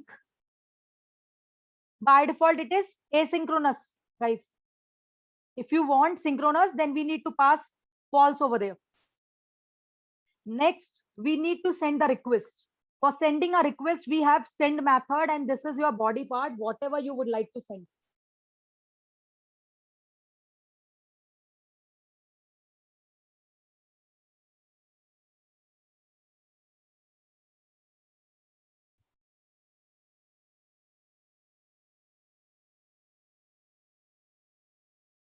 Guys, this thing is clear. Can you please tell me?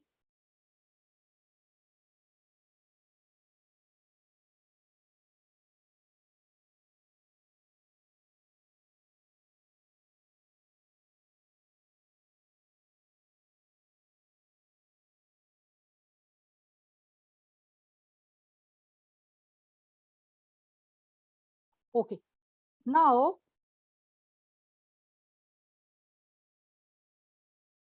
this is basically for request part.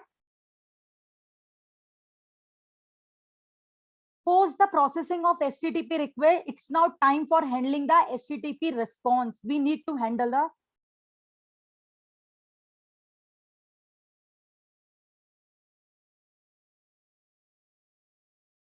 debugs. Okay.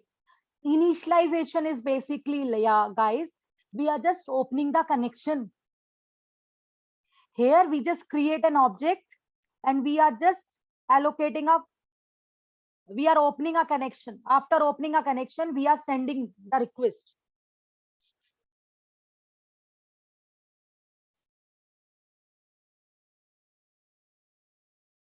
So in this, we are just passing 5 parameters. First parameter method like get, post, put, delete. That depends on you. URL on which URL you are requesting. By default, it is async. If you want synchronous, then we need to pass false. and you need to pass username and password for authentication purpose.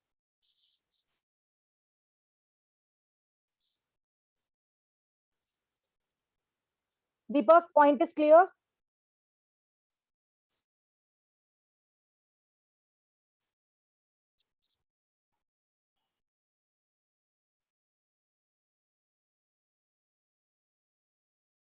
Okay. Now,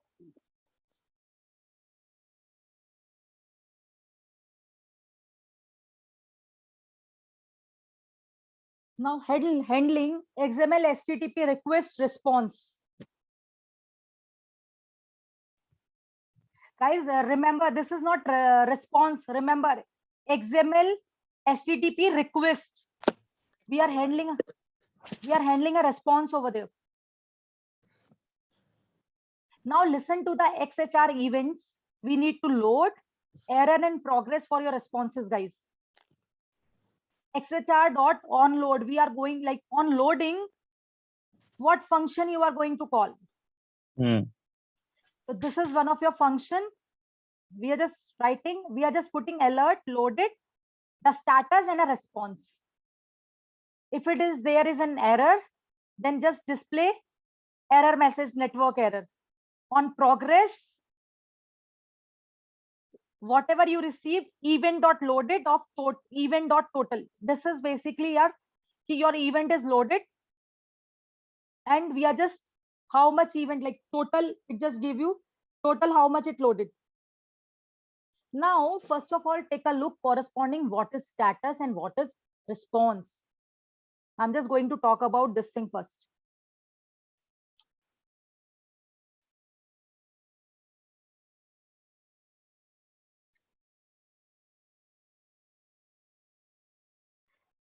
Guys, there are the certain keywords that we are going to use over there. Okay, I'm just going to write those things first of all. On ready state change. This is one of the property, guys. The purpose of this property, it defines a function to be called when the ready state property changes. This particular property defines a function that to be called when the ready state property changes. Now, there is another thing that I have used, ready state. What is this ready state? It has certain status, guys, 0, 1, 2, 3, 4. It contains certain values, guys. Ready state. 0. Request not initialized. When we just talk about 1, server connection is established.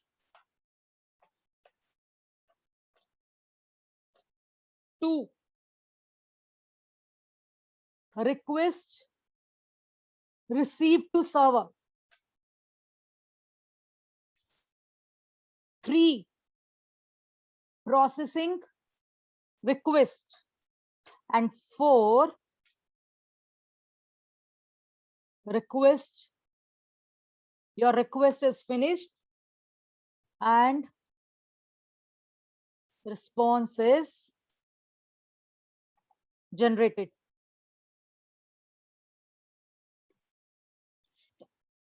As I said, on ready state change, it defines a function to be called when ready state property changes. So these ready state property changes, it defines a function that to be called. In the same manner, we have certain status also, guys.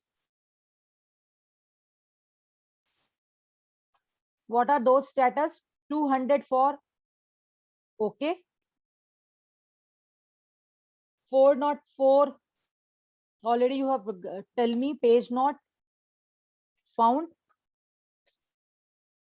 403. Forbidden. 500. Internal server error. You just search on a Google HTTP status, guys. If you just search, so you will get a very long list. HTTP status code.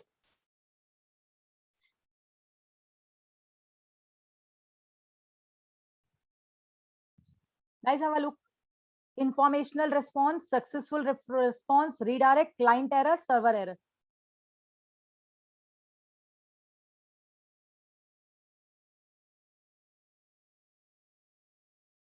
And these error messages you are going to like use when you just put your shoes into backend part.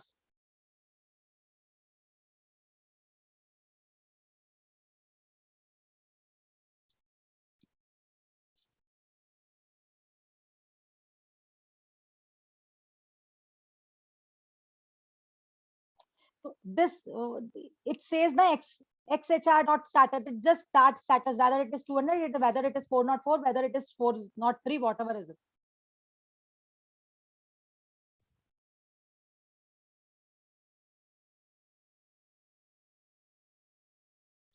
I'm not going to show you this first of all. I'm just, guys, have a look.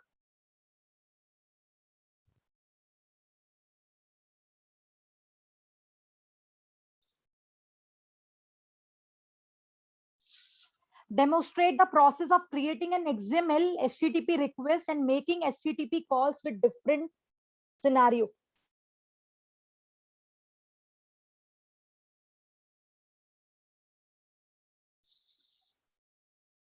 Okay, so I'm just going to talk about this.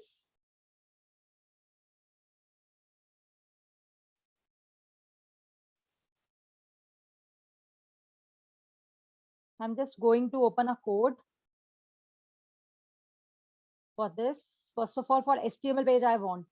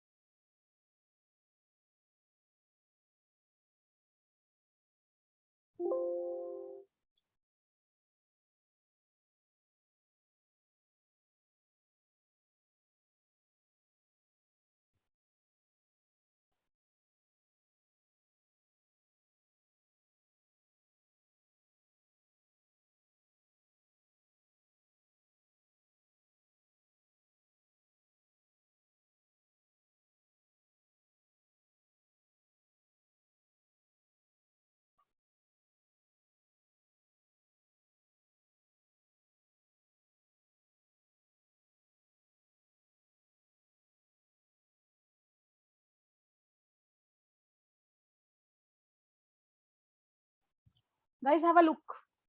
Guys, are you able to design this HTML page?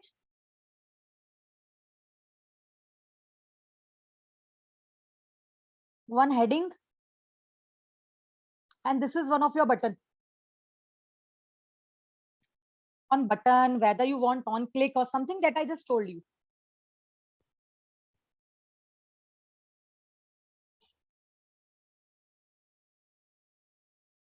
Okay, now come to your web page.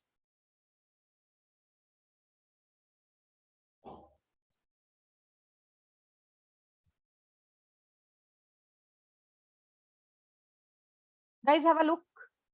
This is one of your div tag. ID is demo. H1 is one of your heading tag.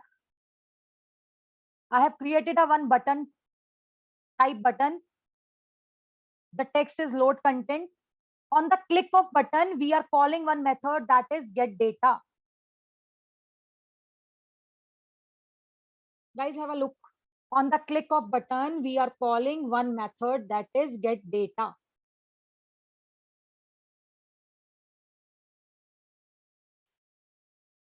And at the bottom, we are just defining, we are just going to write one script, that is HTTP underscore method s1.js. I'm just going to write one script with this name. So I'm just going to create one file, HTTP underscore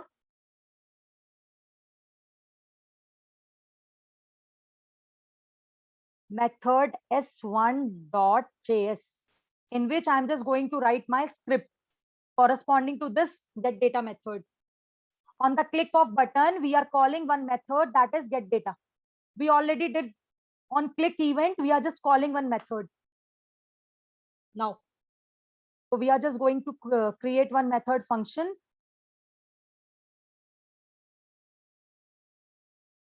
Get data. Now, what are the steps? First step is to create XML HTTP request object, guys. Okay, so I'm just writing let XHR equal to new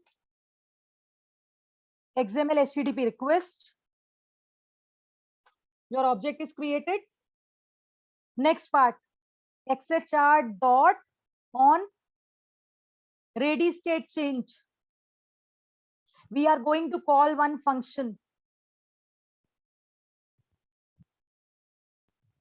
Anonymously, we are calling one function. Otherwise, you just create function separately and pass the name over there also. When we would like to create a response, guys, ready state has 5 values: 0, 1, 2, 3, 4.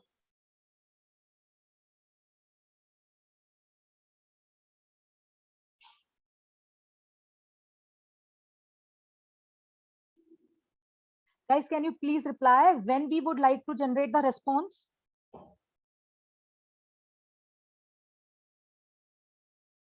What will be the value of ready state? I have told you ready state has 0, 1, 2, 3, 4.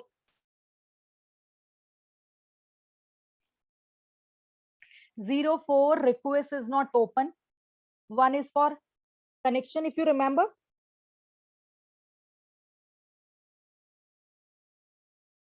The 2 is for request received. 3 is for processing a request. 4 request finished and response is ready.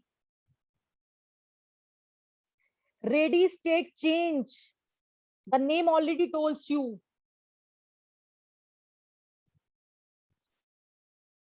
XSR dot on ready state change. We are just want if this current referring a current object. If ready state equal to guys 4 and status is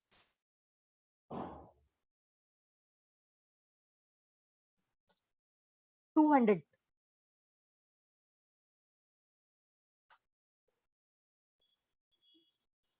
Then we would like to Ajay beta on 1, so it's like just connection is open na. When the response is generated, then only we want to append.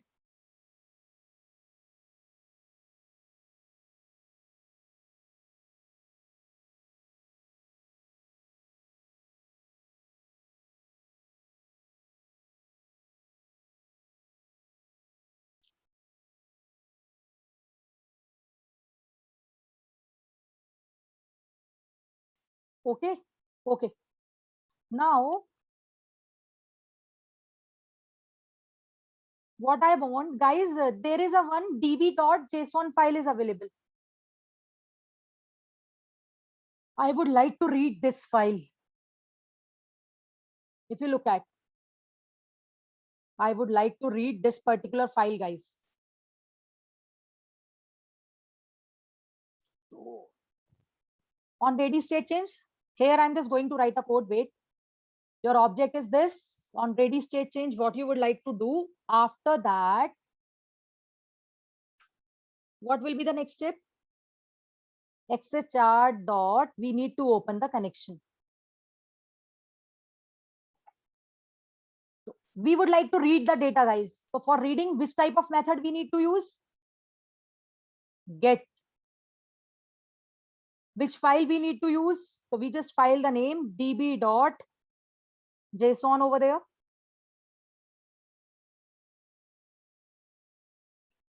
And we are just passing true. True, it means asynchronous.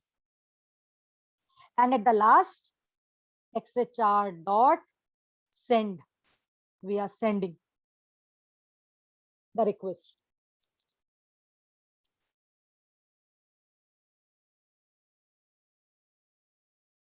Okay. Now, here we need to do the code. If you look at this particular page, when you just hit this button, what you want, your data is, whatever the JSON file contain, your data is appended here, guys. I want this. So first of all, if you look at your HTML page,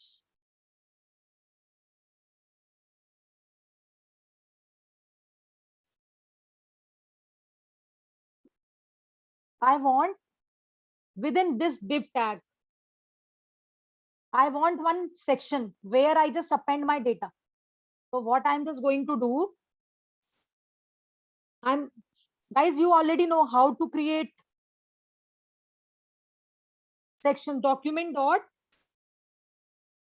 create element. I'm going to create one element, that is div let new section. I'm just going to give it a name. Then after that, we are going to create node so that where we are able to write the content. Because directly we are not able to write, we need to write a content in a text node format. Document dot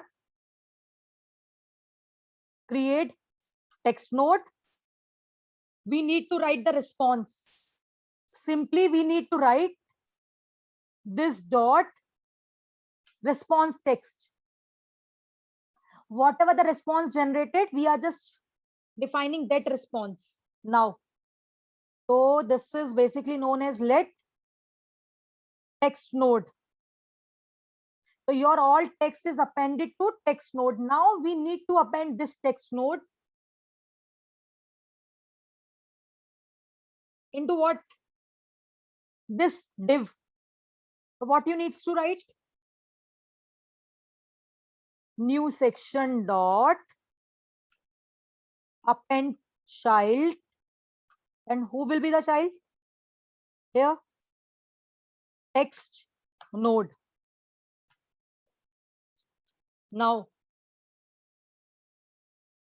we would like to append this into div. At the last, document dot get element by id, that is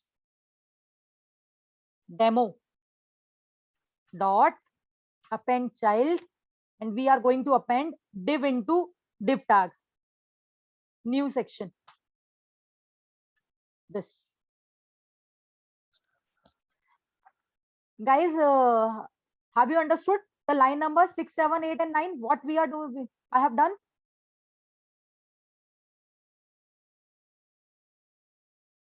We have created a new div. In that div, we have created a text node. We appended a text node into div, and after that appended a div into previous div that is available in HTML page. Have a look, demo.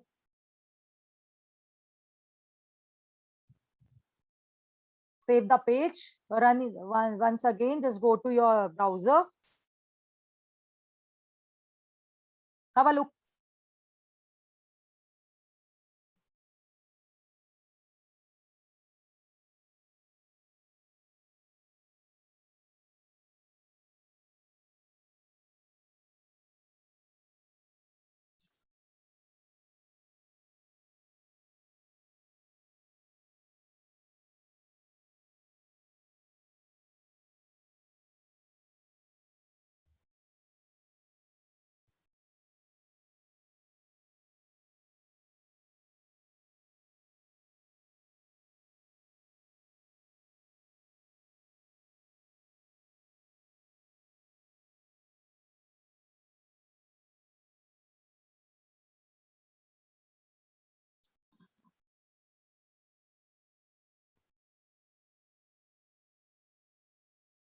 Okay, guys, you just take 5 minutes break only. Like I need to just cover 2 to 10 minutes more. Okay, you just take 5 minutes break. After that, I just take 10 minutes more, and you just finish. We just release the next challenge.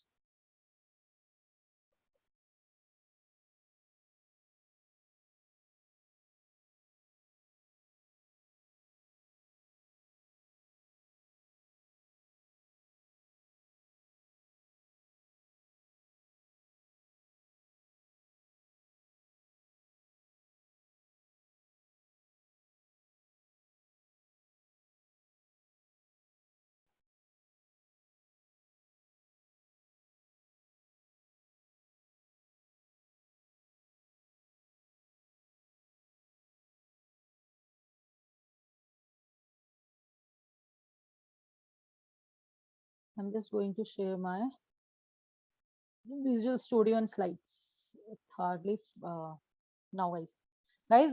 This thing I have already demonstrated to you.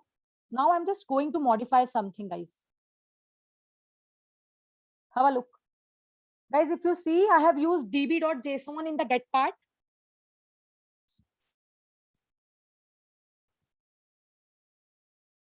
Earlier, I just show you how to read. VS is not visible, but beta, I have already shared. Wait.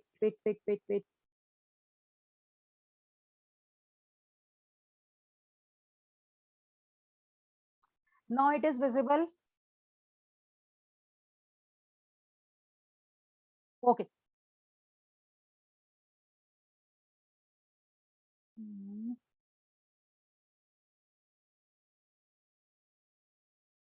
In the script, if you see, I have used db.json.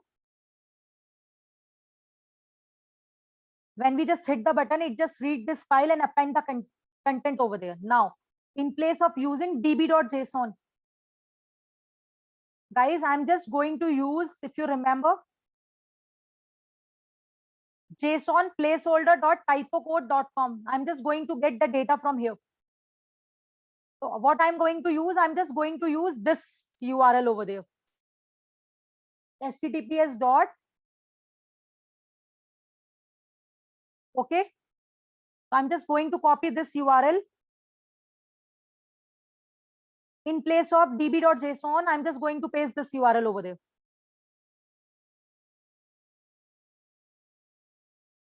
Save it. Now go to the HTML page. If you click load content, have a look, guys. Anjali, your browser is not visible. Okay, sorry. Browser is also not visible. Wait. Now it is visible. Johnson, it's visible now. Yeah. I'm just going to refresh it. When I just hit the load content button, the data from JSON placeholder, guys, have a look. User ID 1, ID is 1, title and body.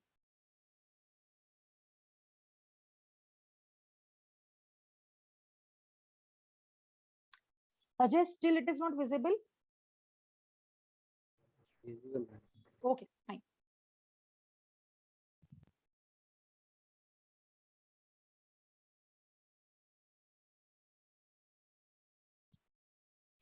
In this way, we are able to read some other servers data also, guys. Because this is a URL that contains your content. We are just reading this content and just paste it into our website.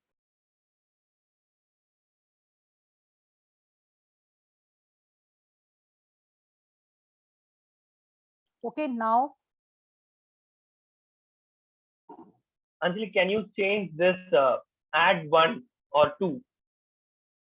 Here? And yeah, okay, /1. They can get the difference. Right? This. Guys, have a look. I'm just getting only the second data.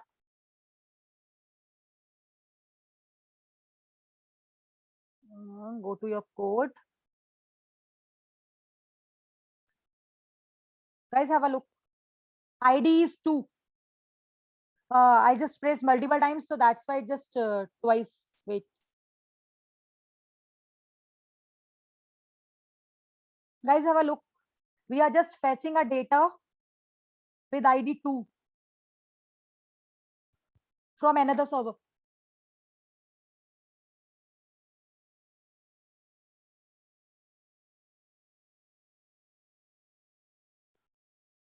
Guys, point is clear? Okay.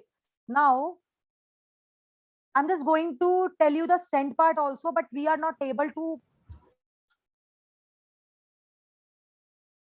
post the data over there. So I'm just going to create a, later on I just show you some other part, but at least I'm just going to show you the code. For sending a data to another server or somewhere. So on the page, we are going to create one more button, send content. On the click of send data. So I'm just going to write a data like functionality corresponding to that, guys. If you would like to send some data, what we are just going function send data. Guys, once again, the same thing. We need to create an object of XML.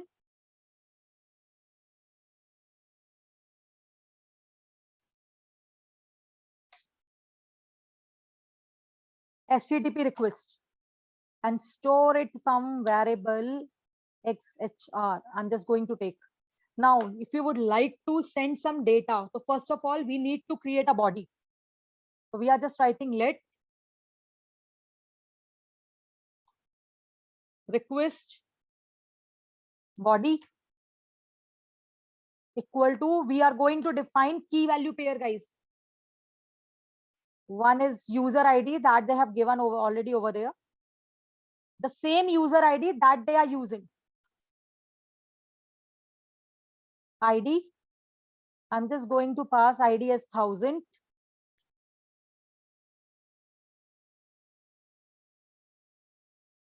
Title. I'm just going to write newly added data. And after that, we are just going to write body. And we just write newly added body. 1000 new added data, anything, whatever you would like to post. And your object is closed here, request object. Now, after this, once again, the same thing that we need to do, we need to check the ready state, guys. XHR dot on ready state change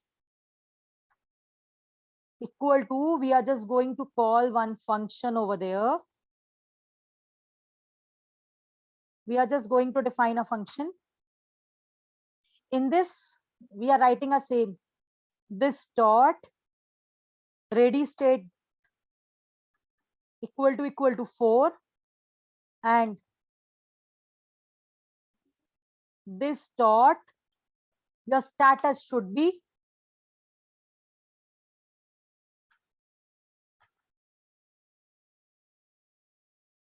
$200. Okay. Now, I'm just going to write some message on console.log so that at least we are able to see data added. I'm just going to write this message. Okay. Now, your if condition is like closed, your this is closed. After writing this, we are just going to first open the connection. We are earlier I have used get, now I'm going to use post. This, first of all, I'm just going to write db.json, just check that. And we are just passing through over there, asynchronous we want. Now, we need to put this data, whatever the data we have created, this request body. xhr dot set request header. What type of content you have? We are going to define content type.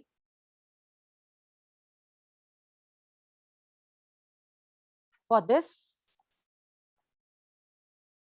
guys, have you remember whenever you just attach any attachment over Gmail somewhere now, content type is available. So we are just working with the JSON data. That's why we need to write application slash JSON. And we need to use which language you are using. So we need to use character set equal to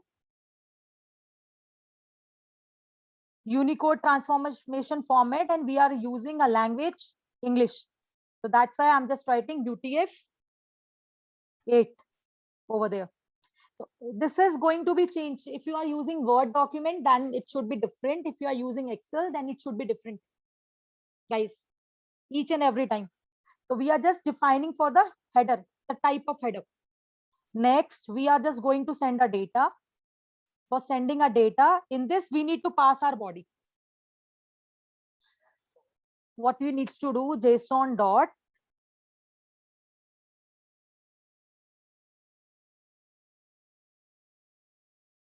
we are just using, it's basically initiate the request. The send method is just basically initiating a request. JSON dot stringify. So we are just passing a value in the form of key value pair, guys. So whatever the values you are putting, it converts JavaScript value to JSON string. It just convert into JSON string because we are able to pass string type of data over there. So that's why we need to use JSON dot stringify. We are converting JavaScript object into JSON object.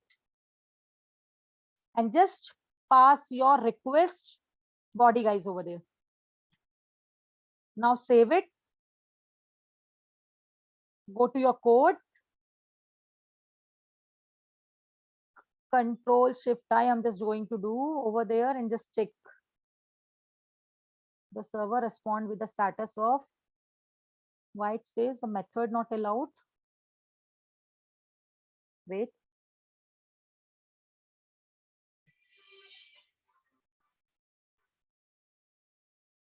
I have written post now over there. Yeah. Which line number it says?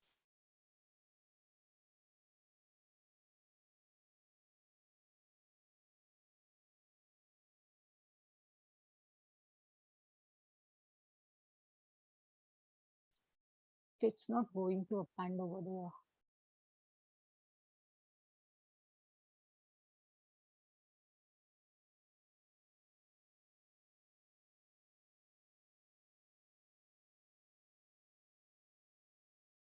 Wait a minute.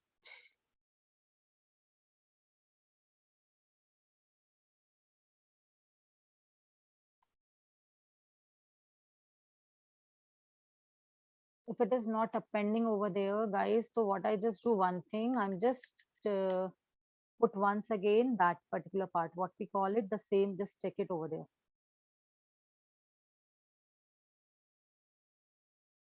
Copy and just put it the URL, the same URL of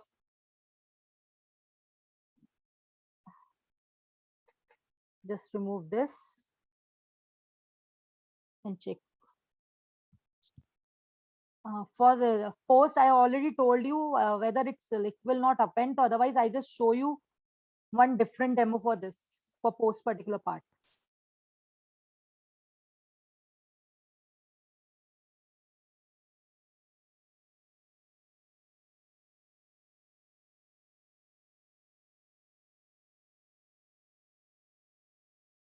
It's not clicking a bit. What happens?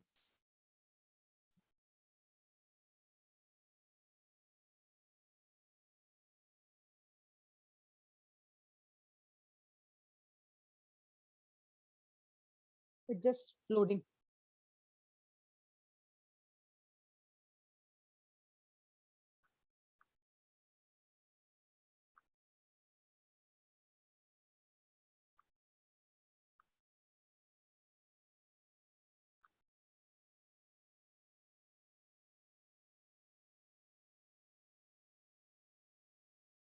As I already told you, na, it's not going to add the data.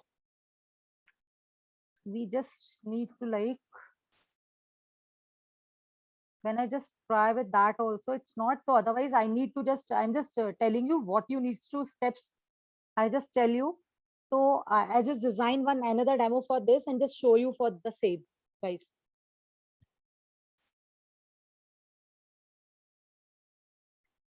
First, you just need to understand this particular part here. First of all, we need to set the request header in which we need to define the content type, guys. Which type of content you are dealing. This is basically a key content type. And in this JSON.stringify, we are just converting JavaScript object into JSON object notation.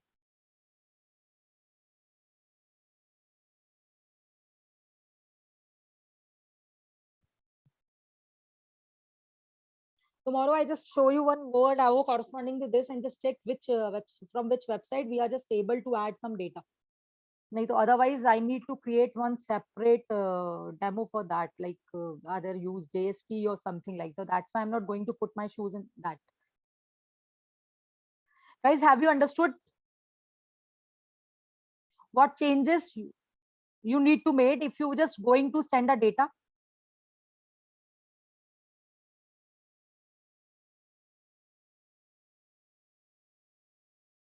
First, we need to create the request body.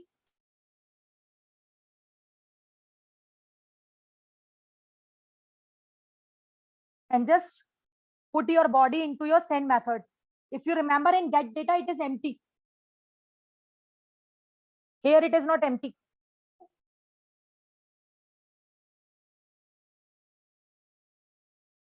Okay, guys. Now, this part is covered. Can you please tell me which of the following methods sends the request to the server for processing?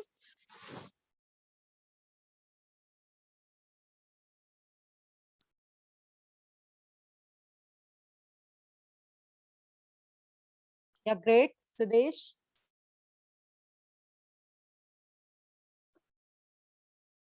Send. If the request is asynchronous, which is default, this method returns as soon as request is sent. And the result is delivered by using your event, guys. Open is basically this method initialize a newly created request or reinitialize it. Now, talk about synchronous request. First, create XML HTTP request. Get, we are just opening one file. It is false. Send, and we are just writing document.write xhr.response. On the, it also just write the content on your web page.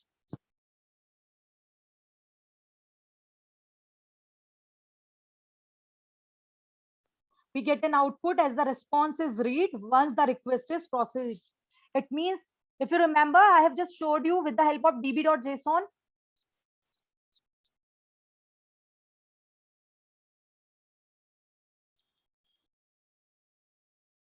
We get the output only when your file is read.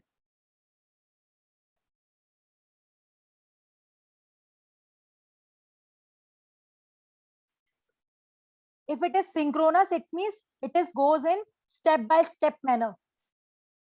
If you use asynchronous, in this case, you will get empty string. So what happens? You will get empty string if you use this functionality. The response is read before the request is proceed because it is asynchronous. In synchronous, one request at a time. In asynchronous, multiple requests at a time. Guys, synchronize, like when the one request is fulfilled, then only it will go to the next request.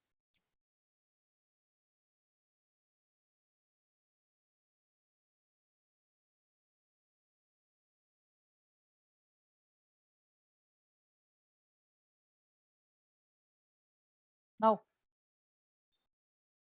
Have a look. Printing the response received post the processing of the asynchronous. We are creating XML HTTP request. We are opening a connection, get type hello.txt file. We are sending a data. XSR.onload equal to function E. Any event we are talking about.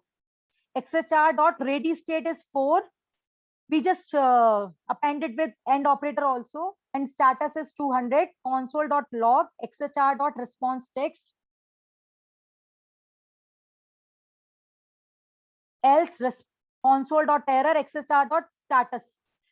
It says if your request is asynchronous, you are getting empty response. In the previous part, how you are able to handle? So we just add these 2 lines of code. If ready state is 4 and status is 200, then only just write the response. Otherwise not.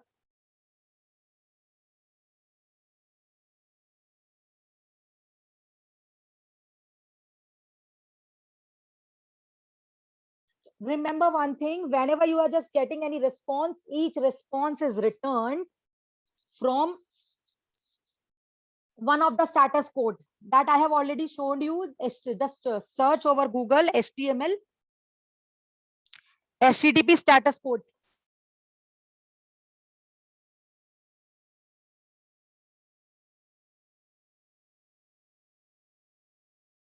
If you see this once again, informational response, successful, redirect, client error and server error. In Angular or somewhere in backend, you are going to use more when you are going to work with REST APIs, guys.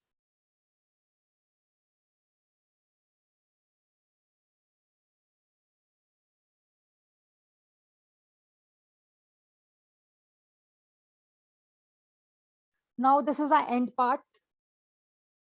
I have covered the content, whatever like. Only I need to show you tomorrow one more demo corresponding to send data, so that it's just appended somewhere. That I just showed you tomorrow. Guys, anything else? Any doubt in any of the slide? Okay. Johnson, are you there?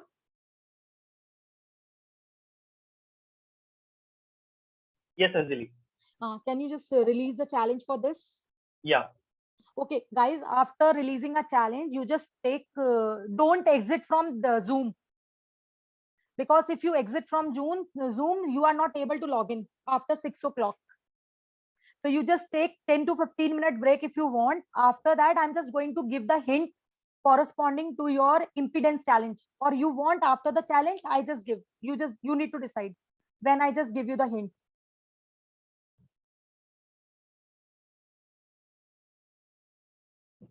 Okay, it hardly take 10 minutes for me to explain that.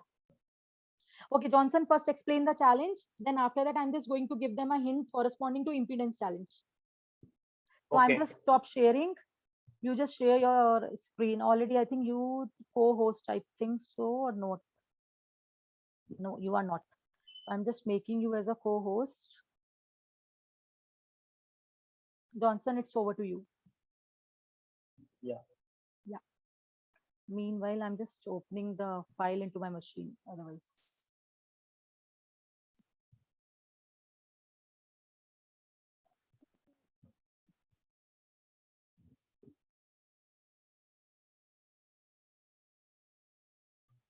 Okay. So guys, can you see my screen?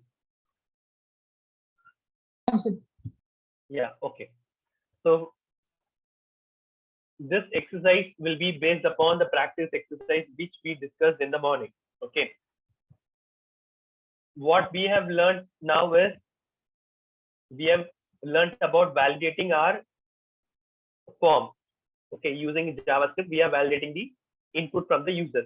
And next, now after validating it, we need to send those data to a server, or you can say you want to store those data somewhere. It can be on your storage on a server, a database server, or a remote application. Okay, it depends on how you design your application.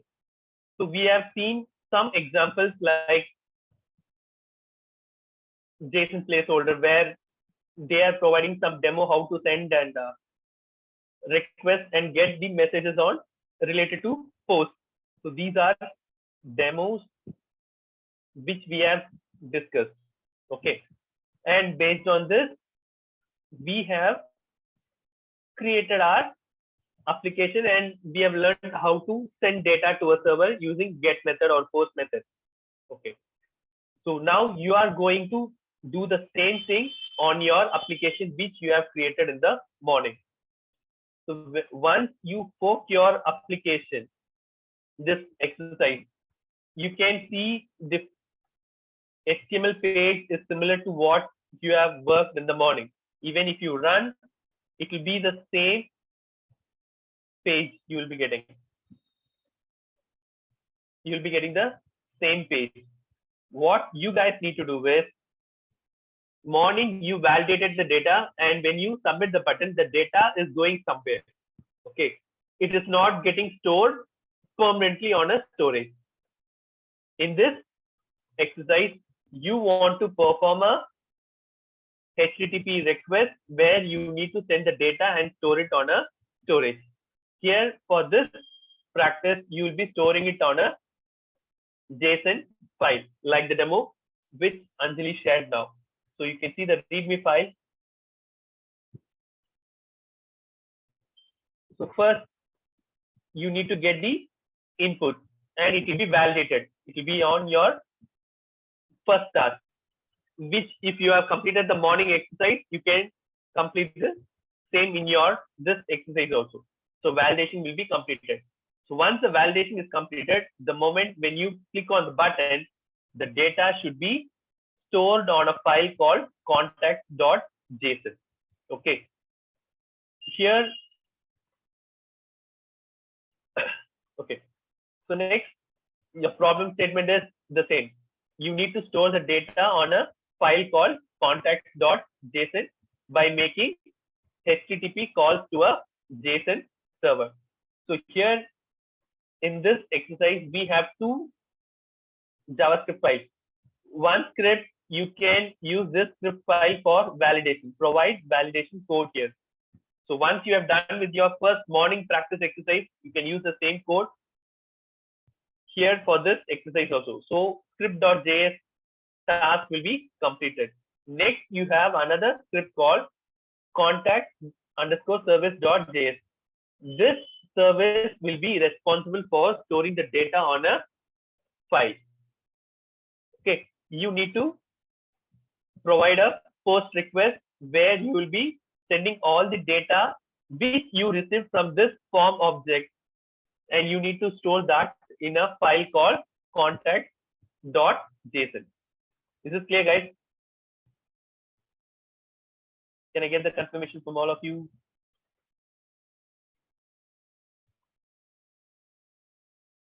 What about others, guys? I have received reply from very few.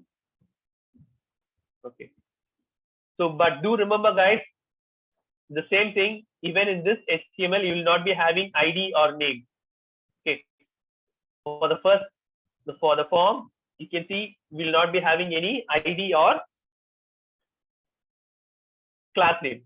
So you can go with adding your ID name, which you have followed in the first practice exercise, which we have discussed in the morning. Is there any doubt, guys?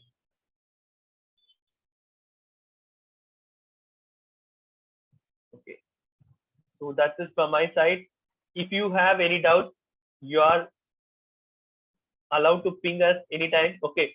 Please ping us so that if you face any issues, we'll be there to rectify you, so that by tomorrow we want you guys to complete these two exercises without fail.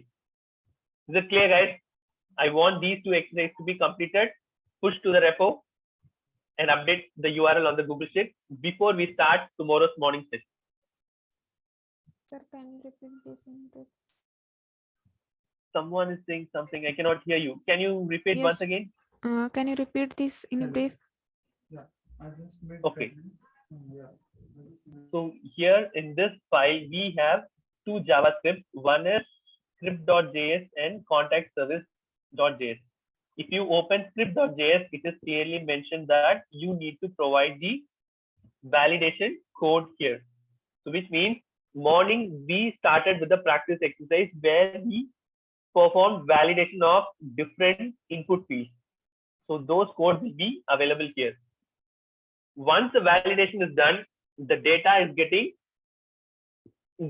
should be stored on a storage. Yes or no? I don't know who it is. When you log into a browser, any website, once your sign up process is complete and if you meet all the validation criteria, your data is getting stored somewhere. Yes or no? Can I get the confirmation? Yes. Okay. So only when the data gets stored, the next time when you log in, you can fetch those information as your profile data. Okay. The same way, first you will be performing validation for your input data, which is your contact information. First name, last name, email, all these information will be validated. Once the validation is successful, you need to store these data on a database or on a storage. Here, for demonstration purpose, for learning purpose, you are going to store these data in a file called contact.json. Which script file will be responsible is you have another script called contact_service.js. This script file will be responsible for getting the form object from the form and storing it in a new file called contact.json. And every time when you add a new contact, this data should be appended to the existing contact.json file. I think now it is clear. Yes, sir. Clear. Yeah. Okay. So after the validation, what you should do is you should call a method in contact service where this service will be responsible for creating the contact.json file and adding the data to that particular file. That's it from my side, guys. If you have any doubts, you can ask.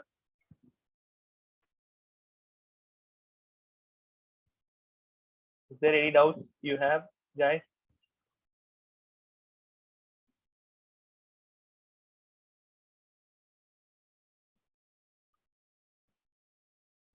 Ajay, what about others?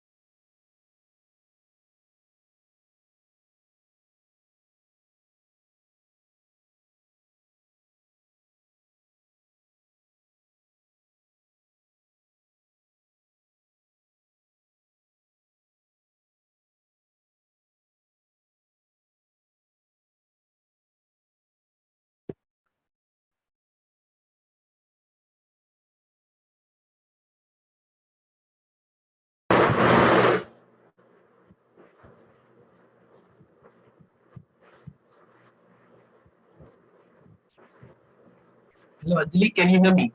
I'm done. You can you? Yeah, Johnson. I think Shivani would like to talk to them. Ajay, wait, beta, I just connect you. Okay. Hi, Shivani. Hi, good evening. Good evening. Good evening, everyone. Hello, class. Are you all there? Yes. Okay.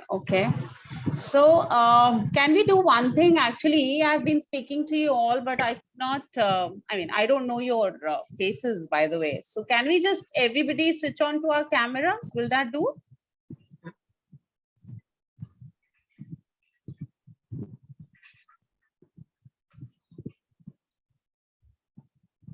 Varsha, Rohini, Pranali, Aishwarya, everybody. Can we just switch on to our cameras for 5 minutes? Sophia, everybody.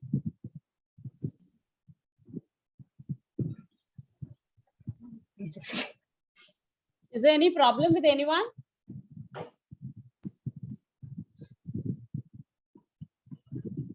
Johnson, am I audible? Yeah, Yes, you're you are audible. Okay. Oh. Okay, guys. Guys, if you remember, in the impedance challenge, you need to write a code in transformer.js. Stand here.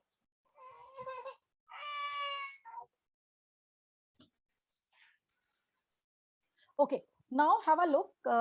In the impedance resolve impedance challenge, you have an index.html. I'm just going to tell you the flow also once again. This is your index.html page, in which we are just going to talk about one of the script file, that is script.js. This file is going to be called. Guys, I think you all are able to see the VS screen now. Yes, ma'am. Okay. When you just go to that script.js file, if you look at, we are importing certain files over there. Import.js, transformer.js, board render.js. What all of these file contains? Input.js file contains your input data, guys. Board render.js file contains the format in which we would like to show the output to the user. What will be your expected output? That is shown into this expected-output.js file. Okay, now if you look at script.js, we are just importing certain files. Import, these all are your certain objects. We are creating some objects, guys. Sample, transform, board render, these all are your objects. Any name you can give, guys, here. After from, we are just putting your file name, input.js, transformer.js, board-render.js. In board rendered, what we are passing? We are passing we are calling one method transform sample. And we are just displaying a result in console also. Result is transform sample 0. If you look at, this transform method is available in transform.js file. So if you just go to transform.js file, this transform method is available. And if you look at, one argument is there. This argument can be anything, guys. But I think I just gone through a file once again. It's look like, first of all, we would like to work with input.js. What we need to do, first of all, guys, just import input.js file here. This is the first part that you need to do here. Any object you can create. If you are just creating sample, so here you need to pass sample. If you are creating data, you need to pass data here, guys. Guys, this point is clear to all. You already know we need to work with input.js. So first, import input.js file. Whatever the object you have created, just put that particular object here. Now, the point is what you need to do, go to your expected output first of all. What you need to display first? Have a look. First, we need to display board ID and board title. Now, what you need to do, I'm just going to tell you starting point. After this, your method is returning something you need to return. You need to call data dot, this data is this object, guys. Data dot boards, boards. Have a look, go to your input.js, guys, once again. What will be your object name? Check that in the input file. Wait, I'm just going to scroll up. Just check what is your object name? Boards. So I would like to access this. This is available in which file? Input file. I have already created an object of input file data. So what we write? Data dot boards. Now we need to map call map. Just take any object, either B or something like, I'm just taking board. We need to create key value pair now. In this board, I'm just putting curly braces. Here, I'm just going to once again return data something every time. Now, what will be in expected output first? That is board ID. So go to your transformer.js. Here you need to write board ID is your key. BOARD, board ID is your key. Just put colon, and we want data. This object board dot, guys, have a look. It's automatically come board ID. Now come to the next part. Board title. Board dot board title. If you see the expected output, board dot board title. Guys, one more thing. Skip members. This thing is not given in input. Don't worry for this, because if you look at your input.js file, there is no member is given. If no member is given, so you just skip member part. Don't worry for that, because this, if you just look at your file, there is no member is given. So please skip that part. I am also skipping. You have already displayed two things, board ID and board title. Now come to next forward. If you skip members, what will be next? Can you please answer me?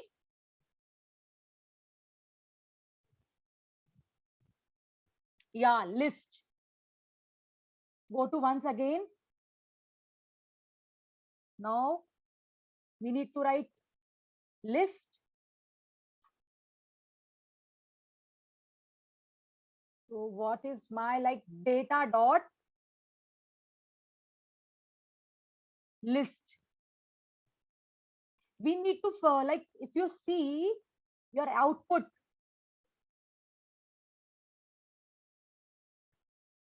we need to put some filtration over there. List dot board ID should be equal to board dot board ID.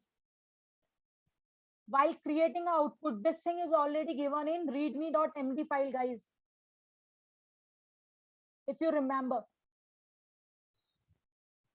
this, if you look at this, board ID is available in list also.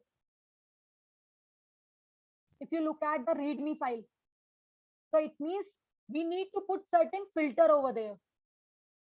What you need to do, you just put your filter dot filter list dot board ID equivalent to board dot board ID. If you look at for displaying, I have used map. Once again, after this, you need to put map, and you need to pass your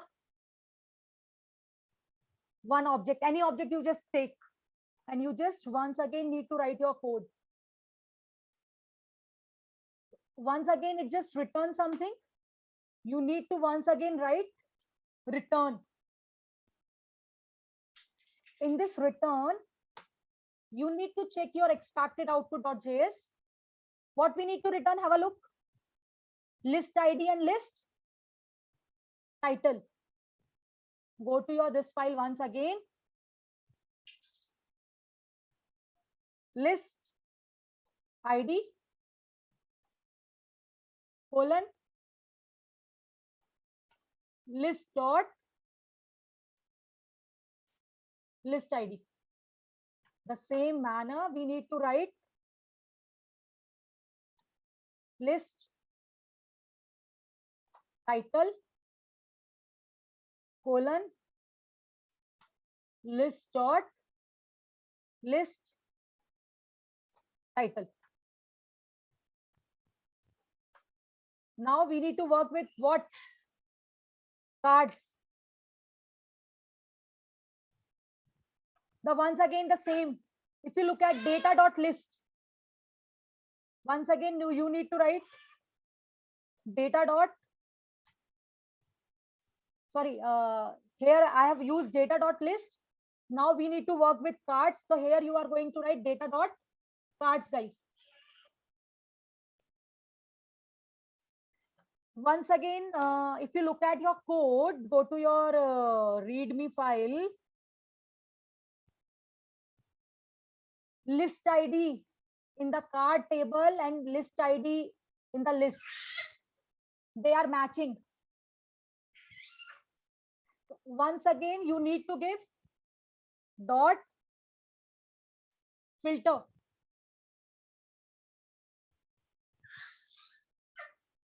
Card.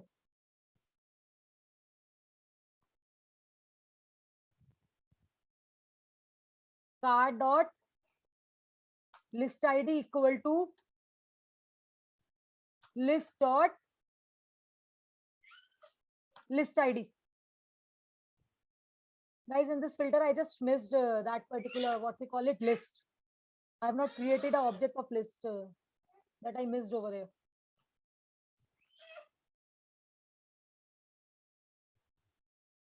Because filter is just work on one by one. Na? Now, after this, when you just put filter, I'm just stopping here. What you need to do, once again, you require map, guys. Remember, because we have not displayed the card data yet. We have not displayed the card data yet. Have you looked? If you would like to display the card data, once again, you need to go for map, one object, return, card data you need to return. Go check your expected output like card ID and card title. After that, you need to work with comment, guys. Only two things is left for you. Okay, if I'm just going to save this file till here, I'm just going to run your HTML page.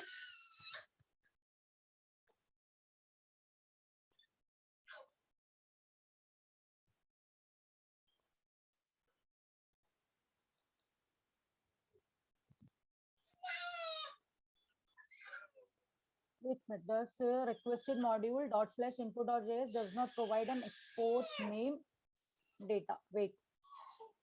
They just talking about they have not provided. Wait a minute. It's just like okay, guys. One more thing. If you look at in input file, it's given as sample. It means in transformer.js, I have to use as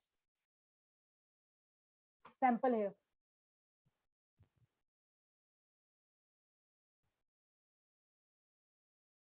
Guys, have a look. Your page was blank earlier. Output is not showing now. Okay, wait. Wait. Just wait a minute. What happens is like, wait, I'm just going to cut this code.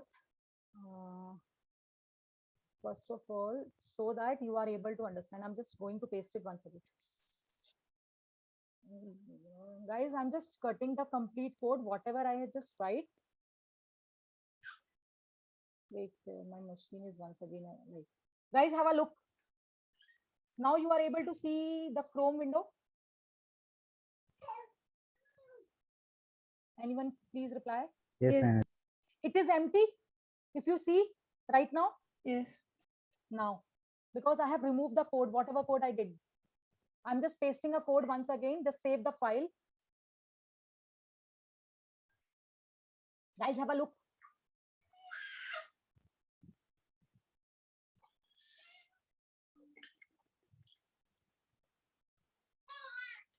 Now, have you understood what you needs to do?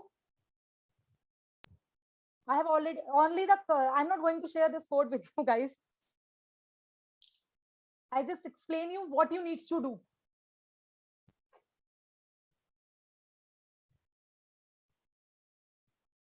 I'm just going to whenever like you need to talk, whenever you want data, then you need to use map. Whenever you need to compare the two file over there, like list and a card, then you need to use filter over there, guys. Wait, I think my machine is once again paused. What happened? Wait. Why? It's just pausing again and again. Now, yeah. When a map is for like getting our data, the filter is for matching. Like your list is containing list ID, your card is containing list ID, and we need to match.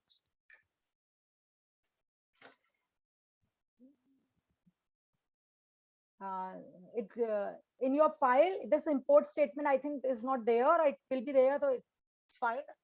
I can't remember like whether this thing is available or not. Guys, any doubt? Whatever I have written over there. Initially, directly I have used map because there is no condition when we just going to work with board. But when we are just going to map board and list, I think now you are able to do it. Only in this file, I have left with card and comments part. You need to display the date. Yeah. Line number 4. What is export? Beta, like when we are just talking about this, you just skip this part, what is an export, because this thing we are going to learn in Angular. Okay, ma'am. Just take like that. We are just creating one, like we just directly call this particular method over there in script.js. If you just look at and transformer, that's why we just use.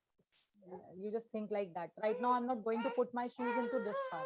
Okay, and show the output once. Yeah, I will just show you the output. Have a look. Earlier it was empty, na? Yes. Okay, ma'am, I understood.